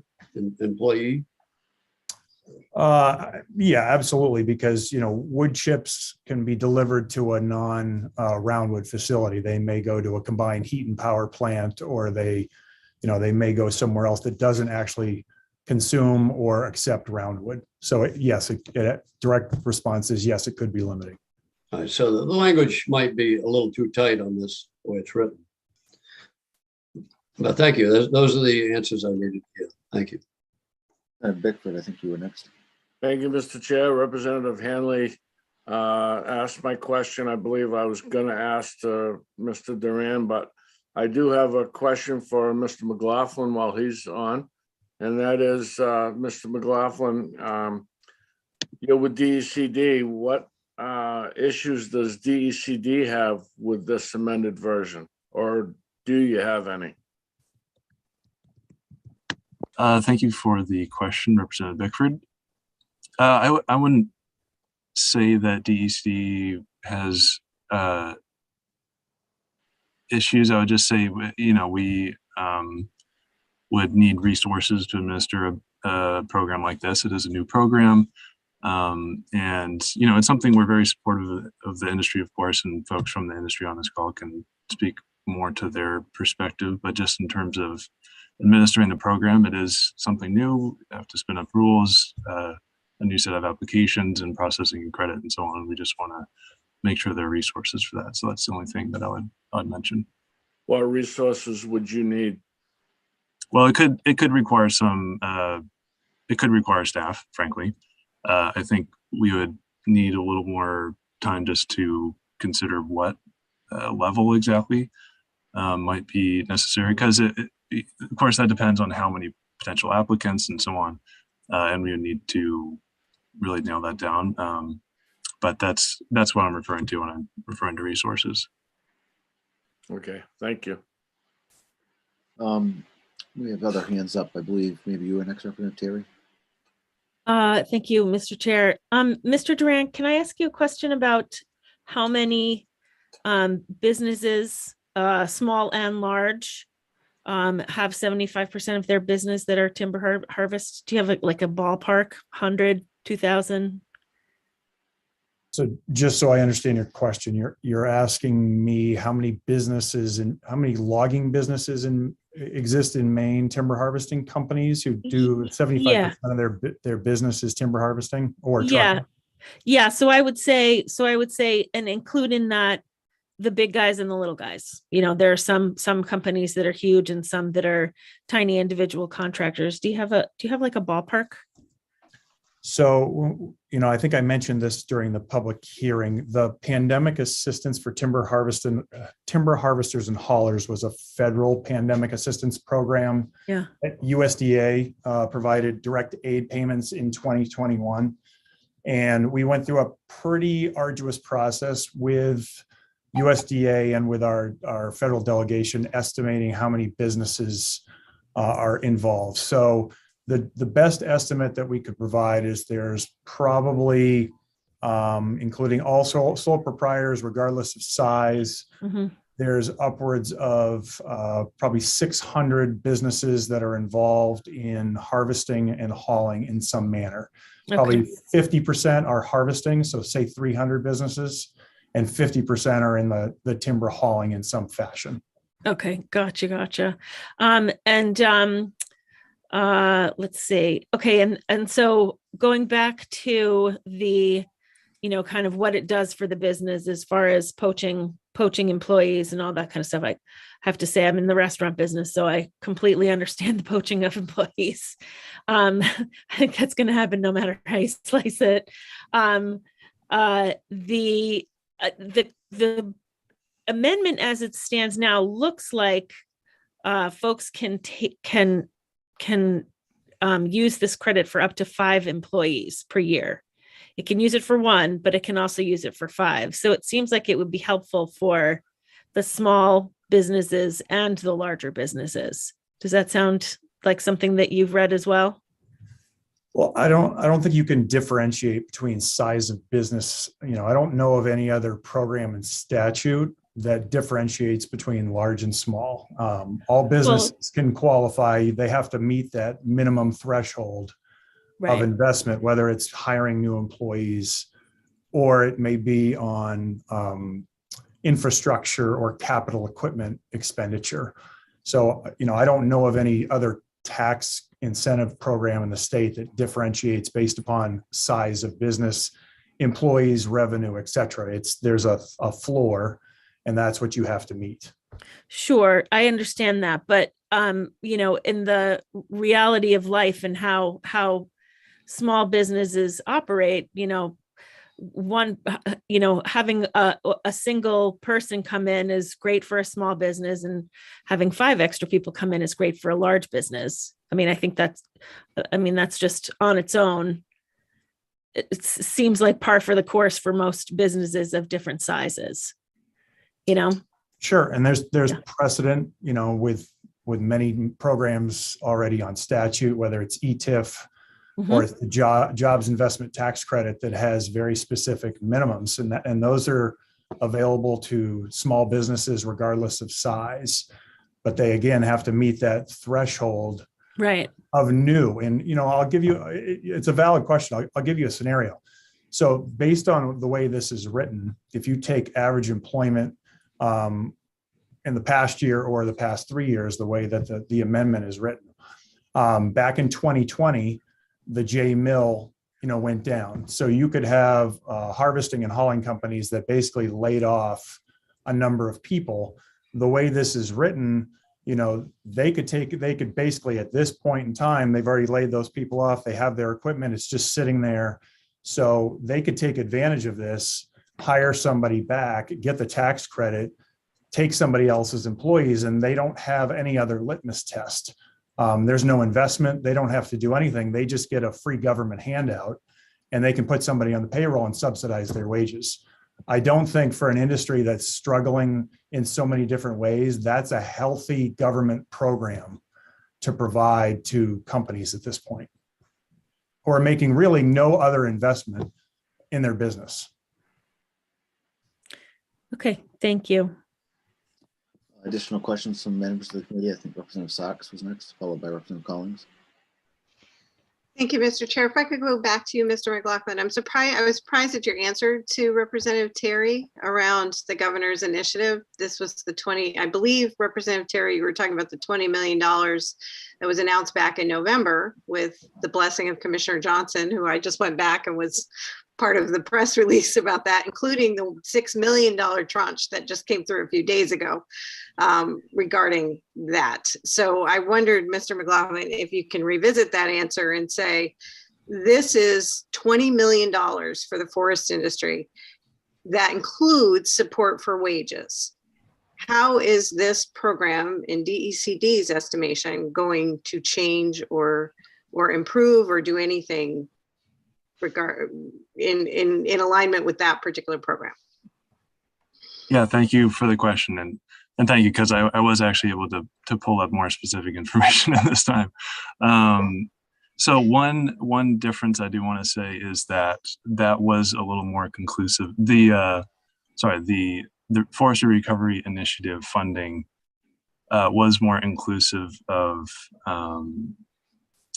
people processing the material as well. So this recent tranche that was released was both the harvest, the transportation, and the processing of forest products. So that is one additional set of businesses, whereas this program seemed to be more specific to the harvesting and the delivery. But otherwise, I would just say conceptually, one difference is that program is using relief funds. Technically, it's for businesses that are impacted by COVID because of the requirements of that funding stream. Granted, I think many businesses in that industry can make the case that they are impacted. Whereas this is a credit that would be in perpetuity. It's not just a pandemic response measure.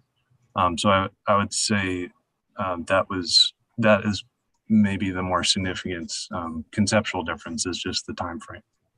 Does that satisfy your question, or is there something else? Thank you, Mr. McLaughlin. I appreciate it.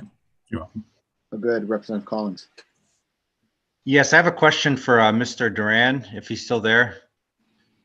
Hi, Dana. I had two questions. The first one, I wanted to just follow up on your point you made. You have a concern about smaller operators perhaps going after larger operators' workforce and then getting a credit and not really being involved in the industry. But in this amendment, I see there needs to be a 75% involvement in certain aspects of the timber business. So do you think that people are somehow going to get around that and not really be doing that work? Is the first question. And then the second question is, I know you've been more than most extensively involved in discussions with the sponsor and have helped shape a lot of the changes to the bill. And I don't know if forgive me if I haven't heard it, but are you good with the provision about one or more that's in the final version? I appreciate your questions, Representative Collins. So let me first, I'm not sure. I don't think I ever said in any of my statements either today or prior to today that we were concerned with small contractors trying to steal large contractors' employees. So I just want to correct that because I believe that's what you just stated, and I don't think I've ever said that. What we are concerned with are any size contractor. It doesn't matter. You could have a large contractor taking small contractors' employees. You could have a medium size taking large. You could have a small taking large. So from our perspective, we represent sole proprietors. We represent contractors that have 2 employees, 3 employees. I would say 50% of our membership employs 6 or less people. So those are pretty small businesses. So from that perspective, I just want to make sure that is clear. Could you just remind me, I apologize, what your second question was? Were you comfortable with the language of 1 or more, or was it 3 or more, or? Yep. In our testimony, the original bill had a minimum of 1. And, it was at that point that it was an ETIF, and ETIF had a minimum of 5. And so we said the best thing to do would be to have a minimum of 3, because that would show an investment by a company. In logging, you generally have to have 3 employees to start and make an investment in a new logging site in your business. So that's why we came up with 3. In the iteration that was brought to the committee 3 weeks ago, we worked with a sponsor and compromised and said that an investment in a company of 2 employees plus a capital investment should also be shown as a public accountability measure to show that a business is actually making an investment in equipment, and therefore that necessitates new employees. And that shows actually net new for a company rather than just a replacement of an employee they may have lost within the last 3 years. Great, thank you for the responses to Representative Collins' questions. Do you have another question, Representative Collins? Yeah, thank you, Senator Chipman. Thank you, Mr. Duran. Not for Mr. Duran, but when it's appropriate, I wanted to also bring in Senator Jackson to ask him a couple questions. I'm not sure if there's more questions. He's with us now. Senator Jackson, are you with us? He's in our room. I don't know if it's, yeah, here he is. There's a video. So you have a question for Senator Jackson? Yes, if he's available. Yep, he's here. Okay, I couldn't see him on my screen, sorry. Yes, the day's been getting long. Good afternoon, Senator Jackson. I wanted to ask you to comment what you've seen from your decades in the industry on the cannibalization issue, and then about the if you are okay with the amendment that we're discussing today on the 1 or more, or if it should be a different amount. Well, thank you, Representative Collins, Senator Chipman, and Representative Terry, members of the Taxation Committee. I definitely listening to the conversation. Certainly seems to be some backtracking from the original public hearing. But, I understood Representative Evans working really hard on this to come up with an idea to try and help businesses get people to come into the industry, to train them to work in this industry. And I think that, we're definitely seeing that in some other ways in the past with DECD that have spent money to train Twin Rivers employees up in Madawaska, I think over in Baileyville. And so I don't think this is really a new concept. I think this is a new idea for this industry. And the idea of cannibalizing, I think, does happen currently, mostly because, well, it is a tough industry, and instead of asking for more pay for what is a really hard job in today's economy, unfortunately, too many contractors trying to figure out other ways to come, make their payments. But I'm pretty sure the first day we heard the difference between 3 and 1. And I would say that I don't understand how it would be any different for a small contractor that has a considerable investment. If one person, and there's a load of subcontractors out there that, bought a fellow buncher or bought a truck, something like that. A fellow buncher's 550,000, a truck's 250. I would say that's a pretty sizable investment. And for that contractor to be taking employees from a bigger contractor, that to be called cannibalization. But if a contractor or 3 or more took employees from a single or small business, that isn't cannibalization. I mean, that doesn't seem to really make sense. I mean, I think the program should be for people that add one person that has not worked in the industry or needs to be trained in this industry. And I think there's ways that you can do that. I think there's language out there that says that you have to have 6 months paid experience.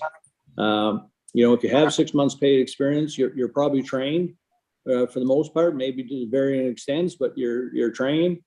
So if somebody has had 6 months paid experience, then they're probably not eligible for that. And the other thing that I would say is to probably help with some of the conversation that I agree with in some respects, but disagree with in others, is that you probably should have some language in there that says that each employee is only eligible to get this credit one time. They obviously get trained to come in the industry, but they can't get retrained at some other time by some other employee. But overall, I think Dr. Evans has worked very hard to try and come up with something that I think could be very helpful for this industry, because when you hear people talk, they can't afford to train people the way they used to. And having some tax incentive from the state to try and attract more people into an industry that, in my estimation, is severely flawed on the rates that are being paid. I think this is something that could actually help, like I said, get more people in, but there's still an overall bigger problem that has to be resolved. So Senator Jackson, this is like a 3rd or 4th work session on the bill, and we're trying to, wrap things up obviously this week or early next week, I guess. So are you okay with the latest amendment as it's presented, and any changes to that maybe could be done with a floor amendment or something like that? Or do you think we should make more changes to it now? Or? Well, again, I think it's a good amendment. I think that people that are single sole proprietors that have made a huge investment deserve that help just as much as people with 3 or more. Like I said, to try and alleviate some people's concerns of stealing employees. Like I said, you could say in the language that anyone that's had 6 months or more previous experience in the logging industry isn't eligible for this credit. I think that's what the intent of the sponsor was to try and encourage people to come into the industry. I don't want to talk for Dr. Evans because he's done such a great job working on this, but I think that'd be one way that some of the concern that people are bringing up could be alleviated. Are you okay with that, Dr. Evans, making that? Yes, it makes perfectly good sense to me. Just looking back, we're saying in the draft, qualified employees does not include an employee that is shifted to the qualified business from an affiliated business. But I think that the recommendation that President Jackson just made would be even more clarifying. And I think that that's a reasonable thing to do. Okay, great. Thank you so much. Representative Terry, I think you're next. Actually, what Dr. Evans said is exactly what I was going to say. If we can ask Julie how we would write or add into that. I mean, is it a new untrained employee? I'm not sure how that's written, like what the qualifying language is for that. Maybe Mr. McLaughlin might be able to shed a little light on what that looks like as far as language goes. But that's exactly what I raised my hand for. I think that's a great addition to this as well. and it keeps not only people from moving around in one particular, umbrella company, but also keeps people from overtraining folks just for credit. Yeah. Yeah. Mr. McLaughlin, can you think of a way to make that work? So I think thank you, Senator. The intent is to not allow the credit for an employee who is just working in the industry in another company. Is that correct? Yes, correct. Right. I mean, I think the way President Jackson phrased it makes a decent amount of sense. I think it would be you could consider the time period, but just, that the employee, a qualified employee does not include an employee who was previously working in the industry for within the past 3 months, 6 months, 12 months, whatever the time period might be. Of course, it's easier to hash this out in writing rather than speaking it. And so if the committee moves forward with this, I'm happy to provide input on that. I think Senator Jackson suggested 6 months. So why don't we, if everybody's okay with that, go with 6 months, and then, we can look at the amendment when that comes out and make sure that it's drafted right. But everybody's okay with that. Senator Chipman, the only reason why I used a 6 month frame was that is actually what the US DOL has us use when they're bringing in bonded workers. If Americans don't have 6 months previous paid experience, then they can use bonded workers instead of Americans. So I thought that was probably an accepted time period by most people. Okay, Representative Sachs, go ahead. And that's what I wanted to say. Apologies to Mr. McLaughlin, but I don't think it's within the last 3 months of having worked. It's 6 months paid experience should be the language, I think, from what I'm hearing from Senator Jackson as well. So 6 months paid experience. Okay. It doesn't matter if you worked 3 months ago, because if this is a training bill, you want 6 months paid experience, regardless of when that time frame was. I could take maternity leave, but I'd still be experienced. That's true. Yeah, that sounds good. That's a good suggestion. Representative Sachs, did you have anything else, Representative Sachs, or is that it for you now? I was just looking in the bill I'm loving the trajectory of this conversation. And Dr. Evans, I believe there was something in there that says that this cannot be accessed if it qualifies for any other program, because I know we have some very substantial training and apprenticeship programs. And I was just hoping either you or Julie could point me in that direction. If we have that. If not, I would add it, but I thought there was something in there already. I don't think there's anything in this version. There may have been something in a previous version, but not in this one. What I'm talking about is I think in the very first one I had talked about business duplicative, which it feels like I now agree with sort of the intent of the legislation, but I'm wondering if there's language we can insert in language review around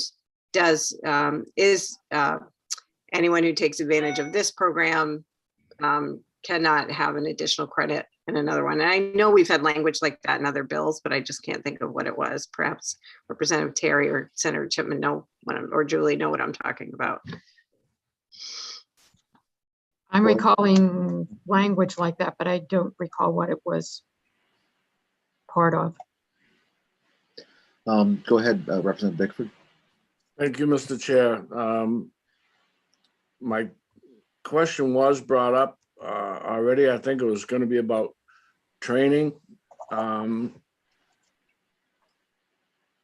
avoid cannibalism. They have to have not been in the field. But I still have a question for Mr. Duran, and that is, what is legislation like this going to do to the rates? So I think that's a valid question. So as I mentioned before, the state is advertising exactly what the credit is. And and I would throw this back to Senator Jackson, because I know he has experience with what happens with rates. And we've seen this happen with other incentives that the state has offered. When an advertised credit or exemption is provided, it gives great opportunity for those who purchase the products that are sold to reduce the amount they pay. And so you are effectively creating legislation that advertises what a contractor can receive. And you're telling who they work for what they're going to get for a credit. And unfortunately, the downside is that is going to artificially suppress rates because you are basically sending a message to those above of what that company is getting for a credit. So why should they raise their rates? I mean, it's an unfortunate situation that is created, but no good deed goes unpunished. And I think you have to be cognizant of that. And I know Representative Bickford didn't ask this question, but I want to raise it because it came up in the public hearing. So sticking with that one person threshold, you're also creating an incentive system for companies that may be in existence to become sole proprietors, go out of business, start a new business, become a sole proprietor, not pay workers' comp, and they will get this credit. And that is the law of unintended consequences that is created with any new government program. So I'm telling you from the industry, we are not supportive of this. And we represent over 80% of the contractors in Maine, and we are not supportive of this. So I'm trying to lay out the problems that are going to be created as a result. I'll stop there. Julie, you have your hand up. You have anything else you want to mention? Yeah, I only wanted to mention to you that the room I'm in, I can only be in for about another 20 minutes because somebody else has it reserved for 3:30 and I need to move. So you can go on for as long as you want, but at about 3:15, I'm going to have to start moving all my things outside this room.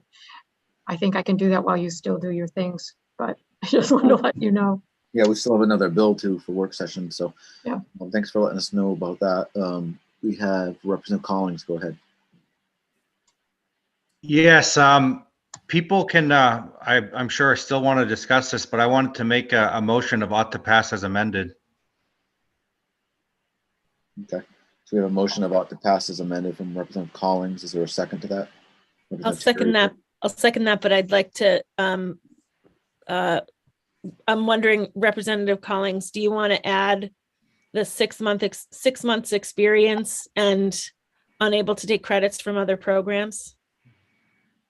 Yes, the language that I believe is consistent with the U.S. Department of Labor on the 6 months, and obviously to be articulated that you know, if you already get this credit with one person, not to do it again because you've already got the person's already got the training for what it's intended for. So, and then the additional training benefits they're not allowed to take. Yes, from if that's, I believe that Dr. Evans confirmed that he was in agreement with that. I don't want to unwillingly do anything to his bill he doesn't want, but okay, then yes, I will second that. Okay, great. Do you have anything for us, Julie? Go ahead. No, I'm just gonna, I personally do not understand that last item well enough to be able to draft language. So if somebody else can provide language for me, that would definitely be useful, but I would not know how to do that. So it's just restricted to being able to take benefits related to training. It's not correct other benefits. You don't mean to say they couldn't take other income tax credits that aren't related to. Correct, the training credits. Just the training. Yeah, and I would not know how to describe those. Is that something you could work with Julie on, Mr. McLaughlin?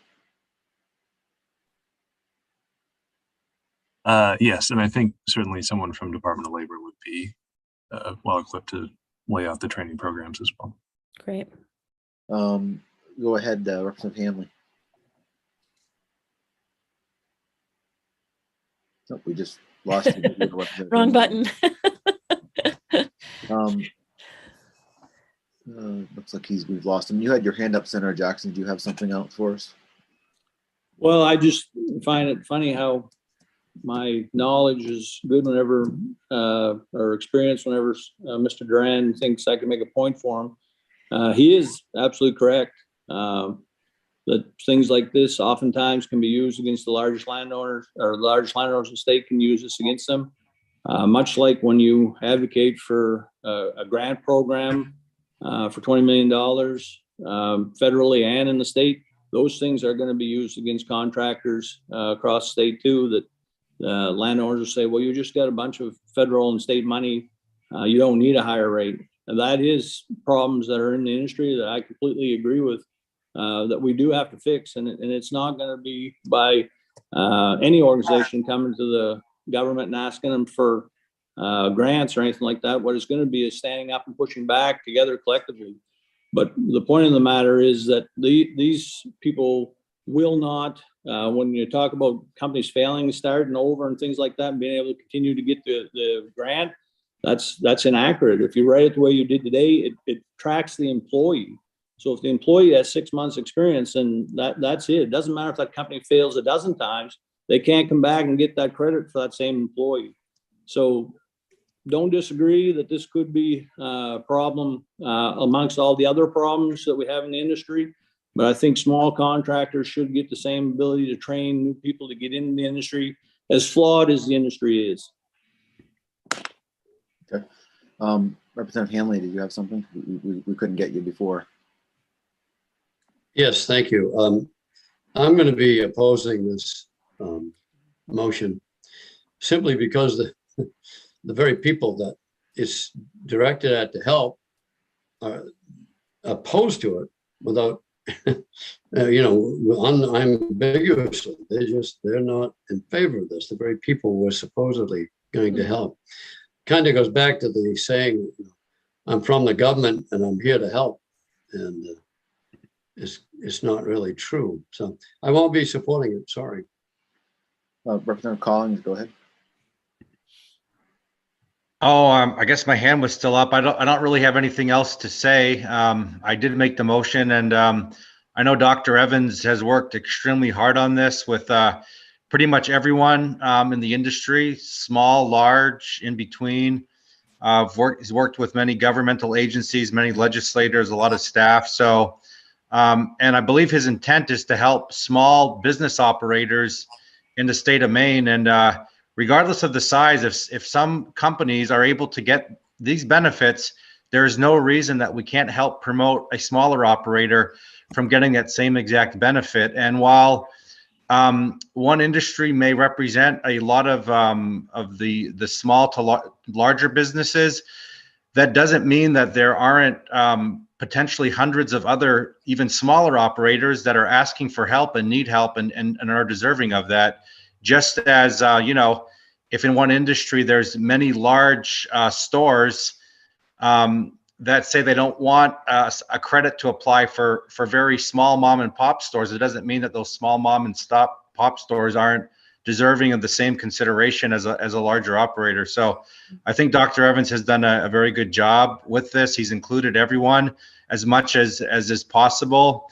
And I have a lot of faith that, all the companies, whether it's 1, 2, 3, 5, 50 people, that they're deserving of this, that they're honest, that they're hardworking, and that I don't think anyone's going to go out and get hundreds of thousands or millions of dollars in loans just to get this incentive. It just mathematically doesn't make any sense. So I strongly support the motion I made, and I want to support everyone who works in the industry. Thank you. Go ahead, Representative Sachs. Thank you, Mr. Chair. So Dr. Evans, any thoughts about what you've heard today? We've been talking all around you and have talked, and I just wondered, given the many evolutions of this bill, can you tell me a little bit about your thoughts? I mean, the only way I can see to really sort of talk about this is to maybe have a reevaluation or sunset in 10 years, for example, to see if or maybe we just do that as part of now our new tax expenditure review program, since this would be a business expenditure, this would come under review to see if it is doing the intended pieces. But I was just really wondering about your thoughts about this. Well, thank you. I appreciate having that opportunity. I think the conversation has been quite interesting. My intent when I sponsored this bill was to be inclusive of the small individual harvesters. And there was, I was reading something that said that 1,719 non-employer entities in the logging and harvest industry were in Maine in 2017. And since that time, that number has increased.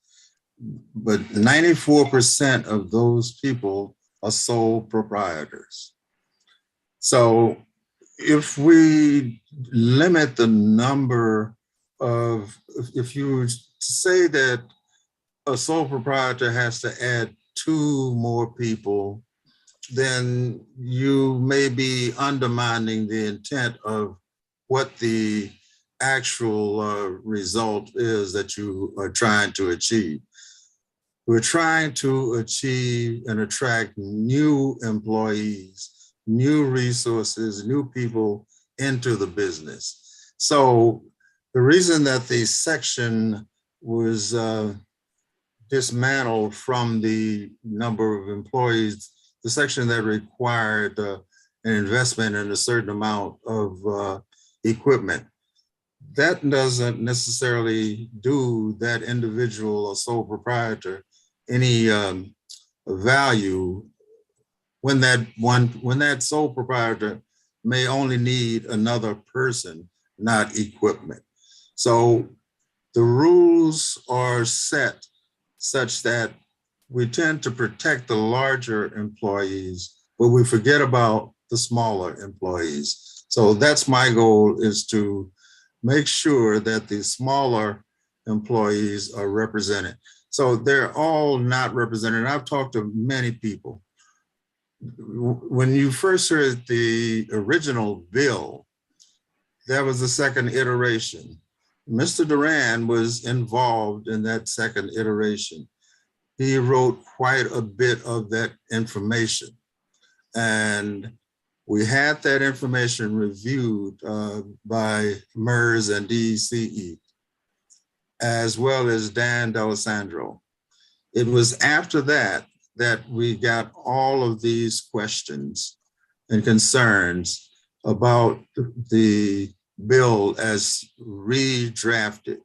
And that statement said that the way that it was redrafted would not be able to be carried out. That put Julie in a very bad position because she had nothing to work with.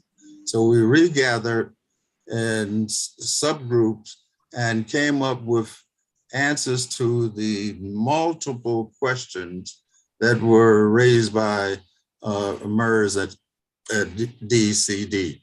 And as a result, it's the product that you see today.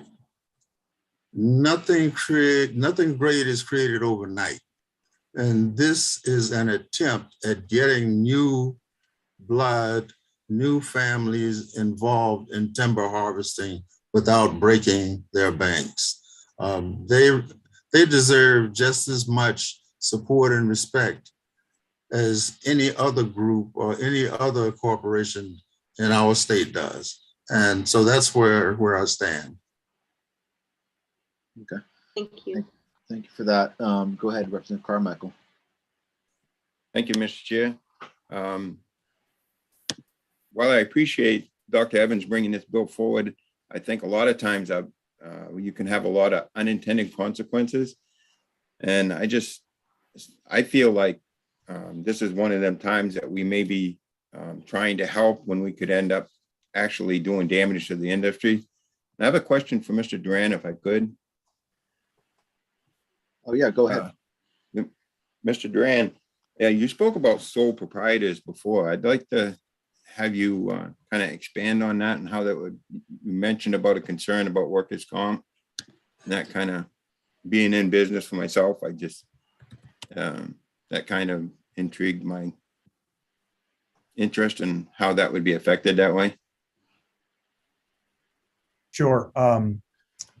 So yeah, I brought it up earlier today and I brought it up at the hearing. So I guess I want to make sure the committee understands, I hear some of the comments that this is going to help the sole proprietor. So remember the definition of a sole proprietor. A sole proprietor is a family-based business.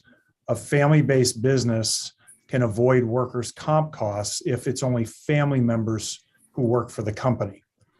So what you are effectively proposing with this amended version is that sole proprietors can qualify for this. Well, that means that they can basically hire a family member and get a tax credit. So you're effectively providing an opportunity for someone, for a family business, to hire a son, daughter, another family member, and you're basically allowing the government to pay for that. That's what you are proposing in this amendment. Not sure that's what you intended to do. I also want to add on the workers' comp situation. We've worked very hard in Maine since the workers' comp crisis for logging, especially in 1992, to make sure that companies are providing workers' comp for their employees, and they're not just setting up as wood brokers, or they're not setting up as sole proprietors and then hiring a bunch of subcontractors to avoid workers' comp for competition.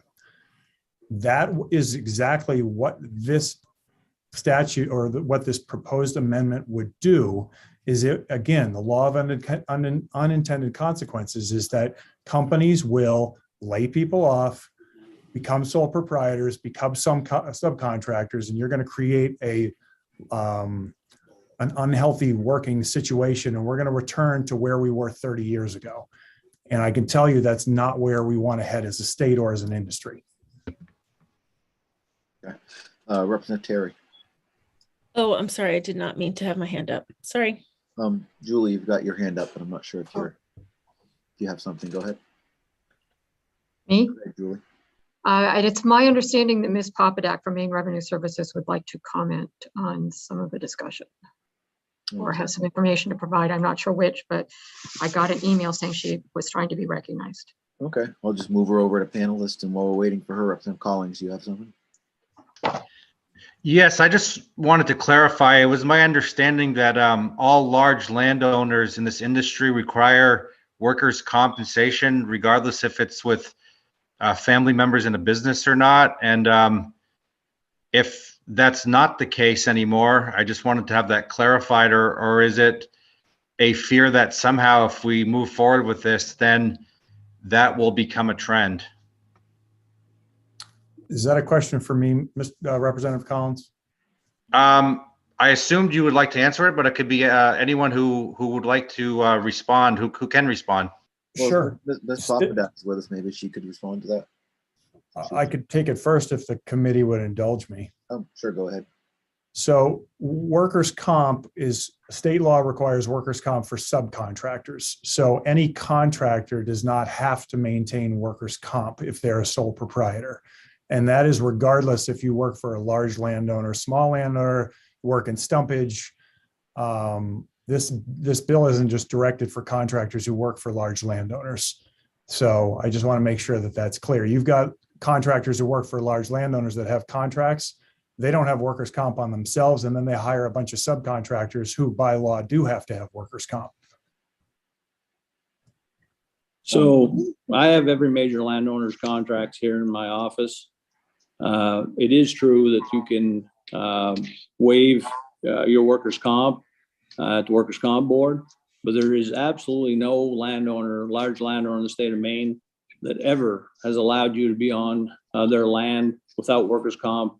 In addition, they ask for general liability, $1 million umbrella policies.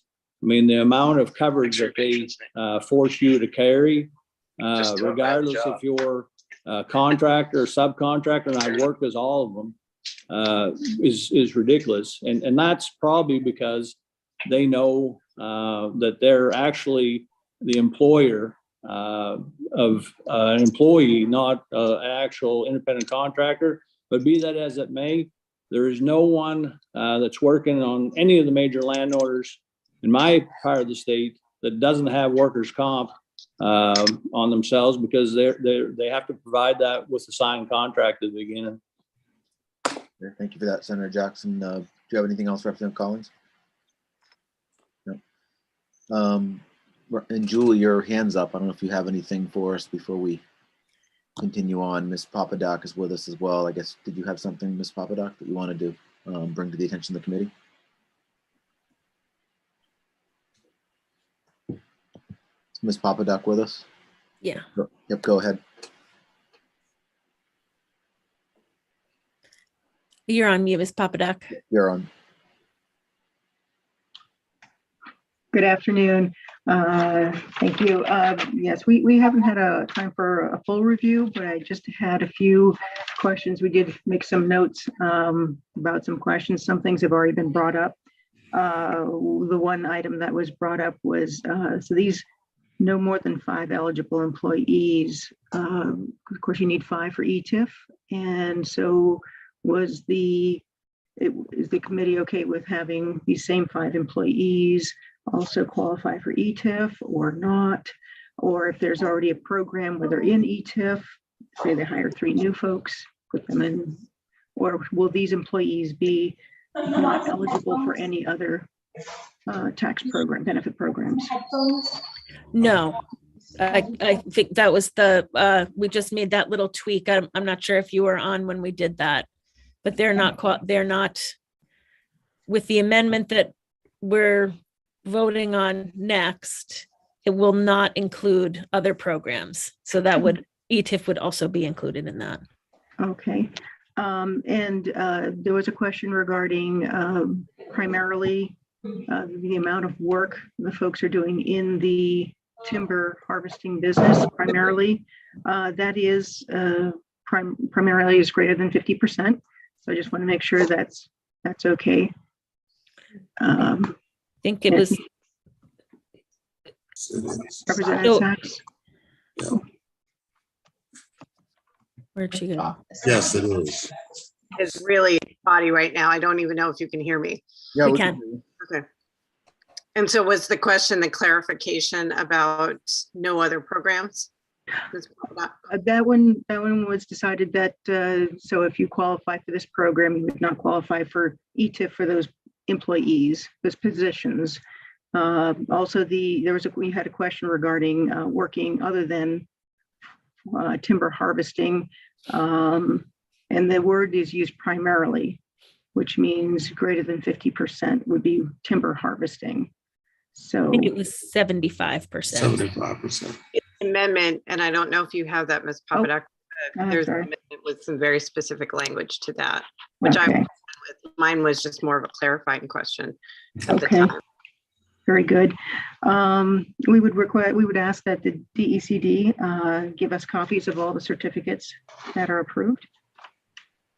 And so if somebody, you've already been talking about if somebody leaves one employer to work with another employer, and say that they meet working full time in 22.5 weeks, they could meet the 900 hours. And let's say they do shift to a new employer. The amount of credit so now they have less than 6 months experience, they go to the new employer.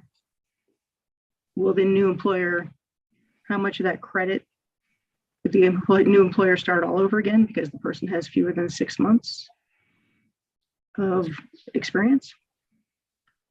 So 22.5, sorry, is that my computer that's doing this? The 22.5 weeks is 6 months. So they wouldn't be able to qualify if they shifted employers. The employer would not be able to take advantage of that because they will have already been trained. Okay, so the 900 hours is 22.5 weeks. So just shy of the 26 weeks, which would be the 6 months. Okay, I see what you're saying. And so if the employee goes to a new employer, will that position be eligible for the 3 years of credit with the new employer. It seems Because to me at that the date it seems to me that the answer to that would be no, but Representative, No. Yeah, Evans. the correct answer is no. Yeah. So it's a one-shot deal. One-shot deal, Yeah. okay. We would probably have, because we don't trace a lot of this stuff, we would probably have a declaration. We would have the employee sign saying that they were not employed with a prior timber harvester. And if we receive something where we have an employee being claimed by a subsequent employer, that is disqualifying, and we cannot allow the credit, we will probably just say that it was employed by a prior harvester. We would not be able to give full information for confidentiality purposes. Sure. Representative Carmichael. Thank you, Mr. Chair. I got a question, but don't know whoever can answer it, I guess. So if we have a company that takes us on and they hire a new employee, they're approved for the tax credit, but yet they get done and the company is kind of banked on that tax credit, but the employee gets done, which is beyond the employer's control. Do they get the tax credit? Do they not get the tax credit? You know, like they say they work the 6 months, but maybe December 30th, they say, okay, I'm going to a different place or I'm moving out of state, and they no longer are going to work for that person. And the employer is banked on that, because they think that they're going to get a tax credit and going to help them. Where does it go from there? Is there someone who can answer that? If I'm understanding your question, you're stating that an employee has worked for 6 months and the tax credit goes to the employer. So if he meets the 6 month requirement, that now he would have to move out of state anyway, because he can't transfer from that job, that position, to another in-state position in Maine. Yeah, that part I understand. It's just what I was concerned about is if that employee gets done, does that disqualify the employer from getting the tax credit? Because that employee is no longer going to be trained.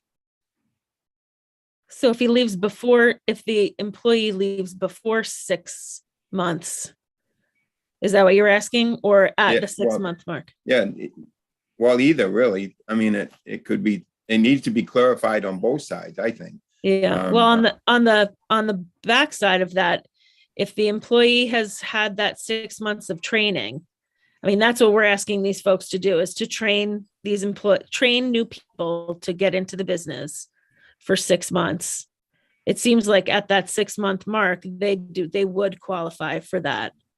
If the employee leaves prior to being fully trained, say, then they wouldn't get the credit for it, but they would also have the opportunity to find somebody else to train them, right? But they would already invested into that person Yeah. and not any return on it. Well, I mean, isn't that though the chance that you take from being an employer? I mean, I know, ideally we want people to stay for 18 months plus, but we all know that doesn't necessarily always work. Yeah. I love the intent of the bill. I just don't think it's ready. Yeah. I'm not gonna be able to support it. Go ahead, Julie.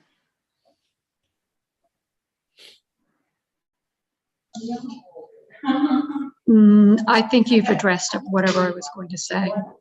I'll lower my hand. I am now out in the lobby area of the cross office building on the second floor now, so you'll hear other noise around me. Yeah, go ahead, Representative Sachs. I just want to say what a gift you are, Julie. Dedication is thy name. Thank you. But also, I guess I'm struggling to understand how this is different than any of these other apprenticeship programs that we've supported either in this committee or in other votes, in terms of the consequences, so to speak, of it. It is in my estimation, at least from everything I'm hearing and reading and trying to dig in while we're doing this is an incentive program to try to bring people into this new industry. And that is similar to many of the other training programs that we are investing millions of dollars in the state. So I think I'm struggling with reasons why wouldn't I want to go forward with this, given the concerns of this industry and we've heard it repeatedly in this and other committees, that this is a particularly devastated industry in terms of needing people. So I am going to support the bill unless something happens in the next few minutes, because I'm open to that information, but I just don't, sort of the arguments I've heard could be applied to any training credit that we have ever, it seems to me, that we have ever supported or incentive. Additional committee discussion. You've got your hand up still, Julie. Do you have anything, or you all set?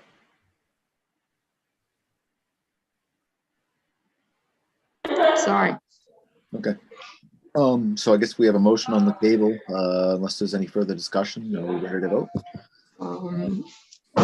Ought to pass as amended. Julie remembered her question. Go ahead, Julie. Well, I didn't realize you were going to vote. Could somebody itemize for me what the amendment is? Because I completely lost track of what you want to have in it. I can probably do that. Yep, go ahead.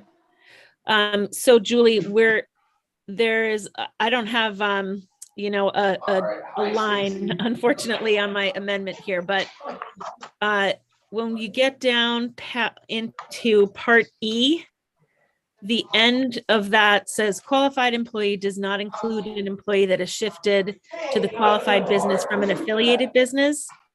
We just need to add to that the Department of Labor's 6 months experience language, which I'm sure Senator Jackson, who had mentioned it, can probably get that for you.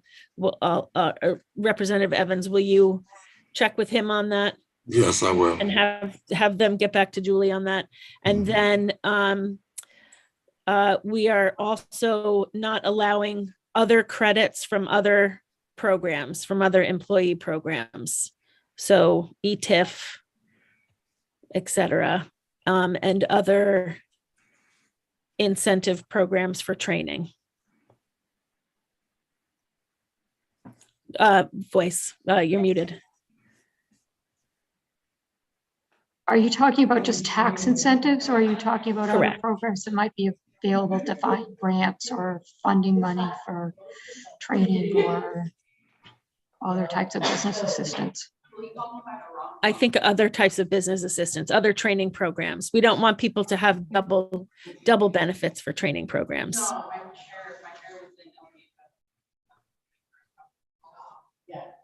So we're all set now on everything, Julie? I hope so. You'll all see it before it goes anywhere. Do we need to put in there, Julie? Ms. Papadoc had a note in there about being able to collect certificates from DECD. Does that need to be in there, or is that assumed? I should probably, is Ms. Papadoc still here? She is. I'm not sure that I understood what she would like, under what circumstances she would like to have that certificate available. And we can put in language, but I don't know if there's any reason why they couldn't get I it. don't remember ever seeing that before, but. Yeah, so we have some other programs that once an applicant is certified, we get the certificates from other agencies. So when the tax benefits come through on the returns, we have a way of checking to see who has already been approved for these benefits. And we keep track of those. So does it meet your needs to say that when the Commissioner of DECD certifies an applicant that they'll notify Maine Revenue Services? Yeah, or yes, or they can just send us a copy of the certificate, yeah, for our records.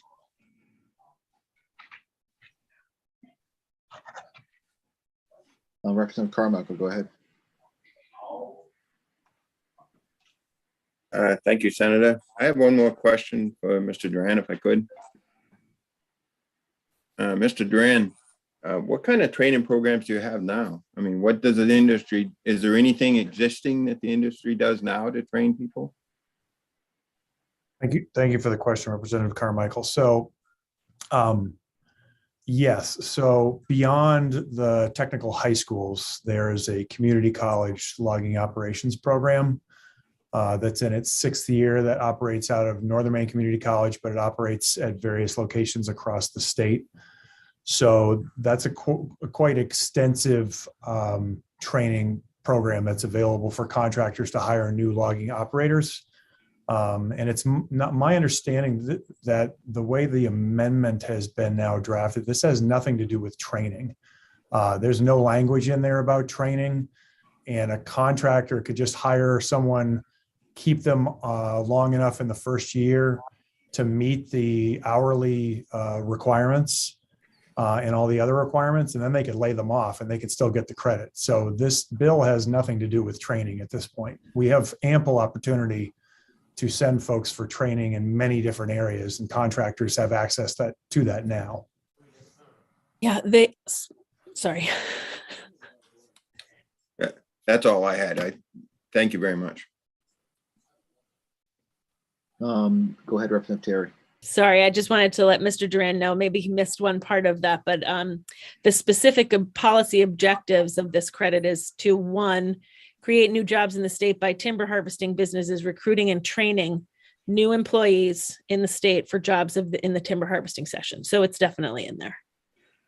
I appreciate the definition, Representative Sure. Terry, but there's no Sure. requirement that they have to do any training. So there's nothing in this amendment that says that it's to supplant or to provide a subsidy for training.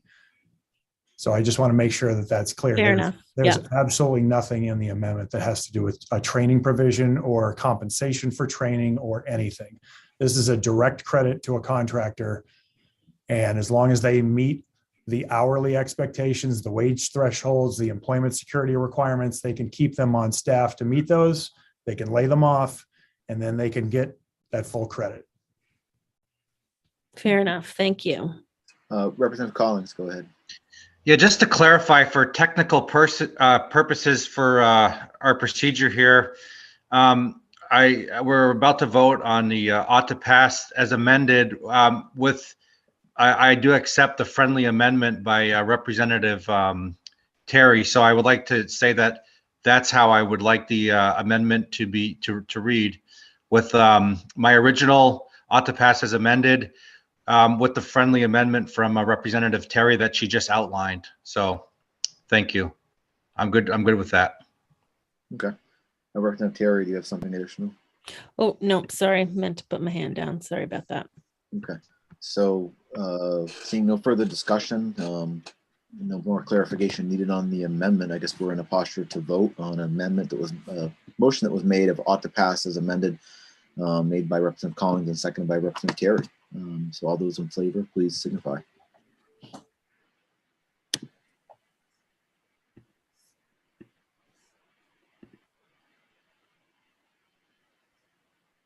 Wait for, let us know when you have everybody, Lena. Thank you. Okay, so all those opposed, please signify.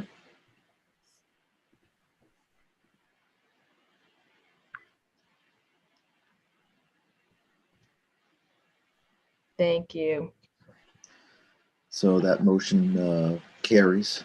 So we'll now close the work session on LD But 1919. Before you do that, is the Not to minority pass.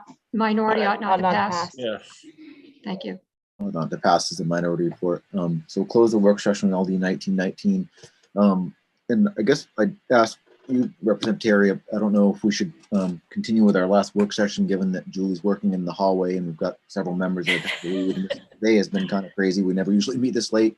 It's But true. obviously we had to take a break and that made sense. But just given where we are at this point, I know Mr. Jorgensen has to leave soon and he wanted to be with us for the discussion on 1704, as did Senator Pouliot. And I did text with Mr. Jorgensen. He said he can be with us tomorrow morning if we took up that bill tomorrow morning instead. And Representative Pouliot will be here as well. So I don't know if we want to hold off and take up 1704 tomorrow, or I don't know. I think that we'll have time for sure. I mean, tomorrow we just have a couple of work sessions. The budget discussion will probably take quite a while, but maybe not until almost 4 o'clock. And hopefully Julie will have a little home she can go to. Well, we have 3 bills for work session, and a Yeah. couple of them to be pretty quick, and then we have the electricity bill. So I'm thinking with this one, just think so we'll be people okay. know, I mean, I know that Representative Eric Jorgensen wanted to be with us for it. He said he could be with us first thing in the morning. Maybe we can take up 1704 first thing at 9 o'clock, or Yeah, whenever that's we a great start, idea. and get that one done since he wanted to be here for it, and we can do that and then go into the other bills. Does that seem okay? Fully perfect. Okay. Well, why don't we do that? Then we just won't take up LD 1704 today, and we'll do that first thing tomorrow. And Dr. Evans, you got your hand up. Thank you, Senator Chipman. I just want to take the opportunity to thank the committee for its patience and indulgence. I know this hasn't been easy on anybody, but I think we came united and making things work for the people of Maine. I appreciate your time and stay safe. Well, you're welcome, Thank Dr. you. Evans. And it's been great working with you on this bill, and thanks for all the work you put into it as well. Thank you. So with that, I think that will conclude our work for today. Do you have anything, Representative Terry or Julie, before we wrap up? Not for me. All good. You're all set, Julie. You have anything for us? Yeah, I mean, I just wanted to mention briefly, because a number of people have expressed concerns to me. A member of my family is being tested for COVID. We don't have the results yet, but that's sort of why I've been going crazy this afternoon. But she lives in my house and she doesn't want to expose me to it. So I'm needing to find other places, which after this afternoon is not a problem. The other place is in Bangor. You're welcome to come here and hang out with me in my dining room, Julie. I may have been exposed. I don't know. Julie, I think you should be working from Arizona. Might be a nice place to work from. Oh, there's an idea. Well, there's a nice cruise ship out of Fort Lauderdale you can do your Zoom by also. Honolulu is also quite nice. Ah, true. Representative Bickford, you're rather mean about that. Sending her to more and more germs. I honestly tried to get on by Zoom, but my internet wasn't strong enough on the ship. So Okay. I Shouldn't try apologize. that hard. All right. So I guess we'll wrap up for today, and we'll see everyone tomorrow morning at 9 o'clock for work session on 4 bills, starting with 1704, and then following that will be our discussion on supplemental budget. So Thanks, everybody. see everyone tomorrow morning at 9. Good evening. Have a good day.